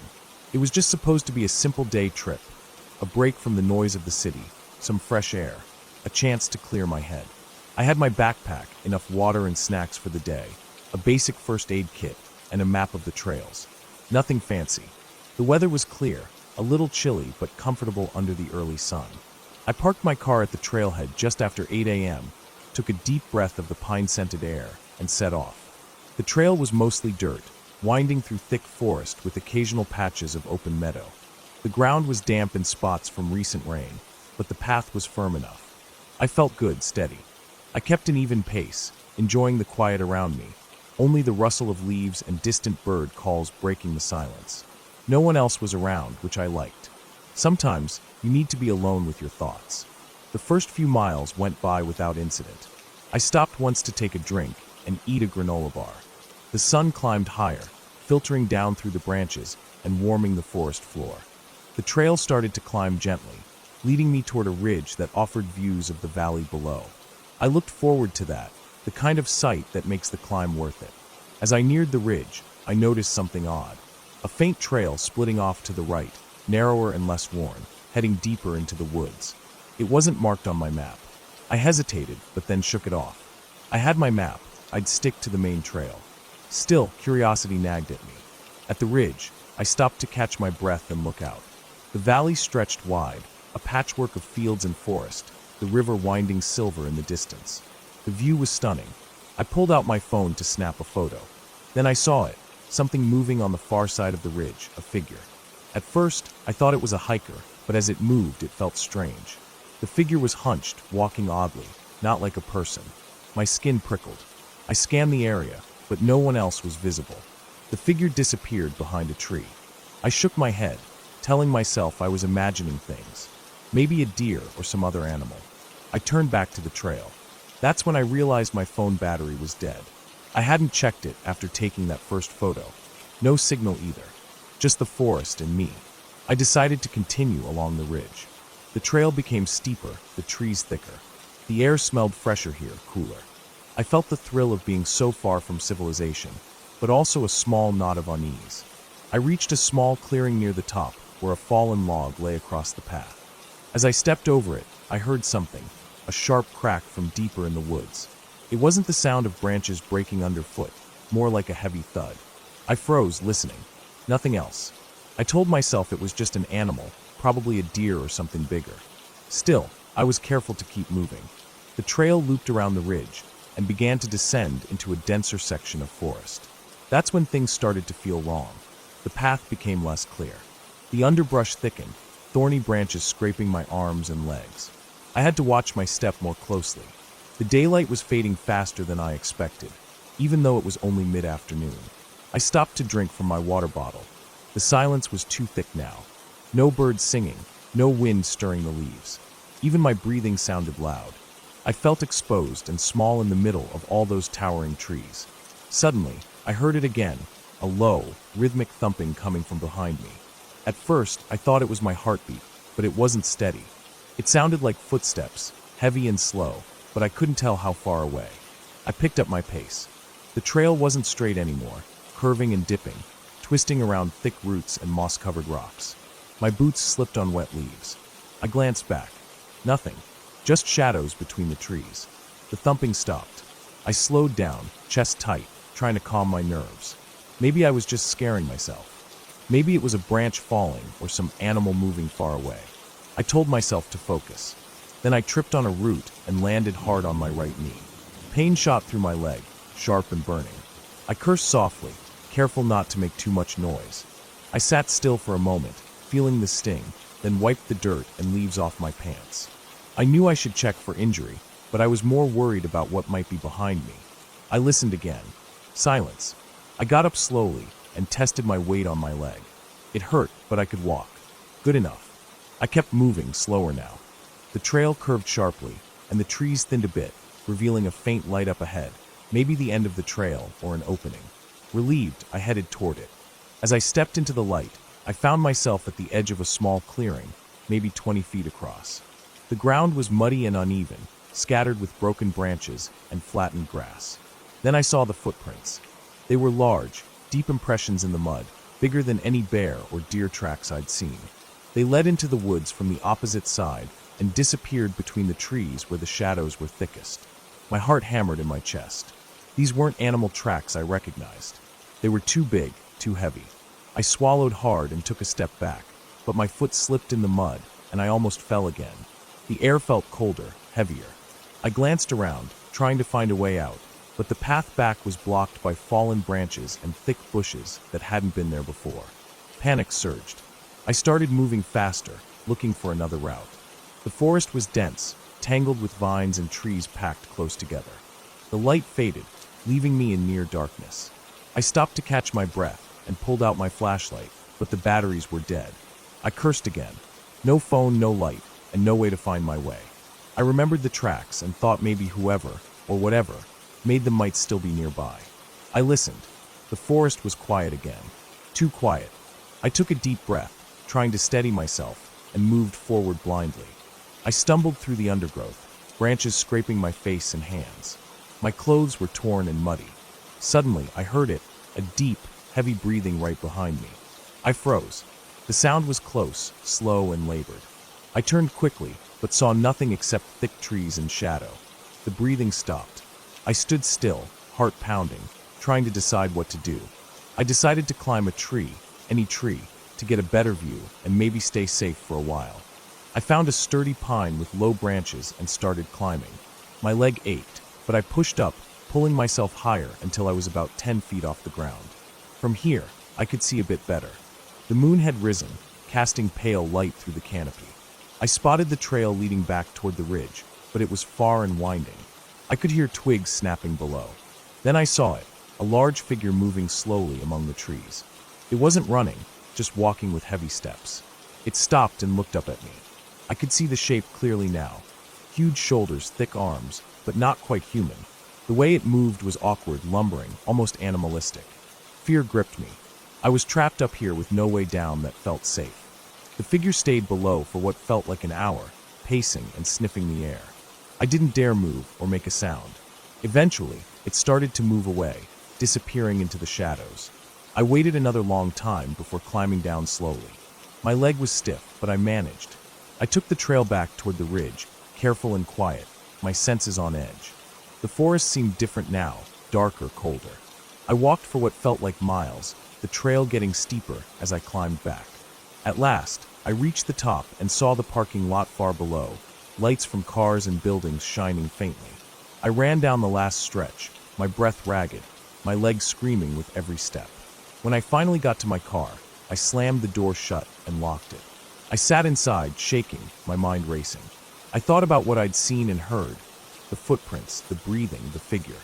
I realized that whatever was out there wasn't just some animal or lost hiker. It was something wild, something that belonged deep in these woods. I started the engine and didn't look back as I drove away, my hands gripping the wheel tight. The memory of those heavy footsteps and that quiet breathing stayed with me for days afterward. I never went back to that trail.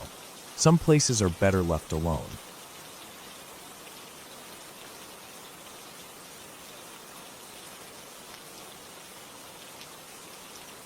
It was supposed to be a simple night hike.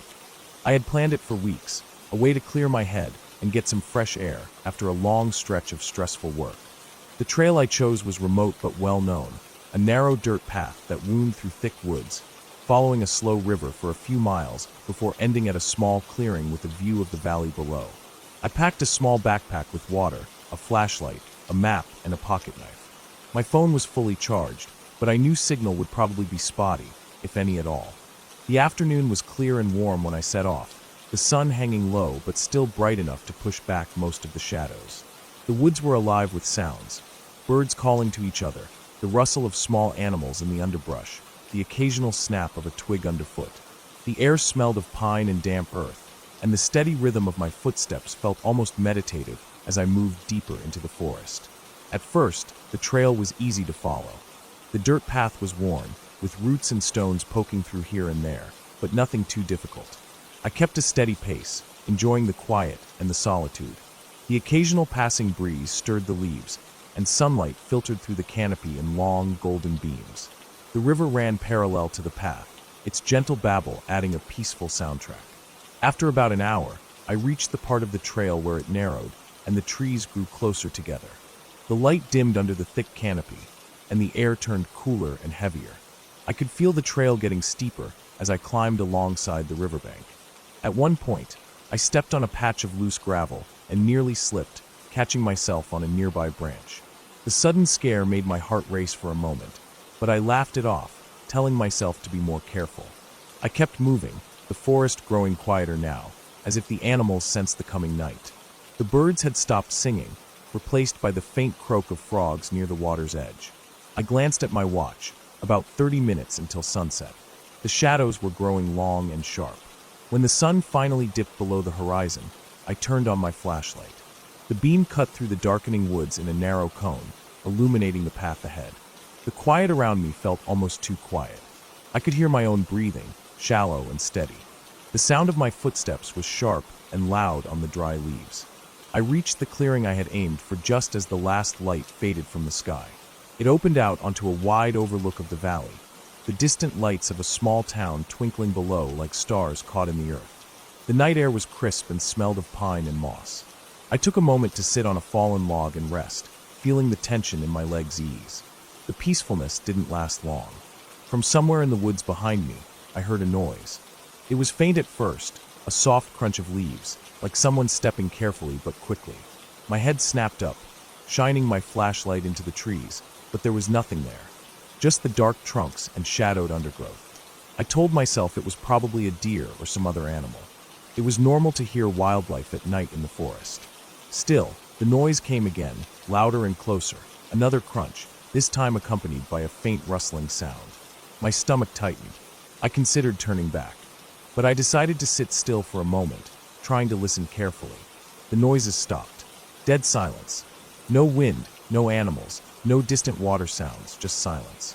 Then, out of the corner of my eye, I caught movement. A dark shape, slipping quickly between the trees, just beyond the reach of my flashlight's beam. I swung the light around, trying to catch it, but it vanished. My heart pounded as I stood up, suddenly feeling very exposed in the middle of the woods with no one around for miles. The only way back was the same narrow path I had come from. I debated whether to wait until daylight or try to head back now. I decided to start walking back, keeping my flashlight steady and scanning every shadow. The trail was uneven and covered in fallen leaves, making it harder to hear approaching footsteps. I moved quickly but carefully, afraid of tripping in the dark. After 5 minutes, I heard the noise again. This time, definitely footsteps, slow and deliberate, following the rhythm of mine but staying just out of sight. My pulse quickened. I stopped and waited, holding my breath. The footsteps stopped too. I turned sharply, shining my light in every direction. Nothing. The forest seemed to hold its breath with me. I forced myself to keep moving, faster now, trying to ignore the creeping fear. Suddenly, the beam of my flashlight caught something near the side of the trail, a pair of eyes reflecting the light, low to the ground and watching me. I froze. The eyes blinked and disappeared into the darkness. The feeling of being watched was overwhelming.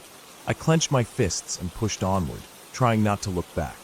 Minutes later, the trail split into two. I recognized the path I had come from, but the other was unfamiliar. I checked my map, but in the dim light, the details were hard to make out. I chose the path that seemed most like the way back. That was a mistake. The trail narrowed further, and the trees closed in tighter. Branches scraped my arms, and the uneven ground made each step a careful effort. The noises started again, faint and irregular, twigs snapping, leaves crunching, something large moving just beyond the trees. I stopped and listened. Then, the unmistakable sound of heavy breathing. It was close. Too close. I spun around with my flashlight, but again saw nothing. Panic set in. My mind raced with possibilities. Wild animals, Maybe a bear or a mountain lion, though those were rare here. Or something worse, someone following me. I quickened my pace, my breath ragged in the cold air. The sounds grew louder behind me, footsteps pounding on the ground. The sense of being hunted was crushing. I broke into a run, the flashlight bobbing wildly in my hand. My heart hammered, my lungs burned, and every crack of a branch behind me made me freeze for a split second before sprinting again. After what felt like miles, the trail finally opened onto a dirt road I had seen on the map. Relief washed over me. I followed it quickly, hoping for a way to call for help. But the road was empty and silent. No cars, no houses. Just the thick trees pressing in on both sides. I tried my phone again, still no signal. I felt trapped. The footsteps behind me slowed, then stopped. The silence returned, heavier than before. I stopped running, pressed myself against a tree, and tried to steady my breathing. Minutes passed. I didn't hear anything. Slowly, I peered around the tree. No sign of movement. I stayed there for what felt like an hour, every sense alert, every muscle tense. Finally, after a long, nerve-wracking wait, I gathered the courage to start walking again, slowly this time. The dirt road led me to a small ranger station, deserted but with a light on inside. I knocked on the door until someone came out, a man in his 50s, dressed in a worn jacket and hat. He looked surprised to see me, and after I explained my situation, he radioed for help. Soon, 2 other rangers arrived. They walked the area with me, searching the woods where I had heard the footsteps. They found nothing. They told me that sometimes people get lost or followed by animals, but the feeling of being hunted was often caused by fear itself, making you imagine noises or shapes. I didn't want to believe that, but as dawn broke and the forest lit up with soft morning light, I felt the weight of the night lift a little. I was safe, and yet I couldn't shake the feeling that I wasn't alone, that something had been there, waiting in the dark woods, just out of sight. The memory of those heavy breaths and the glowing eyes stayed with me long after I left the forest, a reminder that sometimes the scariest things aren't stories or legends. They're the unknown, the shadows we can't explain, and the quiet moments when we realize we might not be as safe as we think.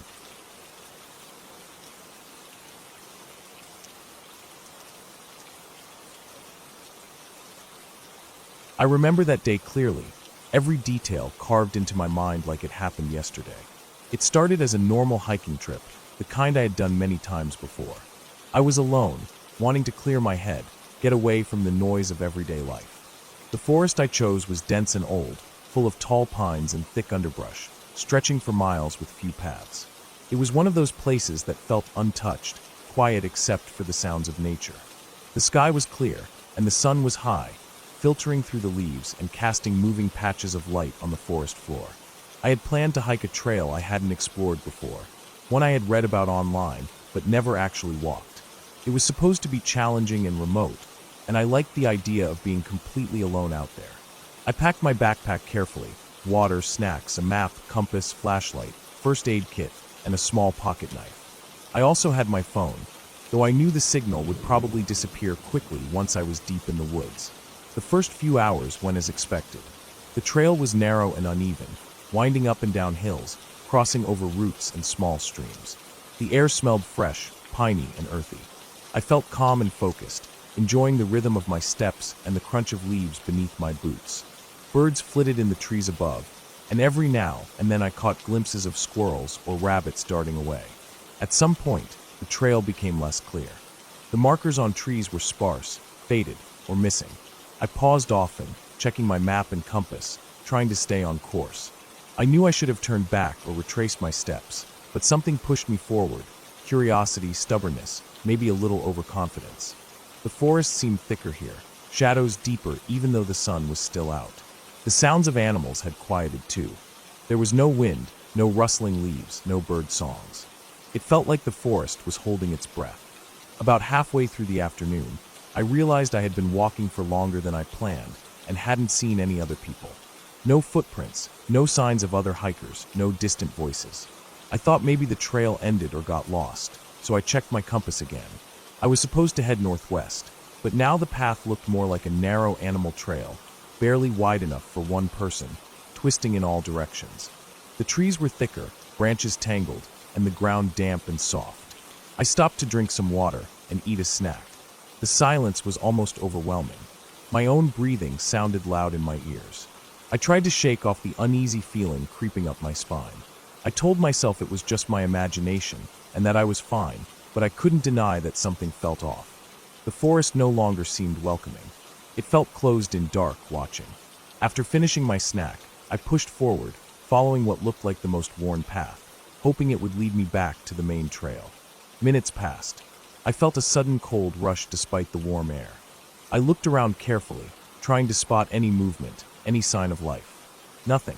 The shadows between the trees seemed to stretch and twist, but maybe that was just my eyes playing tricks.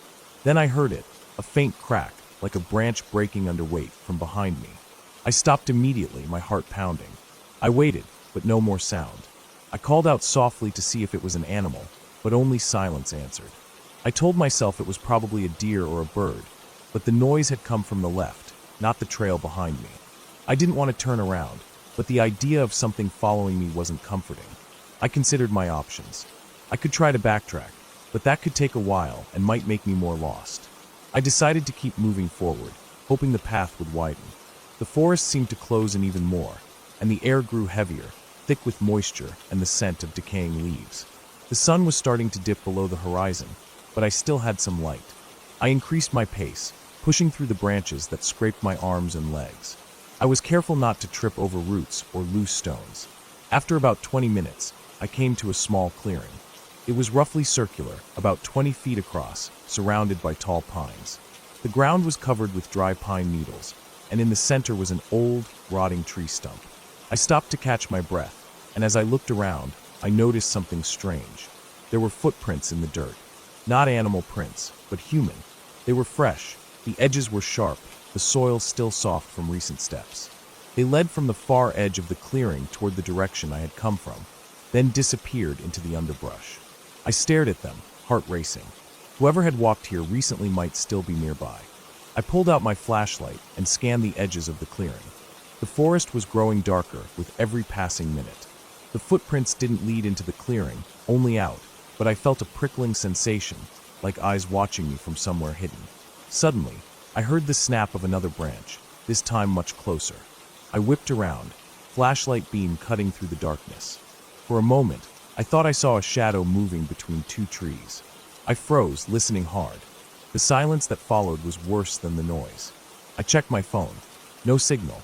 Battery was dropping fast. I realized I had no way to call for help if something happened. I knew I had to move. Staying still wasn't safe. I turned toward what I hoped was the direction back to the main trail. As I walked, I kept my eyes and ears open. The forest felt alive with unseen presence, maybe animals, maybe something else.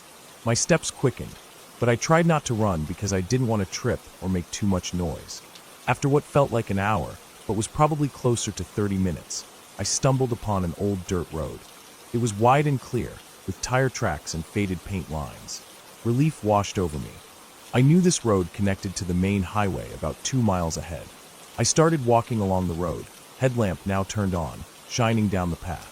The forest on either side was dark and silent, but the openness of the road made me feel safer. I told myself I just had to keep moving until I reached a place with people.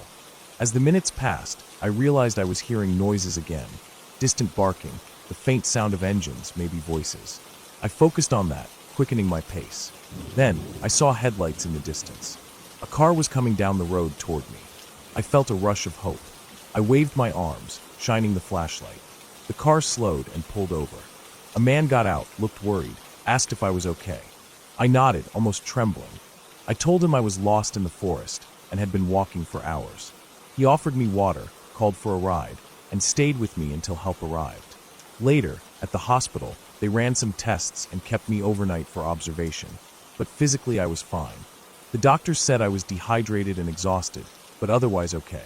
That night, I kept thinking about those footprints in the clearing and the shadows I saw. I never found out who or what had been there before me, but I knew that if I hadn't found that road, or if the car hadn't come when it did, things could have ended very differently. The forest wasn't just trees and animals. It held something darker, something that watches and waits. I never went back to that trail, and I don't plan to. But sometimes, late at night, I can still hear the silence of those woods, the heavy, watchful quiet that's more frightening than any noise. I learned that sometimes the scariest things are not monsters or ghosts, but the unknown, the feeling of being truly alone in a place that doesn't want you there. And that feeling stays with you, long after you're out and safe.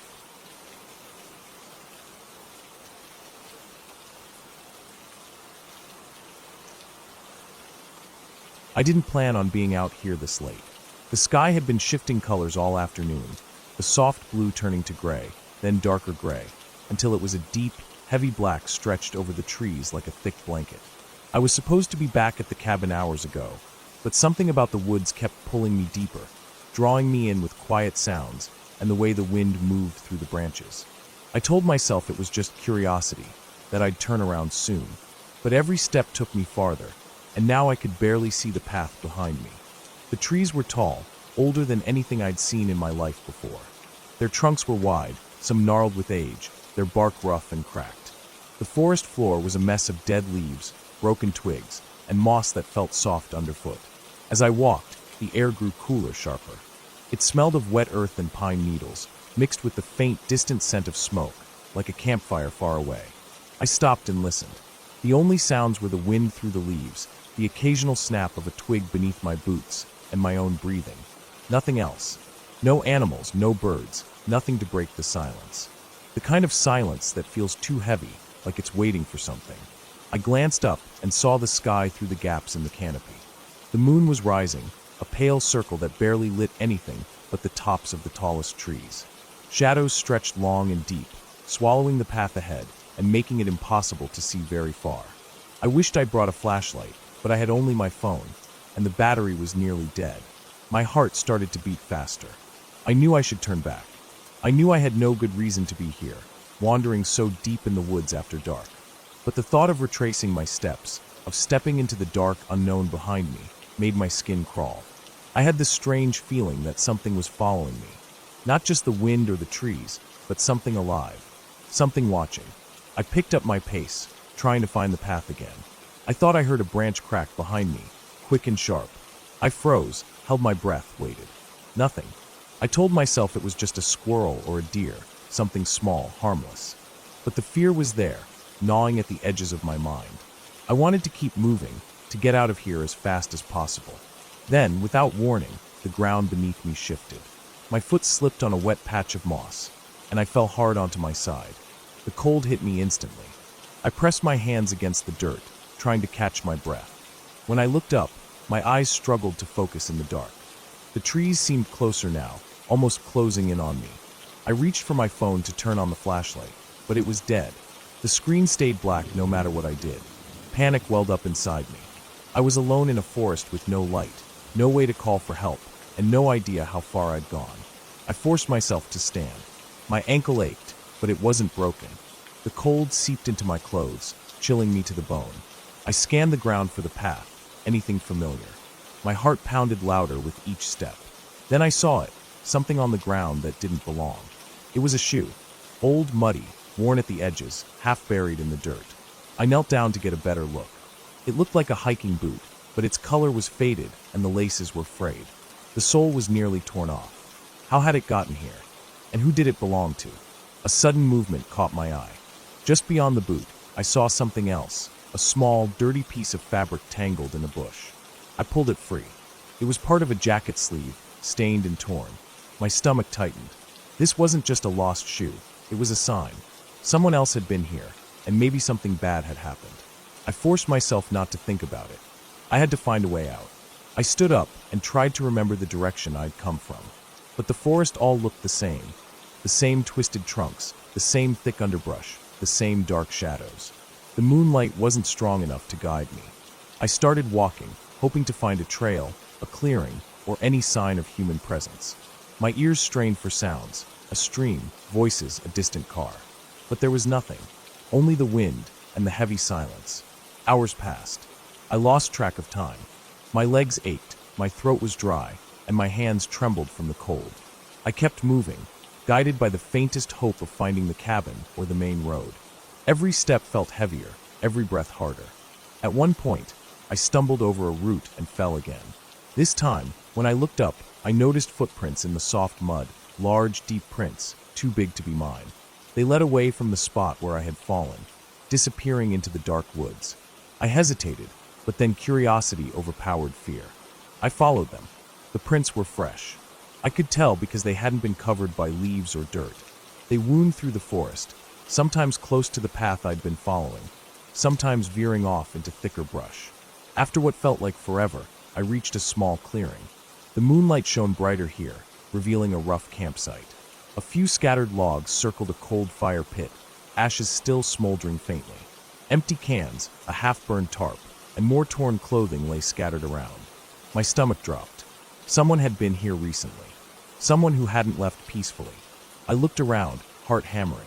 The forest pressed close on all sides, the trees like silent watchers. I realized how exposed I was, how alone.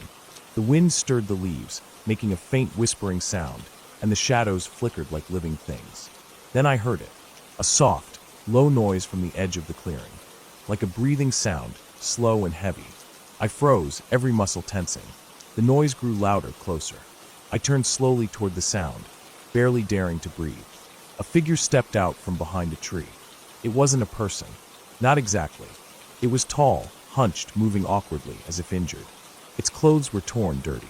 Its face was hidden by shadows, but I could see glints of eyes reflecting the moonlight. Fear slammed into me like a physical force. I stumbled back, tripping over a root and falling hard. The figure moved toward me, slow and steady. I scrambled to my feet, my hands shaking, my heart racing. There was nowhere to run, only dense forest in every direction. Then the figure stopped. It didn't move closer. Instead, it just stood there, watching me. I looked down and saw blood on its torn shirt, dark and drying. Its hands trembled. Something in me shifted from terror to something else. Pity, maybe, or shock. The figure lowered its head slightly, as if trying to say something without words. I backed away slowly, trying not to make sudden movements. My mind raced. Was this person hurt? Lost? Dangerous? Suddenly, the figure took a step back, disappearing into the shadows again. The breathing faded. The night was silent once more. I didn't wait to see if it would come back. I ran. I ran blindly through the trees, the cold biting at my skin, the rough ground tearing at my shoes. My lungs burned, my legs screamed, but I didn't stop. After what felt like hours, I saw a faint glow ahead. It was the cabin, its windows lit warmly against the dark forest. I burst out of the trees, into the clearing around the cabin. I slammed the door behind me, locked it, and collapsed against it, shaking. Inside, the warmth wrapped around me, and I finally allowed myself to breathe. I thought about the figure in the woods, the footprints, the scattered campsite. I didn't know who it was or what had happened to them, but I knew I had been lucky. The forest had shown me its dark side that night, something raw and real. Not stories or ghosts, but fear, loneliness, and survival. I stayed inside the cabin until dawn, listening to the soft sounds of the waking world outside. The sun came up slowly, burning away the shadows and bringing light to the woods. I promised myself I would never wander that deep into the forest after dark again, and that I would tell someone somewhere about the figure, about the person who was out there, lost and broken in the night, somewhere beyond the trees.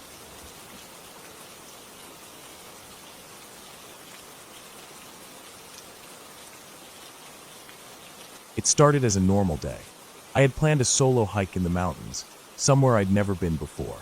I needed some time alone, away from the noise of the city and the constant buzz of work. The trail was supposed to be an old logging road, barely used these days, winding through thick forest and up toward a ridge with a view of the valley below. I packed a small bag with some essentials: water, a bit of food, a first aid kit, a flashlight, and a map I'd found online. My phone had barely any signal out there, but I figured that was part of the experience. I arrived at the trailhead just before noon. The sun was shining bright, casting a golden glow through the tall pines that lined the path. The air smelled fresh, with that sharp scent of pine needles and damp earth. I started walking, feeling the crunch of gravel under my boots, the steady rhythm of my breath, and the occasional chirping of birds overhead. At first, the trail was easy. It was wide, almost like a dirt road, with scattered patches of grass and wildflowers on the edges. Every so often, I'd come across a fallen tree or a small creek crossing, but nothing challenging. The forest around me was dense, but inviting. Sunlight filtered through the branches, making patterns on the ground. I felt calm, disconnected from everything else. After about 2 hours, the trail started to change.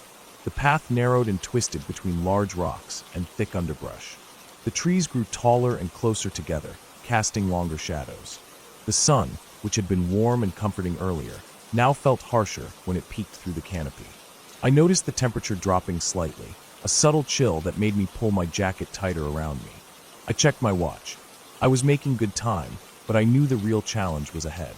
The ridge was about 3 miles from here, and the elevation would get steeper. I kept walking, careful with every step. The ground was uneven, with loose stones and roots that threatened to trip me if I wasn't paying attention.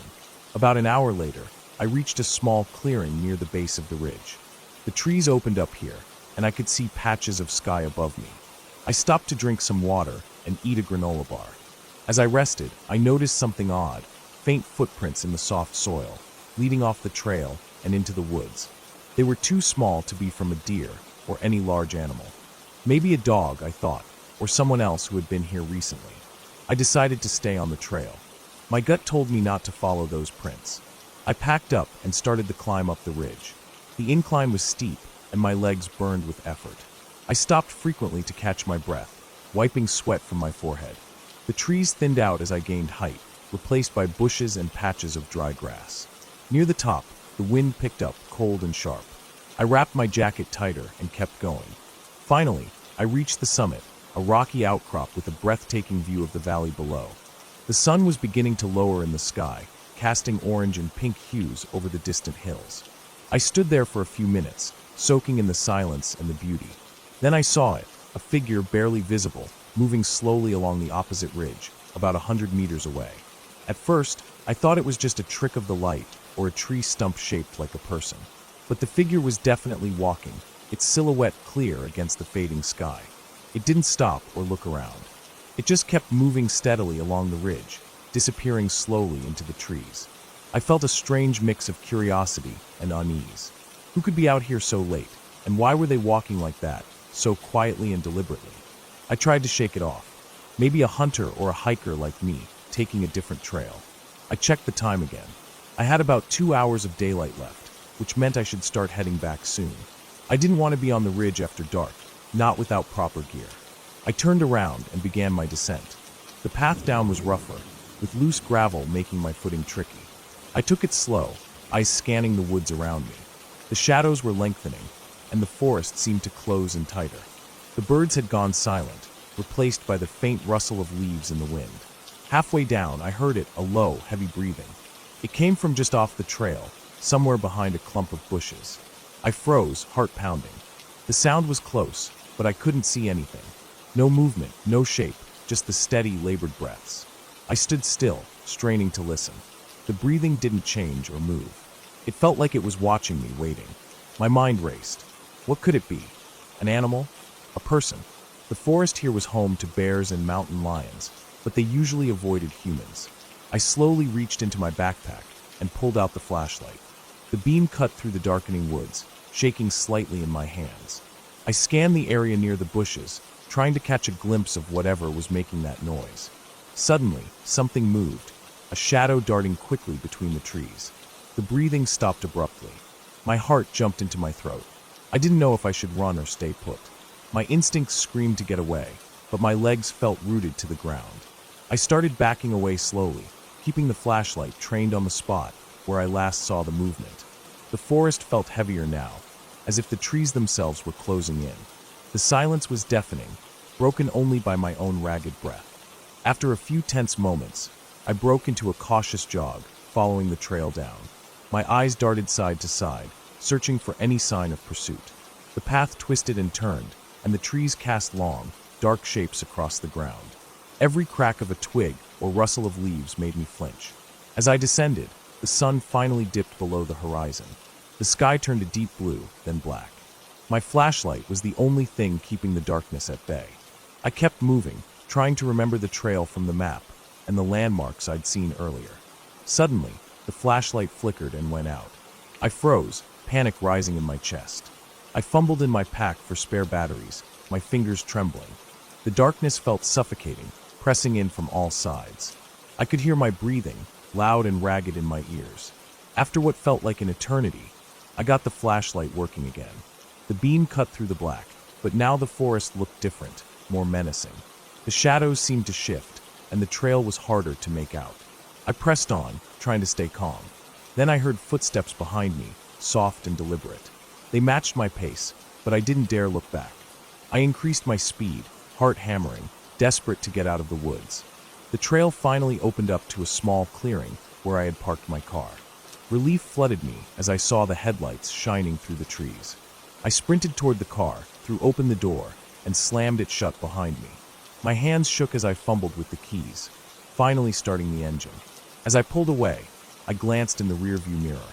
For a brief second, I thought I saw a figure standing at the edge of the clearing, watching me leave. But when I blinked, it was gone. I drove down the dirt road, heart still racing, ears straining for any sound from the forest.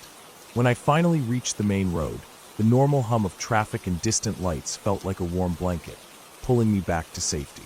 That night, I couldn't sleep. I kept replaying what I'd seen and heard. Who was that figure on the ridge? What made that breathing in the woods? I had no answers, only questions that kept me awake. But one thing was clear. Some places in the wild aren't meant to be explored alone, especially when the shadows grow long and the silence starts to whisper.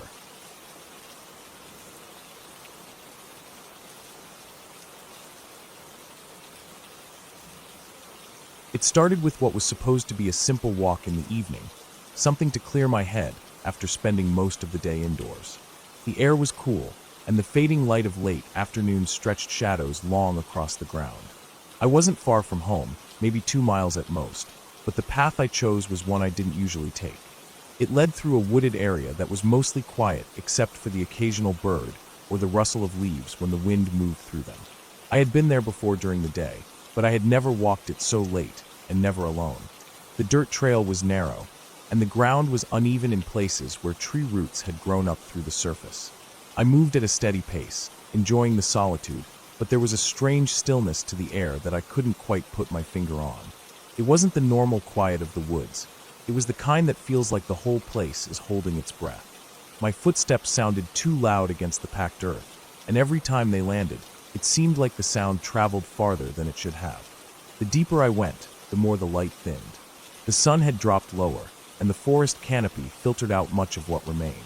The path bent and wound between thick trunks, their bark rough and dark, and low branches sometimes reached in close enough to brush against my arms.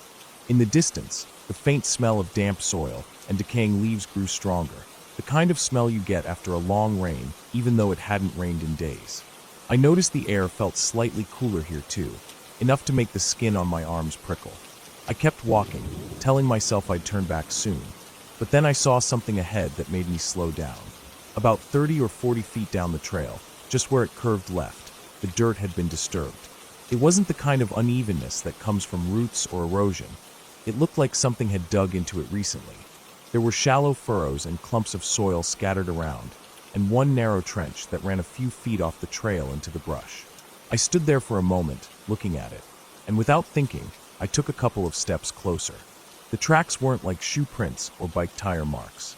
They were wide, oddly shaped impressions, deep in some spots and almost invisible in others, like whatever made them had uneven weight or had been dragging something.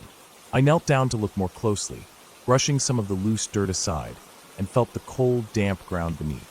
The edges of the impressions were sharp, which meant they were recent, probably within the last day. My mind went over what it could be. Maybe a large dog, maybe a deer, though they seemed too deep for that. I stood up and scanned the trees around me. They were packed tight, with patches of undergrowth thick enough that you couldn't see more than a few feet in. Every now and then a breeze moved through, making the leaves hiss softly, but otherwise it was silent. Too silent. I realized I couldn't hear birds anymore, not even the distant ones, and that gave me a strange knot in my stomach. I decided I'd keep walking just a little farther, and then turn around, mostly because I didn't want to make it seem like I was spooked by nothing. A few minutes later, I started to notice small signs that something had passed through recently. A broken branch here, a patch of flattened grass there. In some spots, leaves were missing entirely from the ground, like they'd been brushed away by movement. I kept moving forward, but my pace slowed without me realizing it. My ears strained to pick up any sound, and my eyes kept flicking between the path ahead and the shadows off to either side. That feeling of being watched crept in.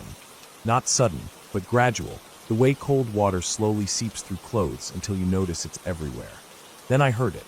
At first, it was faint enough that I thought I imagined it, just a soft, steady crunch in the leaves somewhere behind me. It stopped the moment I did.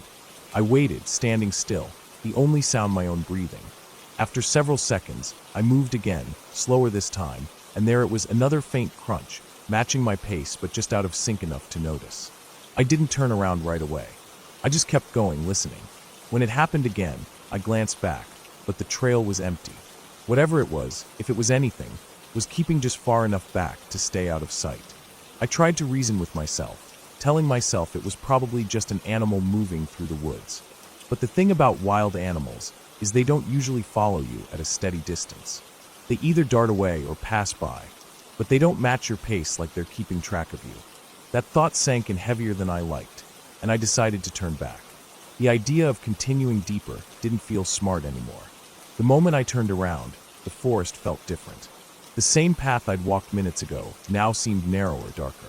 My steps were quicker now, my eyes fixed on the trail ahead, but constantly scanning the edges of my vision.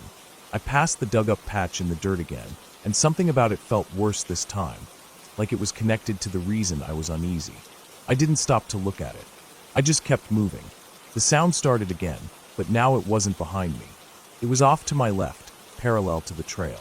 The crunch of leaves, then silence, then the faintest rustle like something brushing past low branches.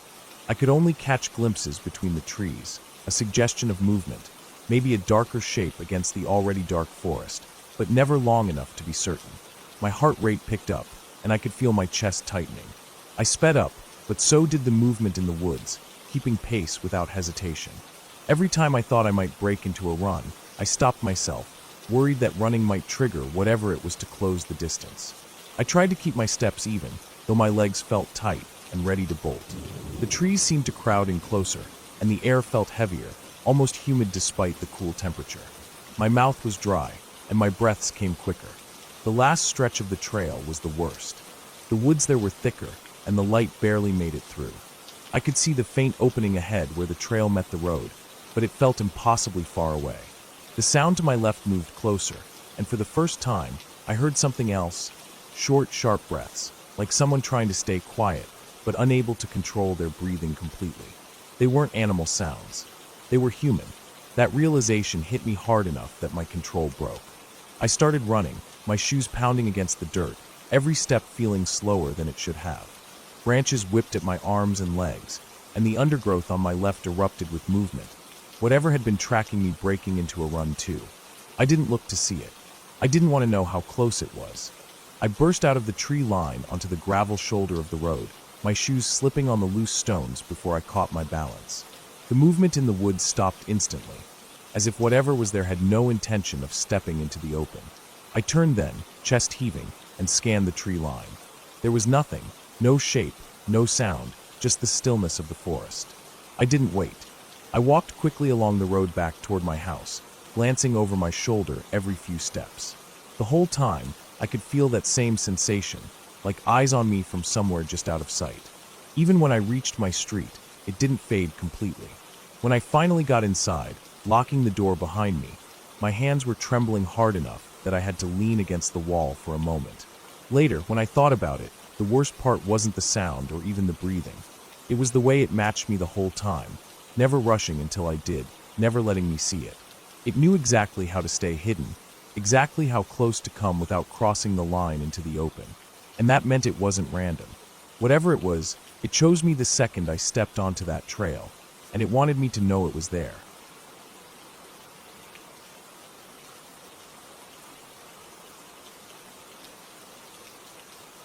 It started in the late afternoon, when the sun was hanging low and the shadows in the valley began to stretch across the dirt road.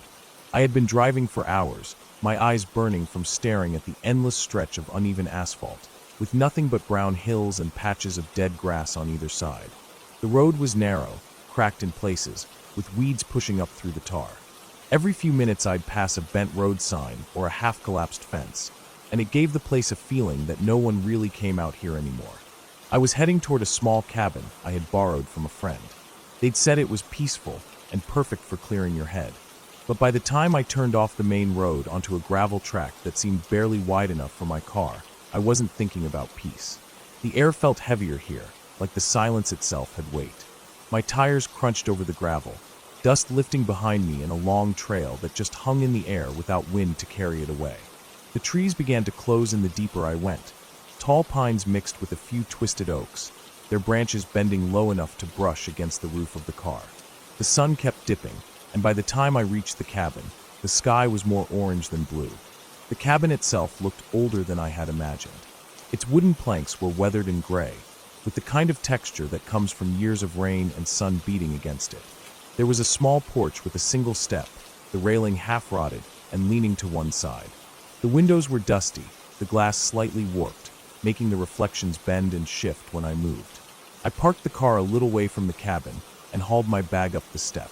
Inside, it was small but not unpleasant, just a single room with a small bed against the back wall, a wood-burning stove, and a table with two mismatched chairs.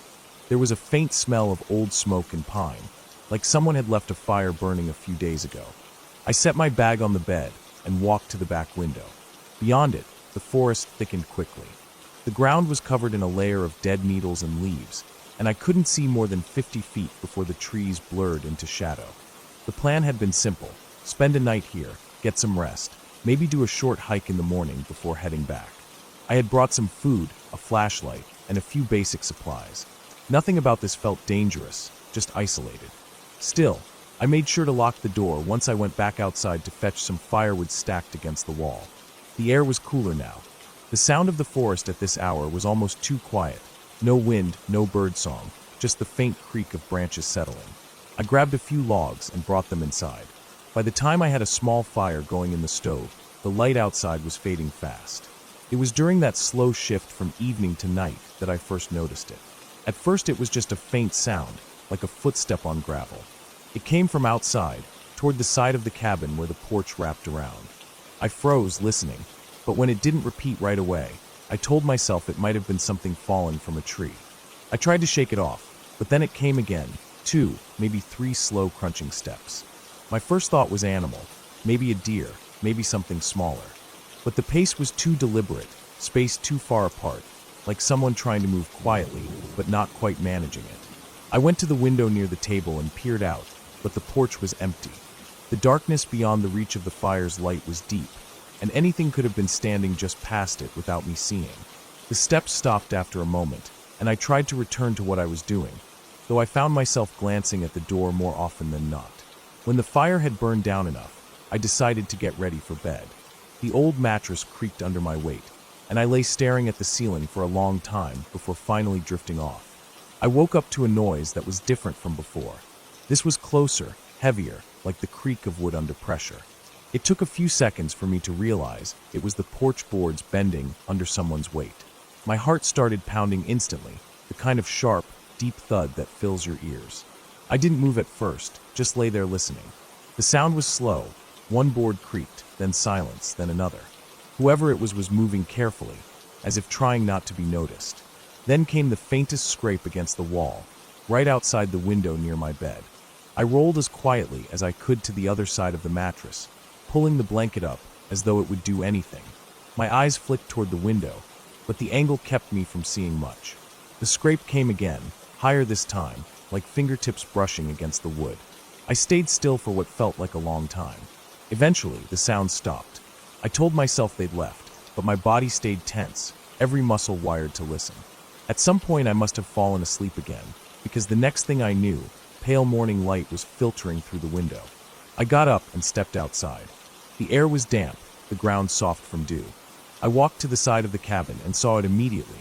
On the wall, about chest height, were 3 long streaks in the dust on the wood. They weren't claw marks.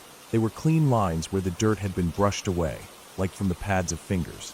I told myself it could have been anything, branches, maybe, but branches didn't leave lines like that. The rest of the day I stayed close to the cabin, uneasy but not ready to leave yet. I forced myself to walk a little way into the trees, collecting more firewood. The deeper I went, the darker it felt. The ground here was uneven, small mounds and dips hidden under leaves, and I had to watch my step. I stopped once when I thought I heard something behind me, just a faint shift of weight on the forest floor. But when I turned, nothing moved. By late afternoon, the shadows started to grow again. I sat on the porch for a while, watching the edge of the forest. That's when I saw it. A shape, standing just inside the tree line, not moving. It was too far to see clearly, but it wasn't an animal. The outline was wrong, tall, narrow still. My mouth went dry instantly. I stared at it for what must have been minutes, trying to see if it was a trick of the light. Then slowly, it turned and stepped back into the trees. That night was worse than the first. I didn't even bother trying to sleep. I kept the flashlight close, the fire in the stove going strong, listening for anything. Around midnight, I heard movement again, this time circling the cabin. Gravel crunching, boards creaking, then silence, then movement again from another side. I stayed sitting in the chair by the stove, barely breathing, until the sounds faded into the distance. By dawn, I had made up my mind. I packed quickly, checking the windows every few seconds. The forest was quiet again, but the kind of quiet that felt like something watching. I loaded my bag into the car, started the engine, and didn't look back until I hit the main road. Even then, in the rearview mirror, I thought I saw a figure standing far down the gravel track, half hidden by the trees. I didn't slow down. I didn't stop.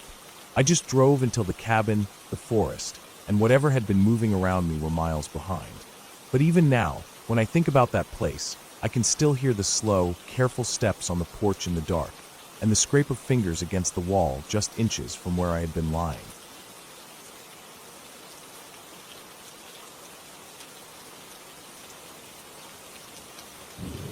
It was late in the afternoon when I decided to go for a drive outside of town.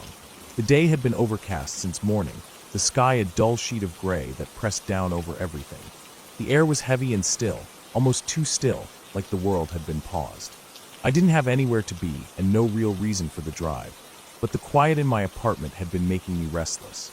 I wanted to get away from the sound of the ticking clock and the hum of the refrigerator. I wanted to see something different, even if it was just the empty countryside. I drove out past the edges of the city until the houses thinned out into scattered farms. The road wound between long, flat fields of dry grass and skeletal trees. There were no sidewalks here, no streetlights, just two narrow lanes of cracked asphalt cutting through land that looked abandoned. Every so often I would pass a weathered mailbox leaning at an angle, or an old barn with its roof sagging in the middle. The light was fading faster than I had expected, and the horizon was already taking on that dim, bluish tone that comes right before night. I thought about turning around, but the road kept pulling me forward. After another 15 minutes, the pavement turned into gravel without warning. The sound under my tires changed, the car rumbling and crunching over the uneven surface. Dust rose in the rearview mirror, hanging in the still air like smoke. I slowed down, scanning for a place to turn around, but the road was narrow, lined with overgrown ditches. The trees had closed in tighter now, tall and bare, their branches tangled together overhead like dark veins against the pale sky. I kept driving, thinking maybe there would be a wider spot ahead. That's when I saw the truck. It was an old, dark pickup parked on the right side of the road, facing my direction. The hood was dull with rust, and one of the headlights was cracked. There was no one in sight, and the driver's door hung half open. At first, I thought maybe it had broken down, but the way it was sitting there, just slightly crooked, gave me a strange feeling I couldn't place. I slowed down even more, my hands tightening on the wheel, eyes scanning the trees on both sides. No movement, no sound except the low hum of my engine. I passed it slowly, glancing into the cab as I went by. The seats were torn, and there was a dirty blanket thrown across the passenger side. On the floor, something metallic caught the light, maybe a wrench or a crowbar. The rearview mirror was missing. I didn't see any keys in the ignition. My stomach felt tight, and I pressed down on the accelerator, wanting to put distance between me and that truck. The road ahead curved slightly, and the trees seemed to press in closer. The light was fading so quickly now that it was hard to tell where the branches ended and the shadows began. I glanced in my rearview mirror out of habit. That's when my heart gave a hard, painful thud. The truck's headlights had come on. I gripped the wheel, eyes darting between the mirror and the road ahead. The truck wasn't moving yet, but the beams were bright and steady, cutting through the dimness. I told myself maybe someone had just come back. Maybe they'd been in the woods and were about to drive off. But then the headlights shifted slightly, like the front wheels had turned toward the road. I pressed the gas a little more, not wanting to floor it and look like I was panicking. The gravel rattled under the tires, and my car swayed slightly on the uneven road. In the mirror, the truck was moving now, slow at first, then picking up speed. I could see the dust rising behind it. The road was still narrow, and the ditches on either side looked deep enough to wreck my car if I swerved off. The trees were like walls now, blocking out any view of the sky except for a thin strip above. My chest felt tight, my pulse pounding in my ears. I kept my eyes forward, scanning for any sign of a turn or an intersection. Nothing. Just more road twisting ahead into the deepening shadows. The truck was closer now, maybe 100 feet back, its engine a low, steady growl beneath the sound of my tires. My mouth had gone dry, and I could feel sweat gathering at the base of my neck. Every instinct was telling me not to stop, not even to slow down. I thought about calling someone, but my phone was in the passenger seat, and I didn't dare take my eyes off the road long enough to grab it. The first sharp turn came up fast. I took it too quickly, the tires spitting gravel, and the back of the car fishtailed before I corrected it. In the mirror, the truck took the corner just as fast, its headlights swinging wildly across the trees before locking back on me. I pushed the accelerator harder, the engine straining. The speedometer needle crept higher, but the road seemed to go on endlessly, twisting and bending, never giving me a straight stretch where I could really open it up. Then I saw the dead deer. It was lying on its side in the middle of the road, its legs stiff, eyes clouded over. I had just enough time to swerve around it, the edge of my right tire dipping into the gravel shoulder. The truck behind me swerved too, missing it by inches. The sight of it made my stomach turn, not just because it was dead, but because it looked fresh, no signs of decay, no scavenger marks. Like it hadn't been there long at all. The trees began to thin slightly, and up ahead I saw what looked like an old dirt driveway breaking off to the right. It was narrow and half hidden by weeds, but it was the first chance I'd had to get off this road. Without thinking, I cut the wheel hard and turned into it, the car bouncing over ruts and rocks. Branches scraped along both sides, and the ground was uneven, making the suspension groan. I drove until the driveway curved sharply around a cluster of thick trees, and I pulled off to the side, cutting the engine. My hands shook as I killed the headlights. The sudden silence felt deafening after the constant roar of tires and wind. I sat there, gripping the wheel, eyes fixed on the narrow strip of driveway I could see through the trees. The sound of the truck's engine grew louder again, then passed by without slowing. The glow of its headlights swept across the woods for a moment, then faded. I stayed still, barely breathing, waiting. A minute passed. Then two. The woods were so quiet that I could hear my heartbeat in my ears. No crickets, no wind, nothing. Just heavy, unmoving silence. After what felt like forever, I started the car again, keeping the headlights off. I eased back toward the road, stopping just short of the edge. There was no sign of the truck in either direction. I turned left, heading back the way I'd come. Every bump in the gravel felt sharper now, every shadow darker. I didn't stop until I hit pavement again, and I didn't look in the mirror more than once. When I finally saw the lights of the city ahead, my chest loosened for the first time in what felt like hours. When I got home, I sat in the car with the engine off, staring at the faint reflection of my face in the windshield. My hands still felt unsteady. I kept thinking about that truck, sitting there on the side of the road with its door open, and how quickly it had started after I passed. Whoever was inside hadn't been broken down. They'd been waiting, and I'd almost found out for what.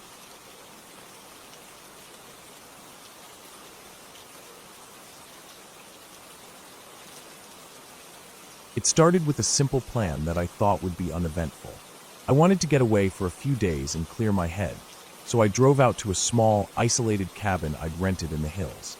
It was tucked into the woods, far from town, reached by a winding dirt road that had no streetlights and no houses along the way. I arrived in the late afternoon, just before the sun started sinking behind the tree-line. The air was cool, carrying the faint smell of pine and damp earth. The only sounds were the occasional rustle of leaves and the distant creak of tree branches swaying in the breeze. The cabin was small but well-kept, with a porch that overlooked a narrow clearing. Beyond the clearing, dense woods stretched for miles, the kind of forest where you could get lost within minutes if you weren't careful. I unpacked my bags inside, noting the way the old floorboards groaned under my weight. There was no phone signal here. The place was lit by a couple of small lamps that gave off a warm, yellow light, and in the corner of the room was a wood stove for heating. After unloading my stuff, I stepped back outside. The air felt colder now, the sun barely visible between the tops of the trees. The shadows grew longer, stretching like dark fingers across the ground. I walked to the edge of the clearing and looked into the forest. It was quiet, unnaturally so. No birdsong, no chirping insects, just the sound of my own breathing. I stood there for a while, feeling a faint unease I couldn't quite explain. Eventually, I told myself it was just because I wasn't used to the silence. That night, after making a quick dinner, I sat out on the porch with a mug of coffee. The light from inside spilled across the porch floorboards, but beyond that, the darkness was thick. I could barely see past the first line of trees. Every now and then, I thought I heard something out there, a faint crunch of leaves, a shift in the underbrush, but it would stop as soon as I focused on it. I stayed out there for maybe 20 minutes before the cold and the quiet began to feel oppressive, and I went back inside. The cabin had a single bedroom, small and simple. I got into bed early, pulling the blanket up to my chin. I left one of the lamps on in the main room. I've never liked complete darkness. For a while, I just lay there listening. The woods outside were silent, but the kind of silence that feels heavy, like it's hiding something. Eventually, my eyes grew heavy and I drifted off. Some time later, I woke to the sound of something moving outside. At first, I thought it was an animal. The steps were slow, deliberate, spaced far enough apart that it didn't sound like a deer or anything small. I lay still, my ears straining. It circled the cabin, the sound of weight shifting over dead leaves and twigs. My heartbeat picked up. I stayed quiet, not daring to move. The footsteps stopped near the front porch. There was no knock, no voice, just stillness. I waited for what felt like minutes. Then came the sound of wood creaking under weight. Something was on the porch. I got out of bed slowly and moved toward the main room. The lamp was still on, its soft glow casting weak light toward the door. My shadow stretched across the floor. I glanced at the window but couldn't see anything outside. It was just black. The porch creaked again, this time closer to the door.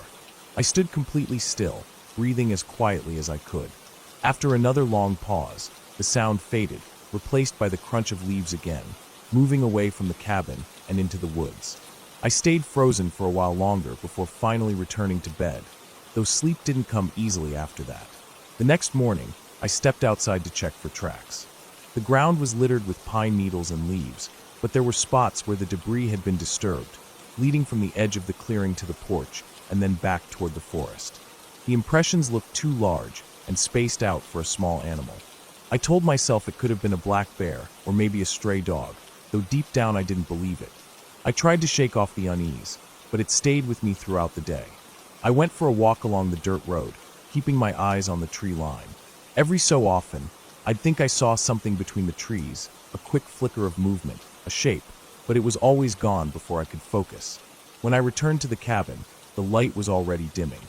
That night, I made sure the door was locked, the windows shut tight. I ate quickly and stayed inside, reading a book just to distract myself. The silence outside pressed against the walls, and I kept glancing toward the window, expecting to see something standing there. It was just after midnight when I heard the noise again. This time, it wasn't footsteps. It was a faint scraping sound, like something dragging across wood. It came from the back of the cabin. I froze, my eyes fixed on the rear wall. The sound continued for a few seconds, then stopped. I strained to hear anything else, but there was only silence. I didn't sleep much that night. I sat in the main room with the light on, waiting for something to happen, but nothing else came. The following morning, I walked around the cabin. Near the back, I found a section of the wall where the wood was marked with long, shallow scratches. They weren't deep, but they were fresh. The lighter wood underneath showed through clearly. The logical part of my mind told me it was probably an animal, but the scratches were high, higher than a raccoon or fox could reach without climbing. The rest of that day passed quietly, but the sense of being watched never left. Anytime I stepped outside, I felt eyes on me from somewhere in the trees. The wind was still, the air cold and unmoving, and the woods seemed to hold their breath. On the third night, I was in bed when I woke to the unmistakable sound of the porch creaking again. My heart began to pound instantly. The steps were slow, deliberate, heavier than before. They moved right up to the door, and then there was a pause. The silence stretched out until I could hear the blood rushing in my ears. Then came a soft but distinct sound, the slow turn of the door handle. I stayed perfectly still, every muscle tense. The handle stopped, and for several seconds there was nothing. Then the footsteps retreated, the porch groaned again, and the sound of movement faded into the woods. At dawn, I packed my bags. I didn't take time for breakfast or even coffee. I loaded everything into the car, keeping my eyes on the tree line. The forest was quiet as ever, and nothing moved. I drove away down the dirt road, my hands tight on the wheel. In the rearview mirror, the cabin disappeared behind the trees, swallowed by the forest. It's been weeks since then, but the memory of that silence, those careful, deliberate steps, still comes back at night. I don't know who or what was out there. All I know is that if I had stayed one more night, I might have found out. And I don't think I would have liked the answer.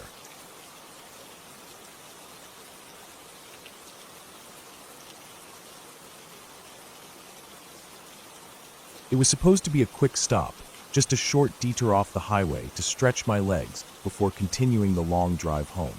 I had been on the road for hours, and my eyes were heavy from staring at the same endless strip of asphalt. The air outside was cool, the kind of early evening chill that settles in as the sun starts dipping low. I pulled over at a small gravel turnout on the side of a quiet country road, far from any town. There was no traffic, no lights, just the thin gray strip of road cutting through fields and patches of woods. The moment I stepped out, the silence struck me. It wasn't the kind of peaceful quiet you might hear in a park or a backyard. It was deeper, heavier. There were no distant cars, no voices, not even the sound of wind in the trees.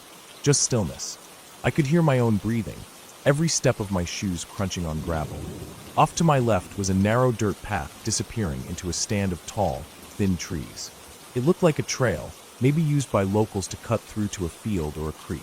I didn't plan on going far, just enough to walk off the stiffness in my legs.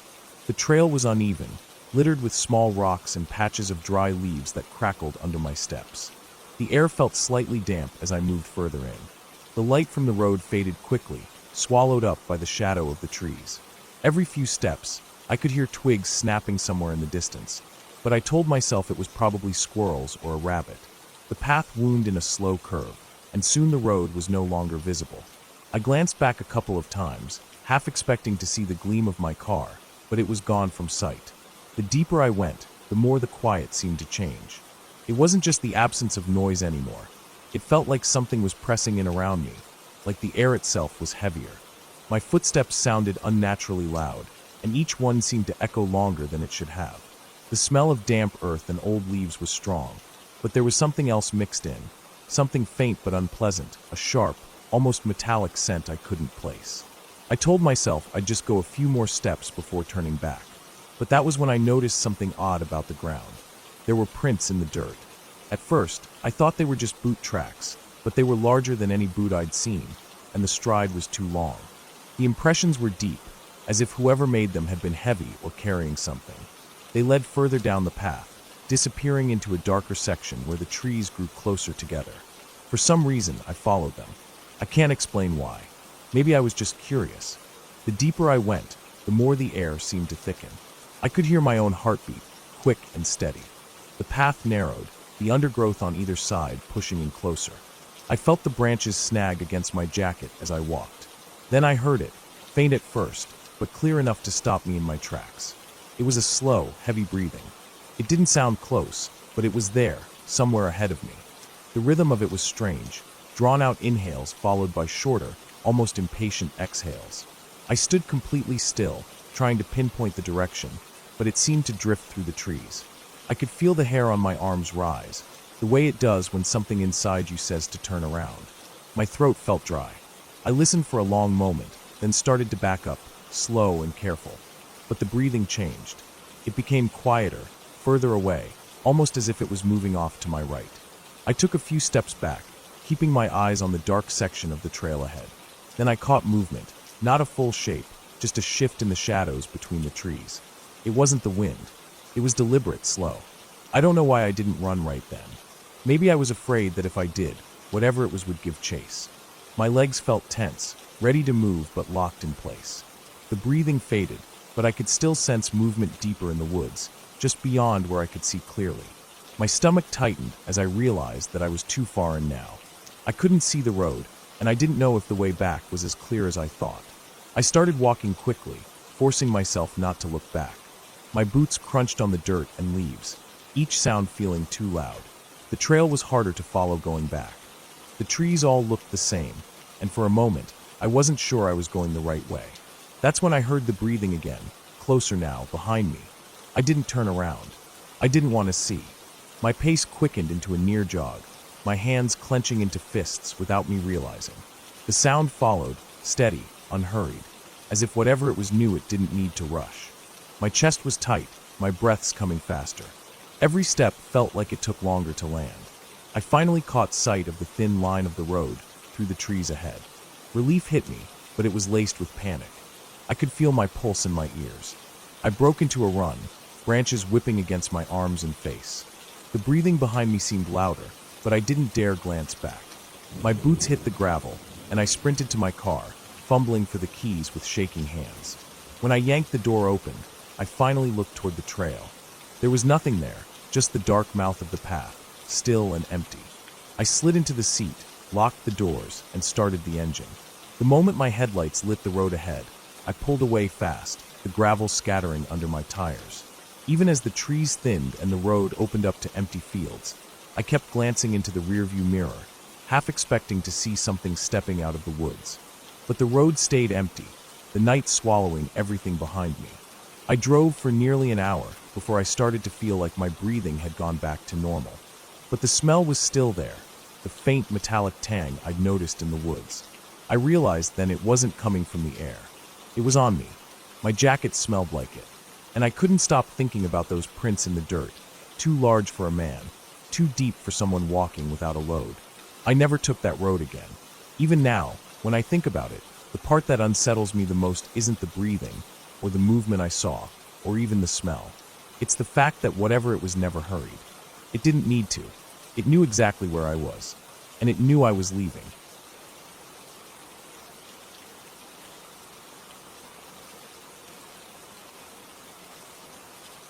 I still remember how everything felt that day. The way the air seemed heavier than usual, like it was holding its breath, waiting for something. It started as a simple hike, just me and my camera, eager to get some quiet time and maybe capture a few good shots in the forest near my town. I'd been there plenty of times, knew the trails well, or so I thought. The morning was cool but clear. The sun was just rising, throwing soft golden light between the trees, and the dew was still clinging to the leaves and grass. I took my usual path, an old dirt trail that curved gently through thick pine and birch, the kind of place where the smell of wet earth and moss sinks deep into your lungs. Birds were singing quietly, nothing out of the ordinary. I stopped often, crouching or kneeling to focus my lens on a spider's web heavy with tiny drops of water or the delicate patterns on a fallen leaf.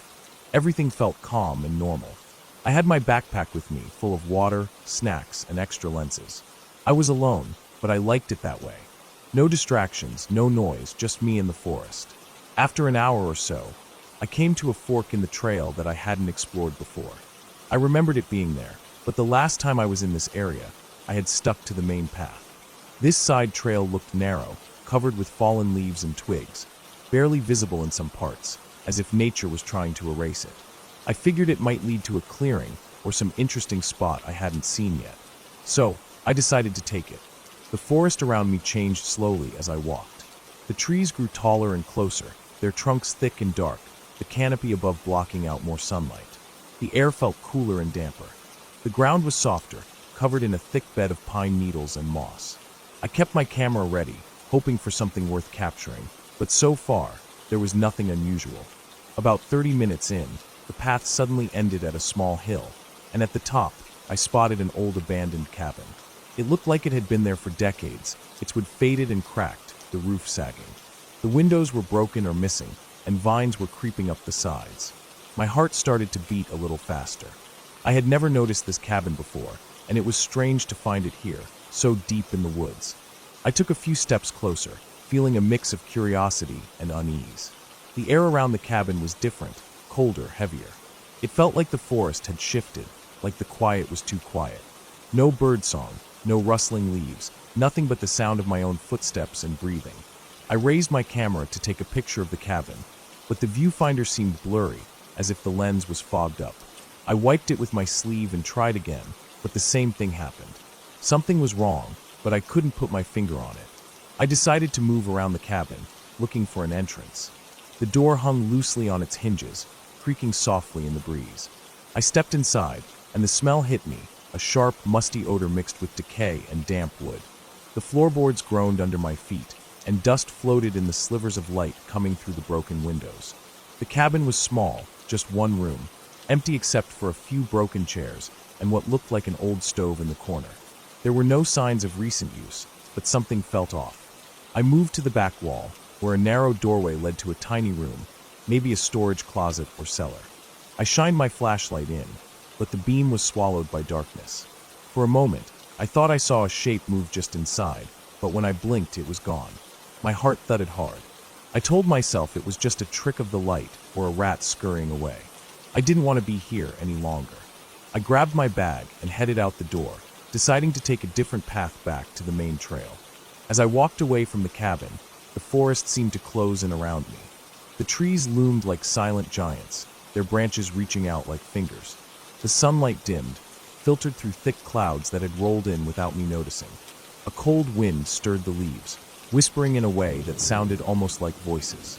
I shook my head, trying to focus on the trail, but I realized I didn't recognize it anymore. The path was gone, swallowed up by fallen branches and thick underbrush. I tried to turn back the way I came, but everything looked the same. Tall trees, dark shadows, the same silence pressing in on me. Panic started to rise. I checked my phone, no signal. The battery was still good, but the map app couldn't locate me. I was lost. I took a deep breath and told myself to stay calm. I had water and snacks. I would find my way back. I started walking, trying to mark my path with small piles of stones and broken twigs. The forest grew darker as the sun slipped behind the clouds. Shadows lengthened, and the wind picked up, carrying a cold, damp chill. After what felt like hours, I found a stream. The sound of running water was a relief. I knelt down, drank some water, and refilled my bottle. I followed the stream, hoping it would lead me to a road or a clearing. As night fell, the forest became a different place. The sounds of insects and animals changed, more urgent, almost like a warning. I set up a small camp near the stream, building a fire with wet wood that smoked more than it burned.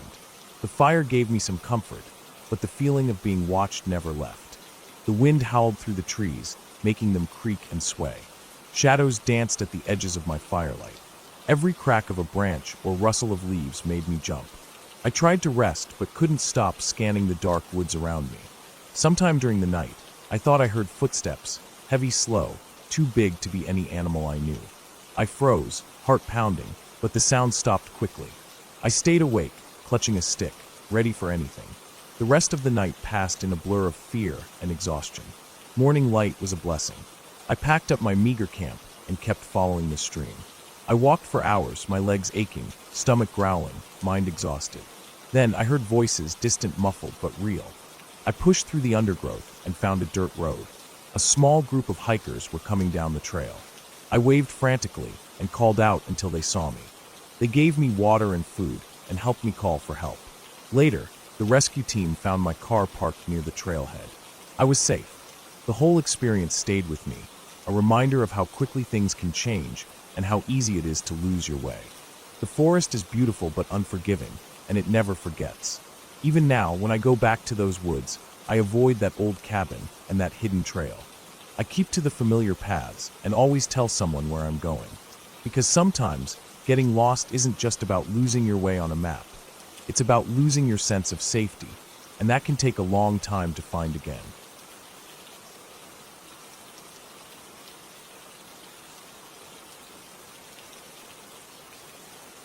I woke up to the soft glow of dawn slipping through the thin curtains of the small cabin. The air was still cool, carrying the faint smell of pine and wet earth that clung to the woods outside. I had arrived the day before, alone, hoping to find some peace away from the noise of the city and the buzz of everyday life. The forest stretched all around me, thick with towering firs and twisted oaks, the ground blanketed in a soft layer of moss and fallen leaves. It felt calm, quiet in a way that was almost unnatural, like the woods were holding their breath. I decided to start the day with a walk, needing to stretch my legs and explore the trails I'd heard about from the old man at the ranger station. The trailhead was just a short walk from the cabin, marked by a weathered wooden sign half swallowed by ivy. The path was narrow, winding between trees so close their branches tangled overhead, casting long shadows even in the growing light. The forest floor was uneven, the roots snaking across the trail like sleeping snakes waiting to trip the unwary. I moved carefully, boots crunching softly on the scattered needles and twigs. As I walked, I tried to ignore the feeling that I was being watched. It wasn't the kind of watching that happens in a busy street or at a crowded bar. This was something else, a silent, patient observation that seemed to come from the woods themselves. Every snap of a twig or rustle of leaves made me glance over my shoulder. But each time, there was nothing, just trees, still and silent. After a couple of hours, the trail began to climb. The trees grew thinner, and patches of sunlight broke through the canopy, warming the damp soil. The air smelled fresher here, mixed with the sharp scent of wildflowers and the faint, distant smell of smoke from a fire someone had built days ago. I paused on a large rock to catch my breath and drink some water from my bottle. Looking around, I could see the tops of the hills rolling out in every direction, the forest stretching far beyond where my eyes could reach. I started to head back, but then I noticed something odd on the ground, a series of footprints pressed into the soft earth, leading off the trail and into the thicker brush. They were large, with deep impressions and oddly spaced, as if the creature that made them had a long stride. The prints didn't match anything I knew from animals or even humans. I followed them out of curiosity, the branches scraping at my jacket as I pushed deeper into the undergrowth. The footprints led me to a small clearing surrounded by trees, so close together their trunks formed a kind of wall. In the middle was a shallow pit, maybe a meter across, filled with broken branches and leaves, as if something had tried to make a nest or hide something there. I felt a strange chill run through me as I looked into the pit. The soil around it was disturbed, fresh, and there were bits of dark red stains on the rocks nearby. My heart started to beat faster, and for a moment, I thought about turning back. But something held me there. I knelt down and reached out to touch the soil. It was soft and warm. Then, the sharp snap of a branch nearby made me jump to my feet, spinning around. The forest was quiet again. No movement.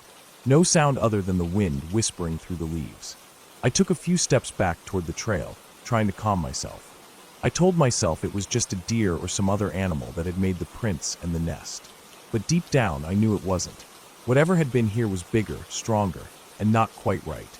As the afternoon wore on, the sky started to darken with thick clouds rolling in fast. I checked my watch and realized I had been gone longer than I planned.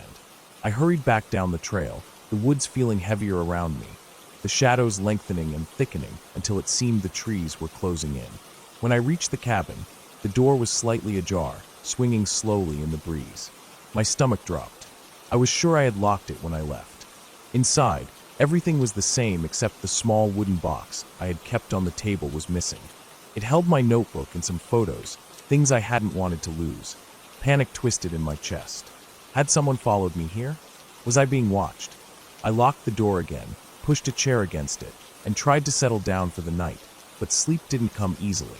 Outside, the rain began to fall in heavy sheets, pounding on the roof and windows. The forest seemed alive with sound, the steady drumming of rain, the groan of the wind, the distant call of an animal I couldn't identify. Every noise made me jump. Hours passed, and the storm intensified. Lightning split the sky, illuminating the trees in sharp, white flashes. Thunder rolled over the hills, shaking the cabin. I stayed close to the window, watching the rain blur the world outside, my mind racing. Then, just after midnight, the power went out. The cabin plunged into darkness. I fumbled for my flashlight and clicked it on, the beam cutting a narrow circle of light in the blackness. As I moved toward the door to check the locks again, I heard it, a soft scratching sound at the window. Frozen, I held my breath and shone the light toward the noise. Nothing but rain-streaked glass. The scratching came again, louder this time, like nails scraping wood. My pulse slammed in my ears as I backed away from the window. The sound moved around the cabin, circling, scratching, sometimes pausing, then starting again. I wanted to call for help, but the phone had no signal. My only hope was to wait for daylight. Hours passed with the scratching continuing, until finally, just before dawn, it stopped. The rain eased, and the forest fell silent again. I didn't sleep. As soon as the sky lightened, I packed my things and left the cabin behind. On the way back down the trail, I looked again for the footprints but found only the rain-washed earth, smooth and untouched. When I reached the ranger station, I told them about the footprints and the noises. They looked at me like I was crazy, but said sometimes bears or large animals wander close to cabins during storms, drawn by the smell of food. But the footprints I described were nothing like a bear's, and the scratching around the cabin didn't match any animal behavior I'd heard of. I never went back to that part of the woods. The memory stayed with me, a quiet reminder that some places hold secrets you don't want to find. Even now, when the wind howls outside or the rain taps at my window, I think about those footprints and the scratching, and I wonder what was really watching me from the shadows, waiting for the storm to hide it.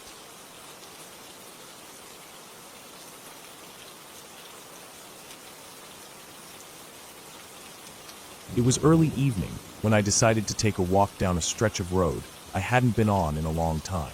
The sun was already low, the sky still holding on to the last bits of daylight, but the air felt heavier than usual. The place was far from town, the kind of road where you could walk for a mile and not see another person. On one side was a row of tall, untrimmed hedges, and behind them a thick, dark tree line. On the other side was a wide, empty field with patches of wild grass swaying in the slight wind.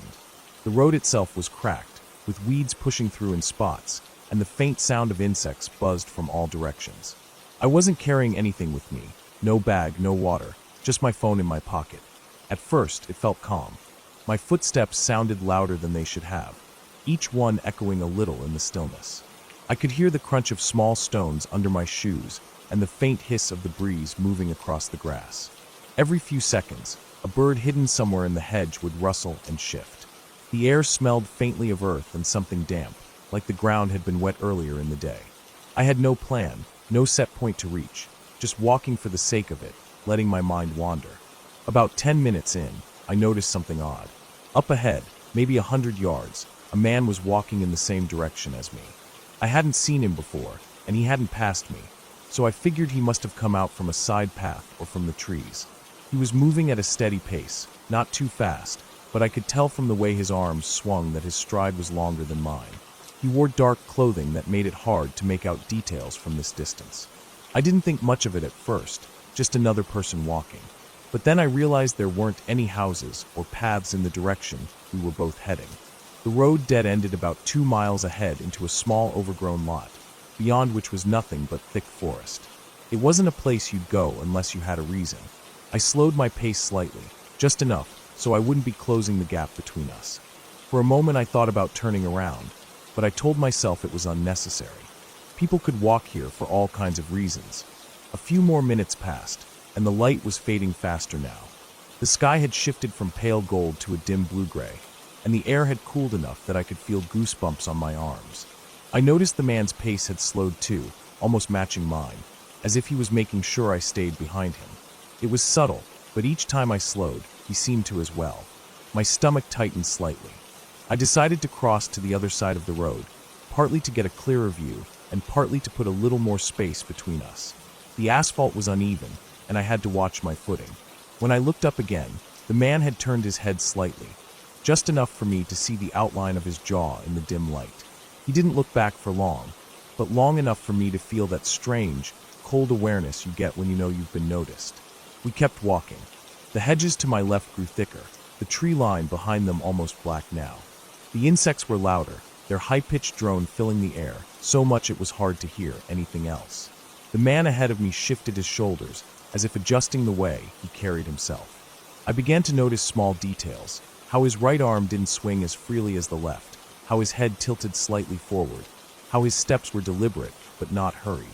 At this point, my thoughts were turning over slowly but steadily. If I turned around now, it would be obvious. He might see it as a signal. But if I kept going, I'd be heading deeper into a stretch of road with no exits and no houses. I glanced back, hoping maybe another person had come along, but the road behind me was empty all the way to the curve. A little further ahead, the road narrowed where the hedge grew closer to the field. That section always made me uneasy even in the daytime, because the visibility dropped to almost nothing. I knew once we passed through it, there'd be an even darker stretch where the trees hung directly over the road. My mind kept telling me to stop walking, but my legs carried me forward anyway. I noticed something else. Every time I let my eyes wander to the side for more than a few seconds, the man's head would shift slightly, like he was checking to see if I was still there. It wasn't a full turn, just a small movement, but enough to make me certain he was aware of me the entire time. As we reached the narrow stretch, the sounds around us seemed to muffle. The breeze died down, and the buzzing of insects seemed more distant, replaced by the quiet scrape of our shoes on the rough surface. My breathing felt louder in my own ears, and I tried to keep it steady. Halfway through the shaded section, the man did something that made my chest tighten. He slowed just slightly, enough that I began to close the distance without meaning to. Then he shifted to the far side of the road, almost as if making space for me to pass. I didn't want to pass him. Something about the idea of being ahead of him on this empty road felt worse than staying behind. I slowed too, matching his new pace. The next thing I noticed was the way his right hand moved. It had been hanging loosely before, but now his fingers flexed every few seconds, like he was testing them. I couldn't see anything in his hand, but the thought that there could be something small, something he could hide easily, made my throat go dry. When the road opened up again, I expected him to keep going straight toward the dead end.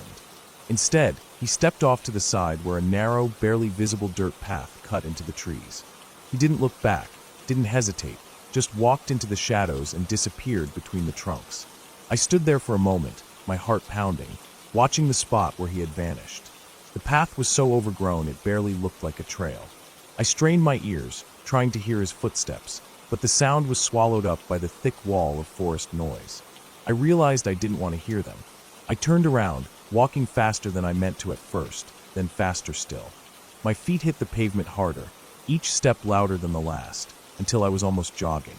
I didn't stop until the curve in the road came into view, and I could see the faint glow of distant streetlights. When I finally reached the edge of town, I kept glancing back. I didn't see him again, but I couldn't shake the image of the way he had turned his head, just enough to let me know he was aware of me. The road beyond that curve still stretched into the dark, quiet distance, and somewhere in that silence was the narrow path he had taken. For the rest of the night, every time I thought about it, I kept coming back to the same thing. He hadn't been heading anywhere most people would go, and there was no reason for him to match my pace unless he wanted to. That dirt path had no lights, no houses, no reason to exist unless you already knew where it went. And now I knew there was someone out there who did.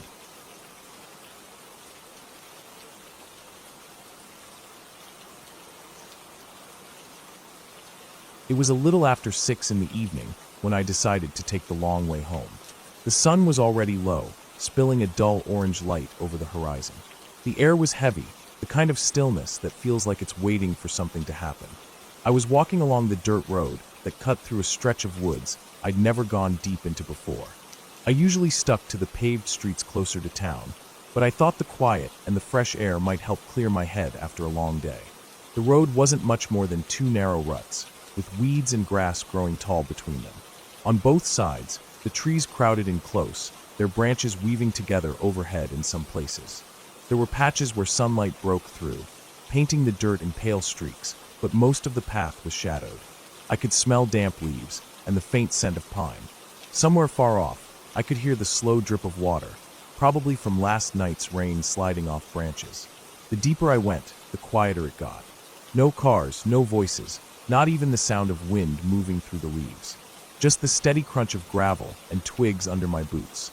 After a while, I noticed the road started to slope slightly downward, and the trees on the left side leaned in at an angle, their trunks stretching tall before vanishing into the dim canopy. On the right, the ground dropped off into a shallow ditch, overgrown with thorn bushes and tall grass. I figured it would level out eventually, so I kept going. It was when I reached the bend that I first felt something was off. It wasn't anything I could see, just a shift in the air. The stillness I'd noticed earlier felt heavier now, thicker, like the air was pressing in on me. My steps slowed without me even deciding to slow them. The road ahead curved out of sight, the shadows pooling thicker around it. I stood there for a second, looking at the dark bend, and realized I hadn't heard a single bird or insect in a while. Even the distant dripping sound had stopped. I pushed forward, telling myself I was just being stupid, that the silence was nothing.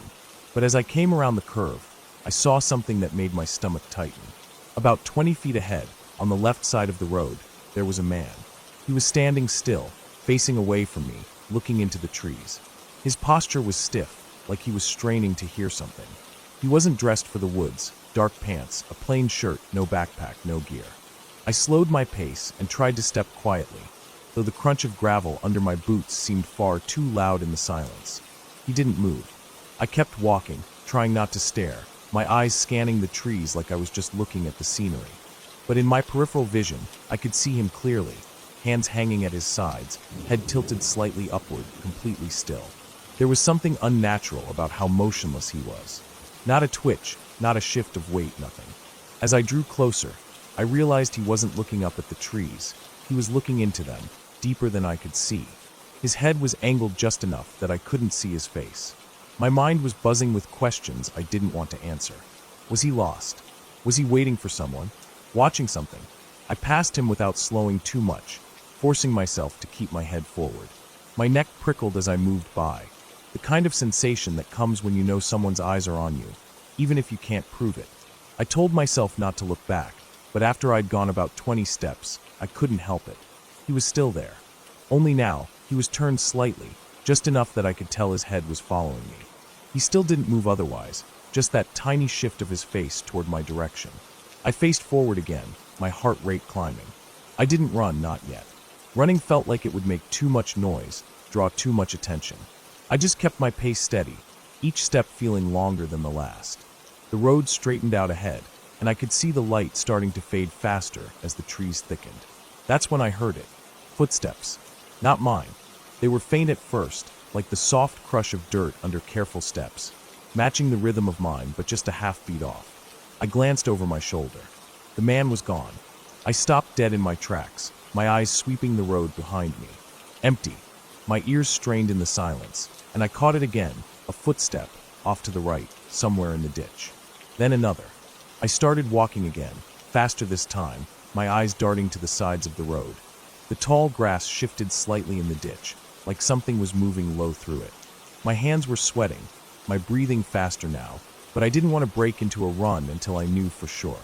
The sound followed me. Every time my boots hit the ground, there was a delayed echo from the grass, sometimes closer, sometimes farther. It wasn't random, it was keeping pace. When the ditch ended and the ground leveled out again, I finally glanced sharply to my right, just a flicker of movement, something dark low, slipping between the trunks. It wasn't a full shape, just the shadow of one. I didn't think anymore. I started running.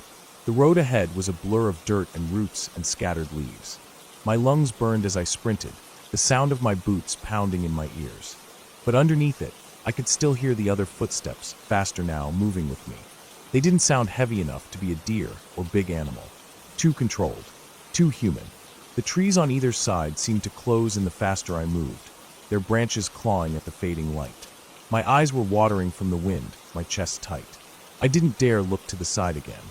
Finally, through the trees, I caught a faint glow ahead, an opening where the road met the edge of the woods. I pushed harder, my legs screaming with the effort. The footsteps behind me quickened too, so close now I could almost feel them in the vibrations of the dirt. I broke out of the tree line into an open stretch of grass. The glow was from a porch light about 50 yards away, the first house I'd seen in miles. I didn't stop, didn't slow until I was nearly at the front steps. Only then did I glance back. The road was empty. The tree line behind it was still. I stood there, chest heaving, sweat running cold down my back. Whoever, or whatever, had been there was gone. But the ditch, the silence, the man, the footsteps, they were all burned into my head like they had been waiting for me all along. When I finally walked the rest of the way home, I stayed to the paved streets, under the streetlights, where the shadows didn't press so close and the silence didn't seem to breathe. I never took that dirt road again, and I never forgot the way those footsteps followed mine, always just a half beat behind.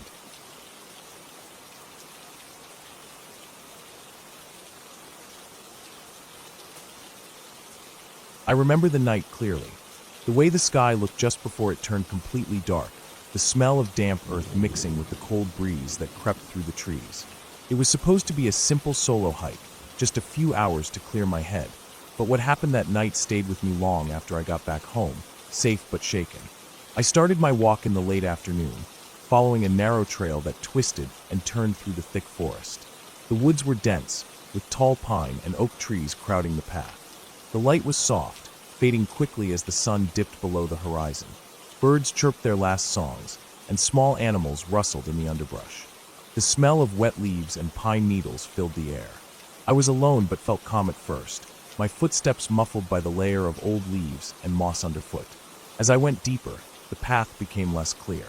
Branches blocked some parts, and fallen logs forced me to step carefully. The light grew dimmer, and shadows stretched long. I reached a small clearing near a creek. Thin water trickling over smooth stones, the sound steady and gentle. I sat on a rock, letting the quiet calm wash over me, trying to relax. After a while, I noticed something odd, a faint sound, almost like a low breath or a whisper carried by the wind. I stopped moving, listening closely, but it was gone. I thought maybe it was just the wind shifting leaves or some small animal moving far away. I brushed it off and stood up to continue, heading along the creek. The trail narrowed here, squeezing between the creek on one side and a steep hill on the other. The ground underfoot was slippery with mud from recent rain. I had to move slowly to avoid falling. The woods felt thicker, darker, the air colder, even though it was still early evening. The feeling of being watched crept over me, subtle but growing stronger with every step. Suddenly, I heard the sound again, clearer this time, heavy breathing, uneven and quick, coming from just beyond the trees on the hillside. My heart jumped. I stopped and stared into the shadows. The trees moved with the wind, but I could see nothing. No shapes, no movement, just the dark trunks and thick brush. The sound stopped as suddenly as it came. I told myself it was an animal, maybe a deer or a wild boar, and tried to keep calm. Still, my pace quickened, and I stayed alert. The path twisted sharply now, and I had to climb over rocks and roots. My boots sank into the mud, and the chill in the air seeped through my jacket. The forest was so quiet now, no birds, no rustling animals, just the distant sound of the creek. Out of the corner of my eye, I thought I saw something move, a shadow slipping between the trees. I stopped and looked, heart pounding in my chest. Nothing was there. I forced myself to take a few deep breaths, reminding myself it was just my mind playing tricks. But the feeling of being followed stayed. The sun finally disappeared, and the sky darkened to deep blue. My phone's light was almost dead, flickering weakly. I cursed myself for not bringing extra batteries or a flashlight. I turned it on briefly, scanning the path ahead. The light caught on the wet leaves, the uneven ground, and just beyond, the thick forest stretching into darkness. Then I heard it again, the breathing, louder this time, rough and close. My head snapped toward the sound. It was coming from just off the trail, in the shadows near a fallen tree. I couldn't see anything, but the noise was unmistakable. I held my breath, heart racing so hard I could feel it in my throat. I took a slow step back, then another, trying not to make noise. My eyes darted around, searching the blackness. I thought about running, but the path behind me was narrow and uneven. If something was out there, running might trigger it. I remembered my survival training, move calmly but quickly. The breathing stopped suddenly. Silence. Then, something shifted in the underbrush, a faint snapping of twigs, soft but definite. My mind jumped to every possible threat. Wild animal, a stranger, something worse. I gripped a sturdy stick I found nearby, holding it like a weapon. I moved forward cautiously, shining the fading light of my phone into the dark trees. The beam caught on a shape, something large and low to the ground. My breath hitched. It was a big dog, a stray maybe, eyes reflecting the light.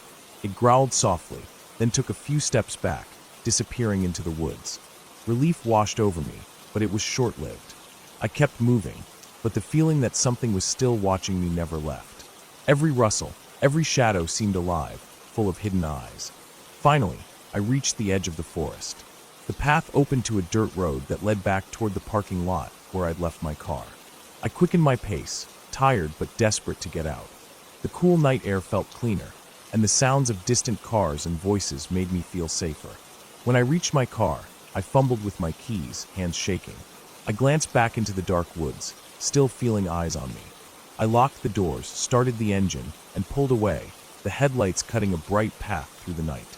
Driving back, I kept replaying the night in my head, the heavy breathing, the eyes in the dark, the silent shadows. I thought about how easily things could have gone wrong out there alone, how small and vulnerable I was in that endless forest. That night taught me something important. Nature can be beautiful, peaceful, even healing. But it's also wild, unpredictable, and full of things that don't want to be found. It doesn't care about your plans or your comfort. Respect it, or it will remind you who's really in charge. Since then, I never go out alone without proper gear and a plan. I learned to listen to those little warnings, the sudden quiet, the feeling of being watched. They mean something. They saved me that night, and I'm grateful I made it out, because not everyone does.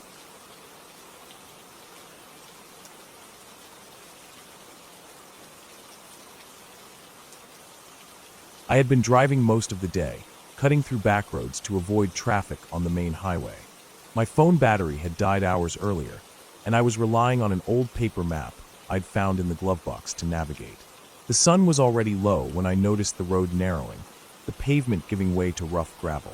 Tall trees pressed close on either side, their branches arching overhead to block out the last of the daylight. I told myself it was fine, that I'd be back on a proper road soon enough, but the longer I drove, the rougher it got. The gravel turned to dirt, and deep ruts shook the car every few feet.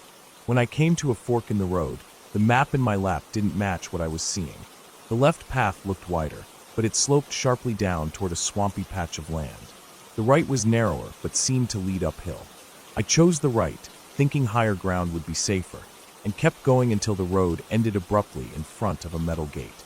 Beyond it was nothing but thick forest. I put the car in reverse, but the tires spun in the loose dirt before catching enough to pull back. A few minutes later, I was back at the fork. I took the other road this time, and after a few minutes, the ground leveled out. I passed an old mailbox leaning sideways on a rusted post, though there was no sign of a house. The road twisted for what felt like forever. The air was damp and heavy, the smell of wet leaves and mud filling the car. The sun was gone now, and the dim light filtering through the trees had faded into deep blue shadows. My headlights were the only thing cutting the darkness, but even they seemed weaker than usual, as if the forest was swallowing the light. I glanced at the fuel gauge and felt a twinge of unease. The needle hovered just above empty. I hadn't passed a gas station in over an hour. My plan was simple: find a wider road, follow it until I reached a small town, fill up, and get back on track. But the road kept winding deeper, with no signs, no intersections, and no way to turn around without backing into the trees. The first real sign of life came as a faint glow through the trees, far off the road. I slowed the car, craning my neck to see better. It wasn't moving like headlights, more like a steady yellow light, low to the ground, as if from a lantern. I thought maybe it was a porch light, which meant there could be a house nearby where I could ask for directions.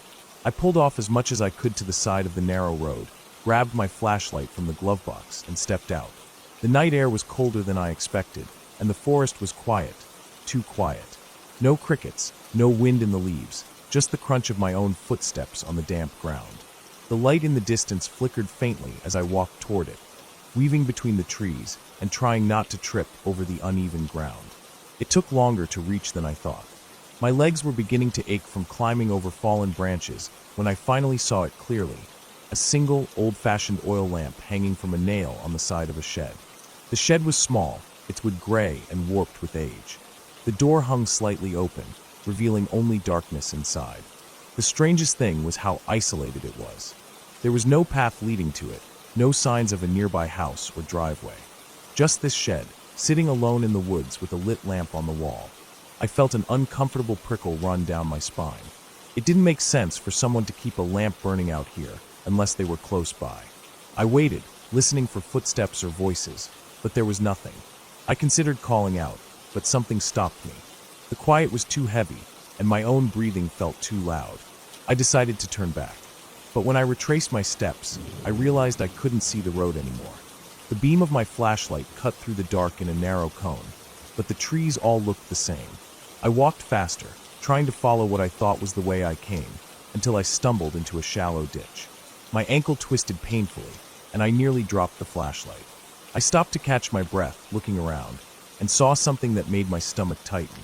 Just a few feet away was a boot print in the mud. It was fresh, edges sharp, water still pooled in the deeper grooves. But it wasn't mine.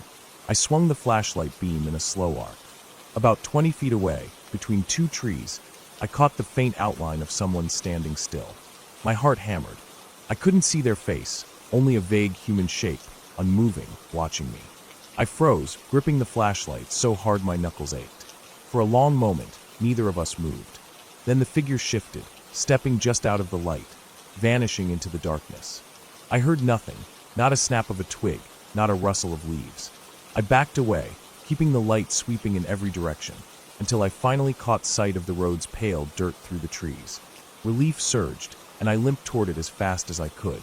When I reached the car, the driver's side door was open. I was certain I had shut it.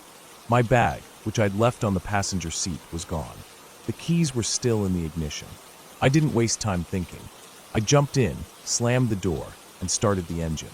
The car lurched forward, tires spitting dirt as I sped down the road, not caring about the ruts or the low fuel warning now flashing red. I drove until I saw the glow of a gas station sign through the trees. I pulled in, my hands trembling, and sat there for several minutes before getting out. I never told the attendant what happened. I just filled the tank, bought a new map, and took the main road home. Later, when I thought about it, what unsettled me most wasn't the figure in the woods or the open car door. It was the fact that I had walked in a straight line to the shed and a straight line back, or at least I thought I had. But somehow, the road was in a completely different place than where I expected it to be. And somewhere in those trees, someone had been close enough to take my bag without me hearing a single sound.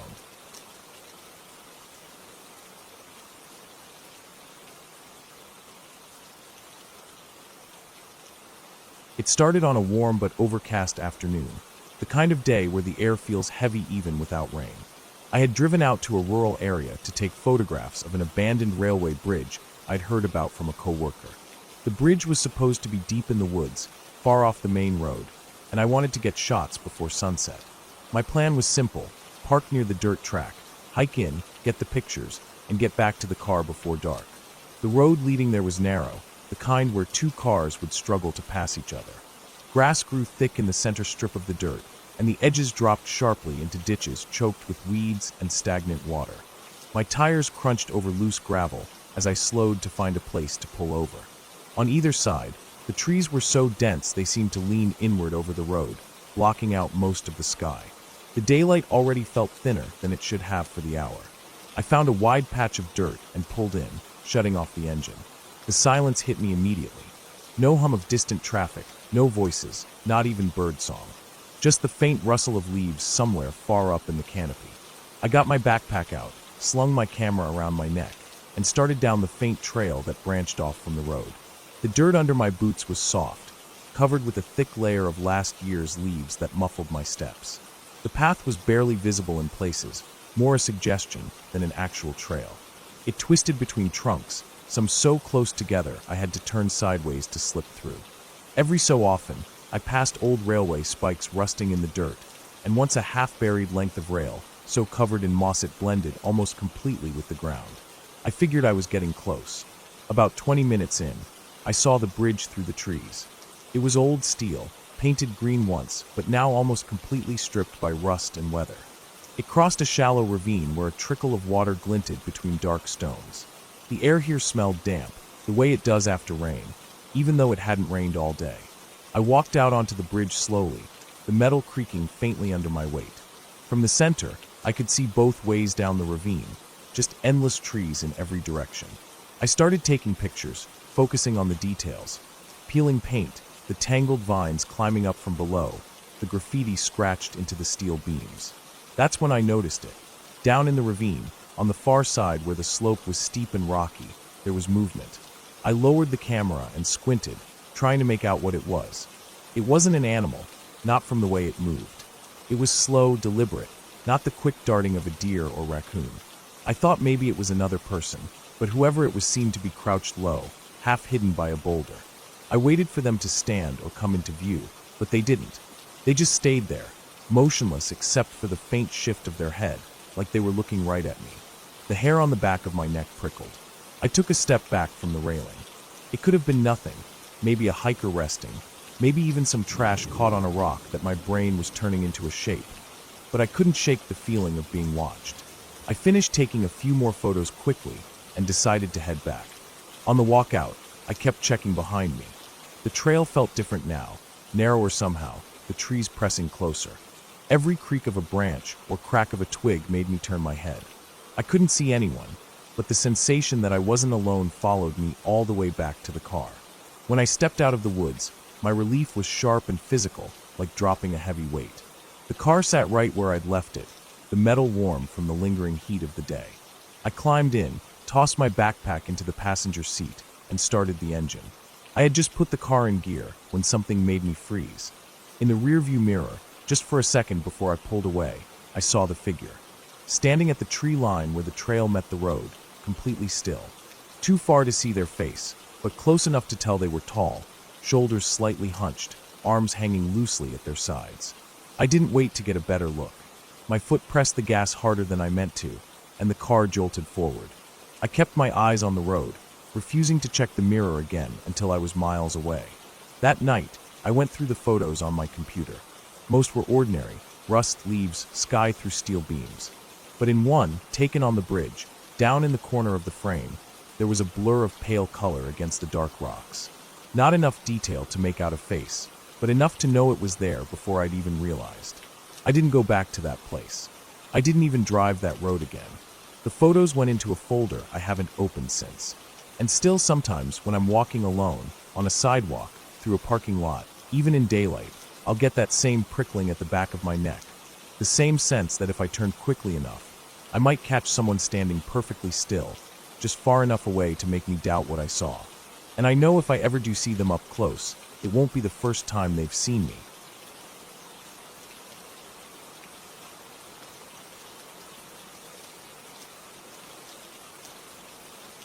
I didn't expect much when I agreed to go hiking alone that morning.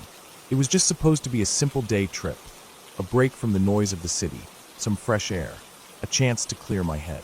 I had my backpack, enough water and snacks for the day, a basic first aid kit, and a map of the trails. Nothing fancy.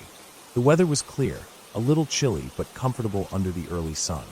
I parked my car at the trailhead just after 8 a.m., took a deep breath of the pine-scented air, and set off. The trail was mostly dirt, winding through thick forest with occasional patches of open meadow. The ground was damp in spots from recent rain, but the path was firm enough. I felt good, steady. I kept an even pace, enjoying the quiet around me, only the rustle of leaves and distant bird calls breaking the silence. No one else was around, which I liked. Sometimes, you need to be alone with your thoughts. The first few miles went by without incident. I stopped once to take a drink and eat a granola bar. The sun climbed higher, filtering down through the branches and warming the forest floor.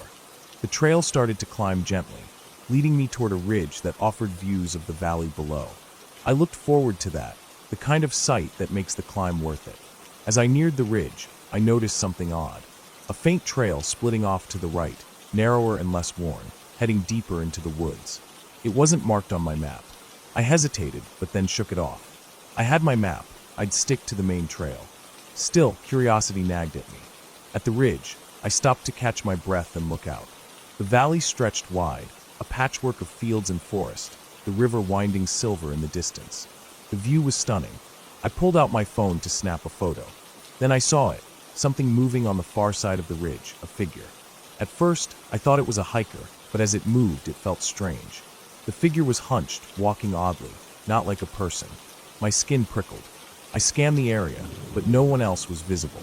The figure disappeared behind a tree. I shook my head, telling myself I was imagining things. Maybe a deer or some other animal. I turned back to the trail. That's when I realized my phone battery was dead. I hadn't checked it after taking that first photo. No signal either. Just the forest and me. I decided to continue along the ridge. The trail became steeper, the trees thicker. The air smelled fresher here, cooler. I felt the thrill of being so far from civilization, but also a small knot of unease. I reached a small clearing near the top, where a fallen log lay across the path. As I stepped over it, I heard something, a sharp crack from deeper in the woods.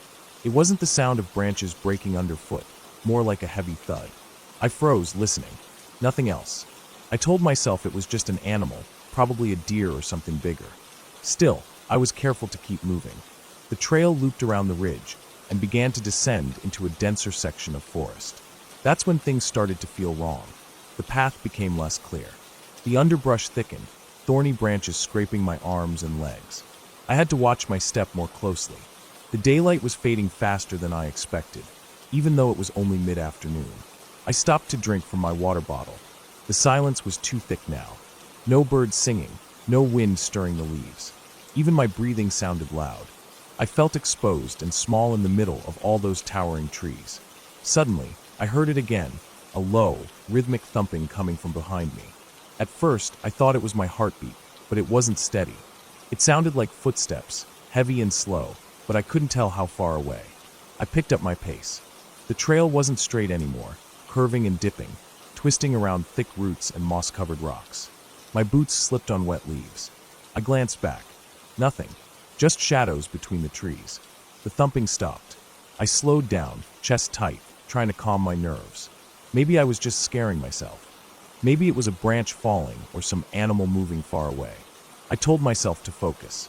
Then I tripped on a root and landed hard on my right knee. Pain shot through my leg, sharp and burning. I cursed softly, careful not to make too much noise. I sat still for a moment, feeling the sting, then wiped the dirt and leaves off my pants. I knew I should check for injury, but I was more worried about what might be behind me. I listened again. Silence. I got up slowly and tested my weight on my leg. It hurt, but I could walk. Good enough. I kept moving, slower now. The trail curved sharply, and the trees thinned a bit, revealing a faint light up ahead, maybe the end of the trail or an opening. Relieved, I headed toward it. As I stepped into the light, I found myself at the edge of a small clearing, maybe 20 feet across. The ground was muddy and uneven, scattered with broken branches and flattened grass. Then I saw the footprints. They were large, deep impressions in the mud, bigger than any bear or deer tracks I'd seen. They led into the woods from the opposite side and disappeared between the trees where the shadows were thickest. My heart hammered in my chest. These weren't animal tracks I recognized. They were too big, too heavy. I swallowed hard and took a step back, but my foot slipped in the mud and I almost fell again. The air felt colder, heavier. I glanced around, trying to find a way out, but the path back was blocked by fallen branches and thick bushes that hadn't been there before. Panic surged. I started moving faster, looking for another route. The forest was dense, tangled with vines and trees packed close together. The light faded, leaving me in near darkness. I stopped to catch my breath and pulled out my flashlight, but the batteries were dead. I cursed again. No phone, no light, and no way to find my way. I remembered the tracks and thought maybe whoever, or whatever, made them might still be nearby. I listened. The forest was quiet again. Too quiet. I took a deep breath, trying to steady myself, and moved forward blindly. I stumbled through the undergrowth, branches scraping my face and hands. My clothes were torn and muddy. Suddenly, I heard it, a deep, heavy breathing right behind me. I froze. The sound was close, slow, and labored. I turned quickly, but saw nothing except thick trees and shadow. The breathing stopped. I stood still, heart pounding, trying to decide what to do. I decided to climb a tree, any tree, to get a better view and maybe stay safe for a while. I found a sturdy pine with low branches and started climbing. My leg ached, but I pushed up, pulling myself higher until I was about 10 feet off the ground. From here, I could see a bit better. The moon had risen, casting pale light through the canopy. I spotted the trail leading back toward the ridge, but it was far and winding. I could hear twigs snapping below. Then I saw it, a large figure moving slowly among the trees. It wasn't running, just walking with heavy steps. It stopped and looked up at me. I could see the shape clearly now. Huge shoulders, thick arms, but not quite human. The way it moved was awkward, lumbering, almost animalistic. Fear gripped me. I was trapped up here with no way down that felt safe. The figure stayed below for what felt like an hour, pacing and sniffing the air. I didn't dare move or make a sound. Eventually, it started to move away, disappearing into the shadows. I waited another long time before climbing down slowly. My leg was stiff, but I managed. I took the trail back toward the ridge, careful and quiet, my senses on edge. The forest seemed different now, darker, colder. I walked for what felt like miles, the trail getting steeper as I climbed back. At last, I reached the top and saw the parking lot far below, lights from cars and buildings shining faintly. I ran down the last stretch, my breath ragged. my legs screaming with every step. When I finally got to my car, I slammed the door shut and locked it. I sat inside, shaking, my mind racing. I thought about what I'd seen and heard, the footprints, the breathing, the figure. I realized that whatever was out there wasn't just some animal or lost hiker. It was something wild, something that belonged deep in these woods.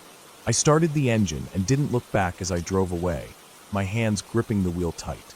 The memory of those heavy footsteps and that quiet breathing stayed with me for days afterward. I never went back to that trail. Some places are better left alone.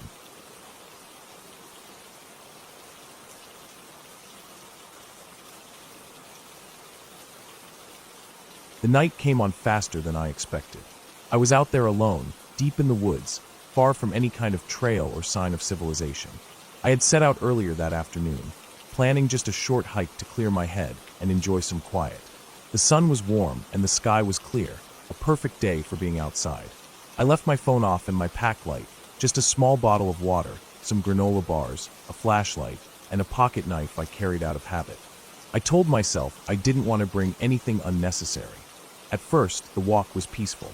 The forest around me was thick with tall pines and maples, their leaves whispering softly in the breeze.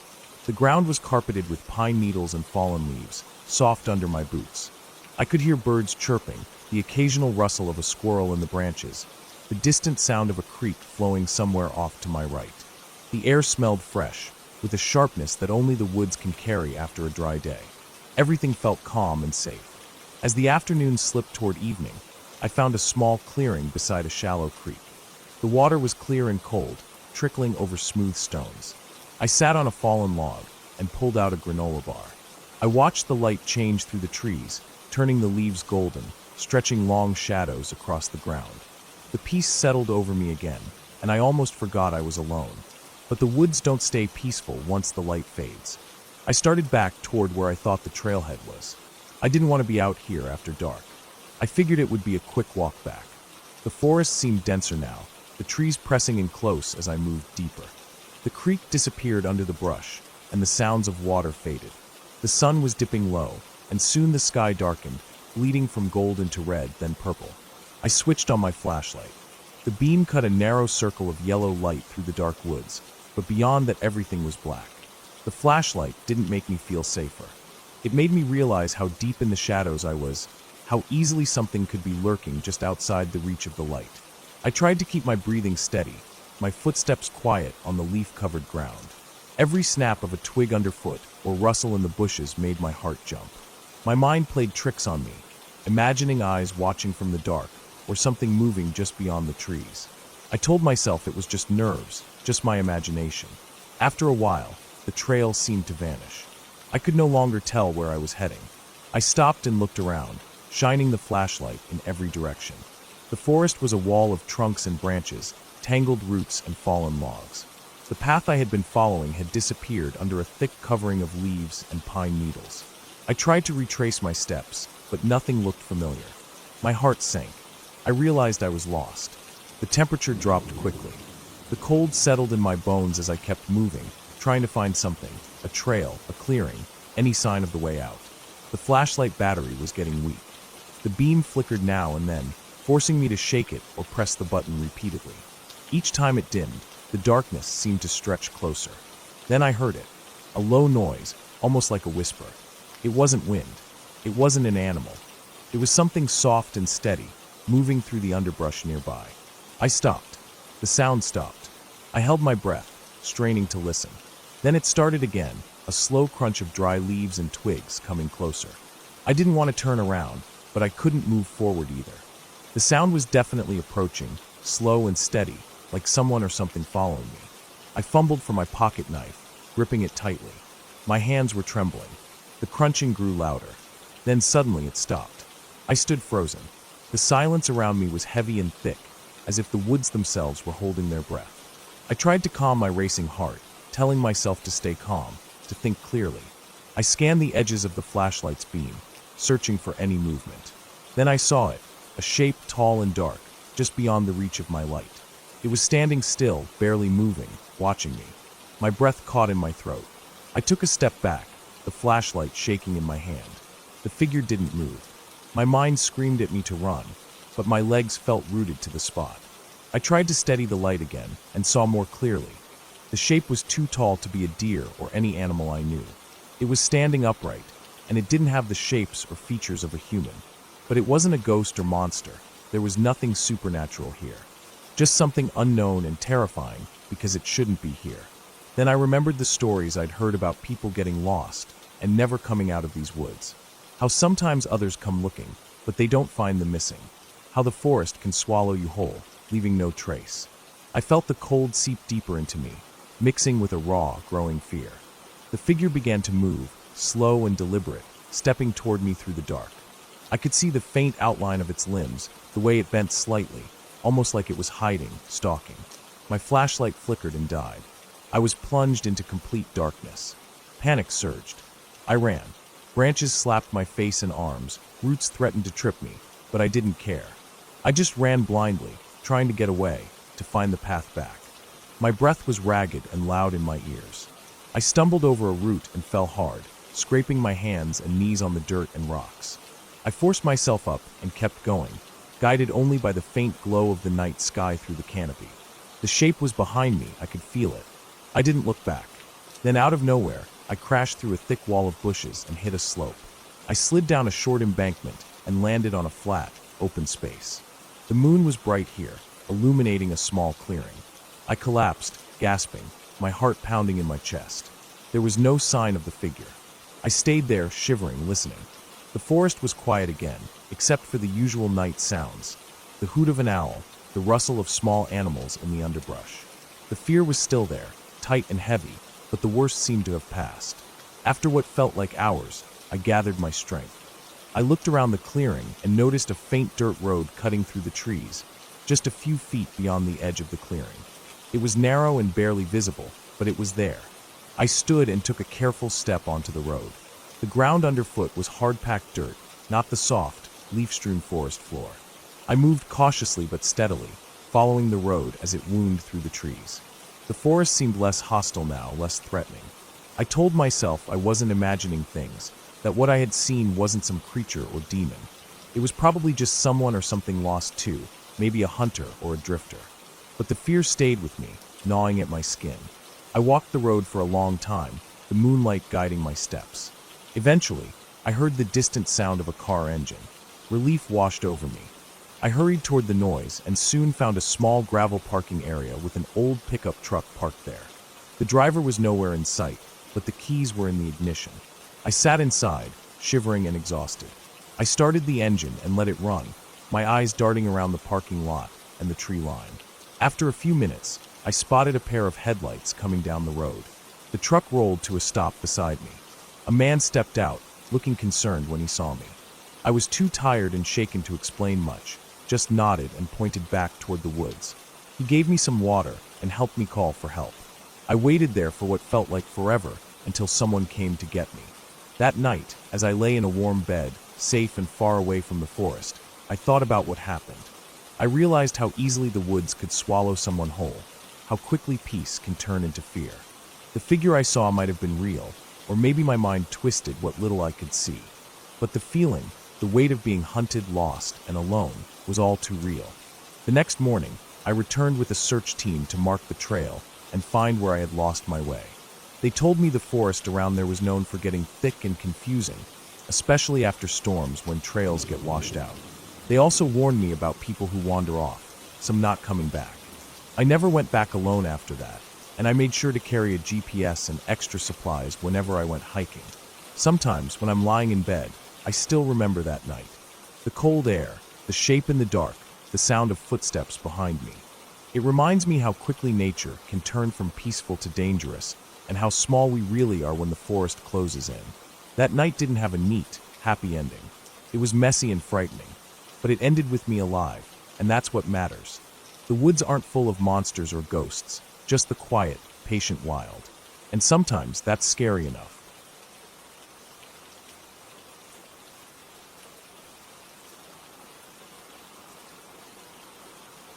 I remember the day started like any other. I had been planning this hike for weeks, a chance to escape the city noise and spend some time alone in the wilderness. The sky was clear, the sun bright but not harsh, and the air held that fresh, earthy smell that only forests have after a light rain. I parked my car at the small trailhead, pulled my pack tighter, checked my map one last time, and stepped onto the dirt path that snaked its way through towering pines and thick underbrush.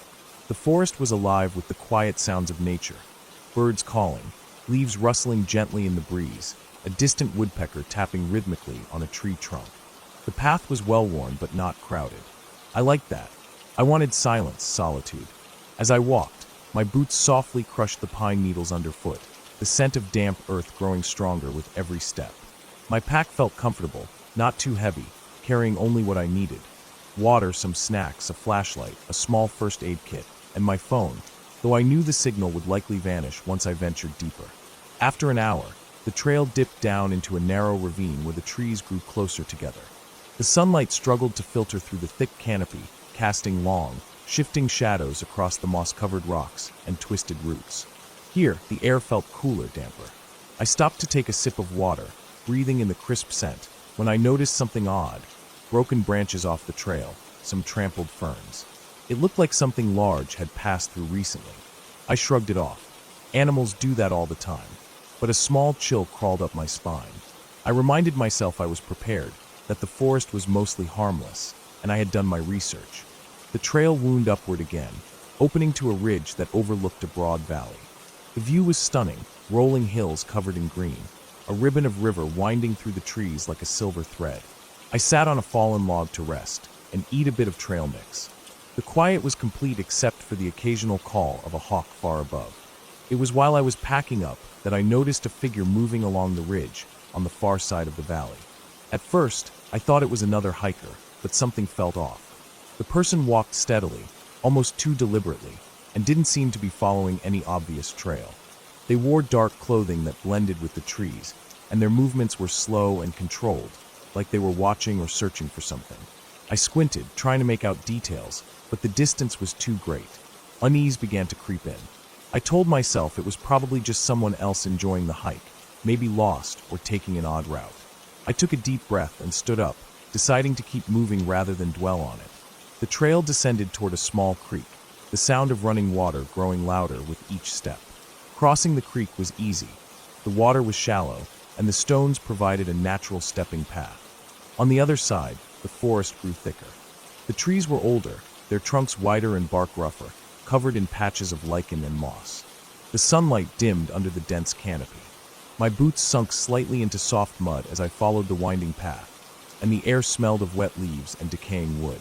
As I walked, the feeling of being watched returned. I stopped frequently, scanning the undergrowth. There was no one in sight. Only the natural sounds remained, the occasional snap of a twig, the flutter of a bird startled by my presence. Still, I couldn't shake the feeling that something was off, that I wasn't alone. After about 30 minutes, I reached a small clearing where the remains of an old cabin stood. The structure was barely recognizable, with walls collapsed and the roof sagging, swallowed by vines and moss. Curiosity pushed me closer. I circled the ruins, noticing old rusted cans and broken glass scattered in the dirt. The place looked abandoned for decades. I pulled out my phone to snap a quick photo, but the screen flickered and went black. I tried again. Nothing. The battery indicator still showed some life, but the screen refused to turn on. Frustrated, I shoved the phone back into my pack. No signal, no power. It was useless here.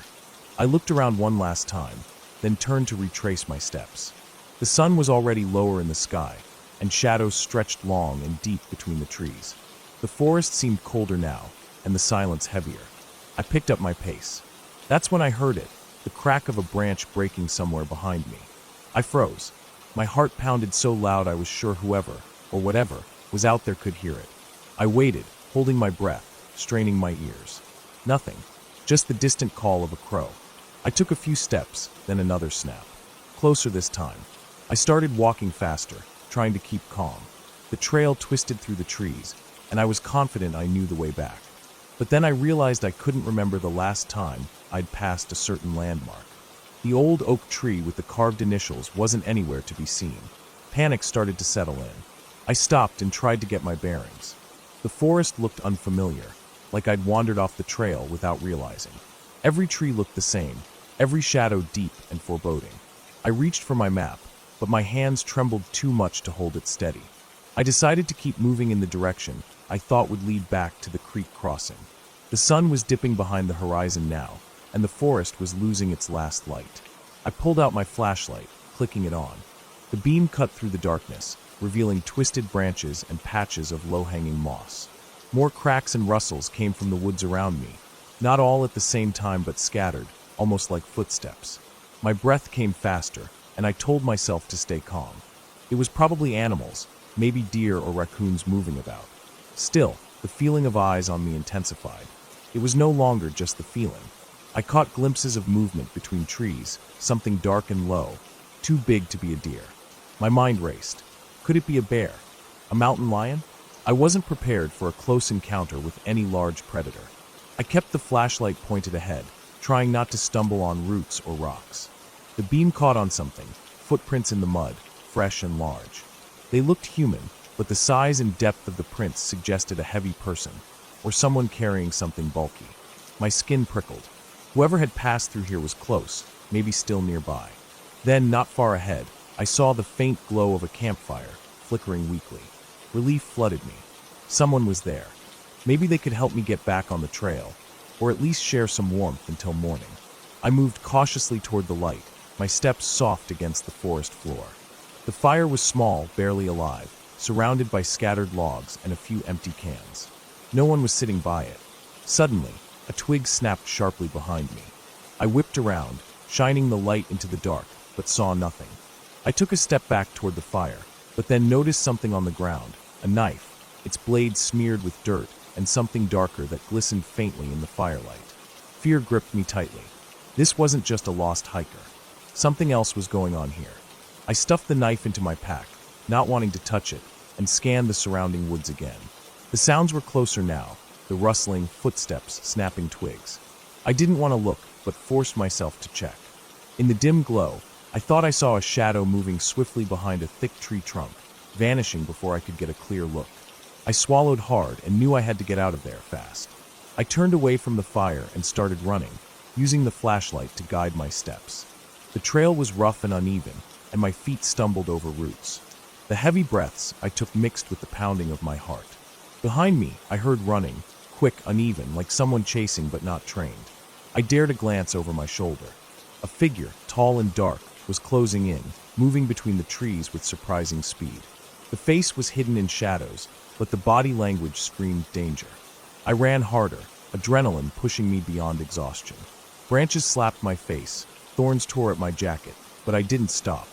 The forest blurred around me, a maze of dark shapes and noises.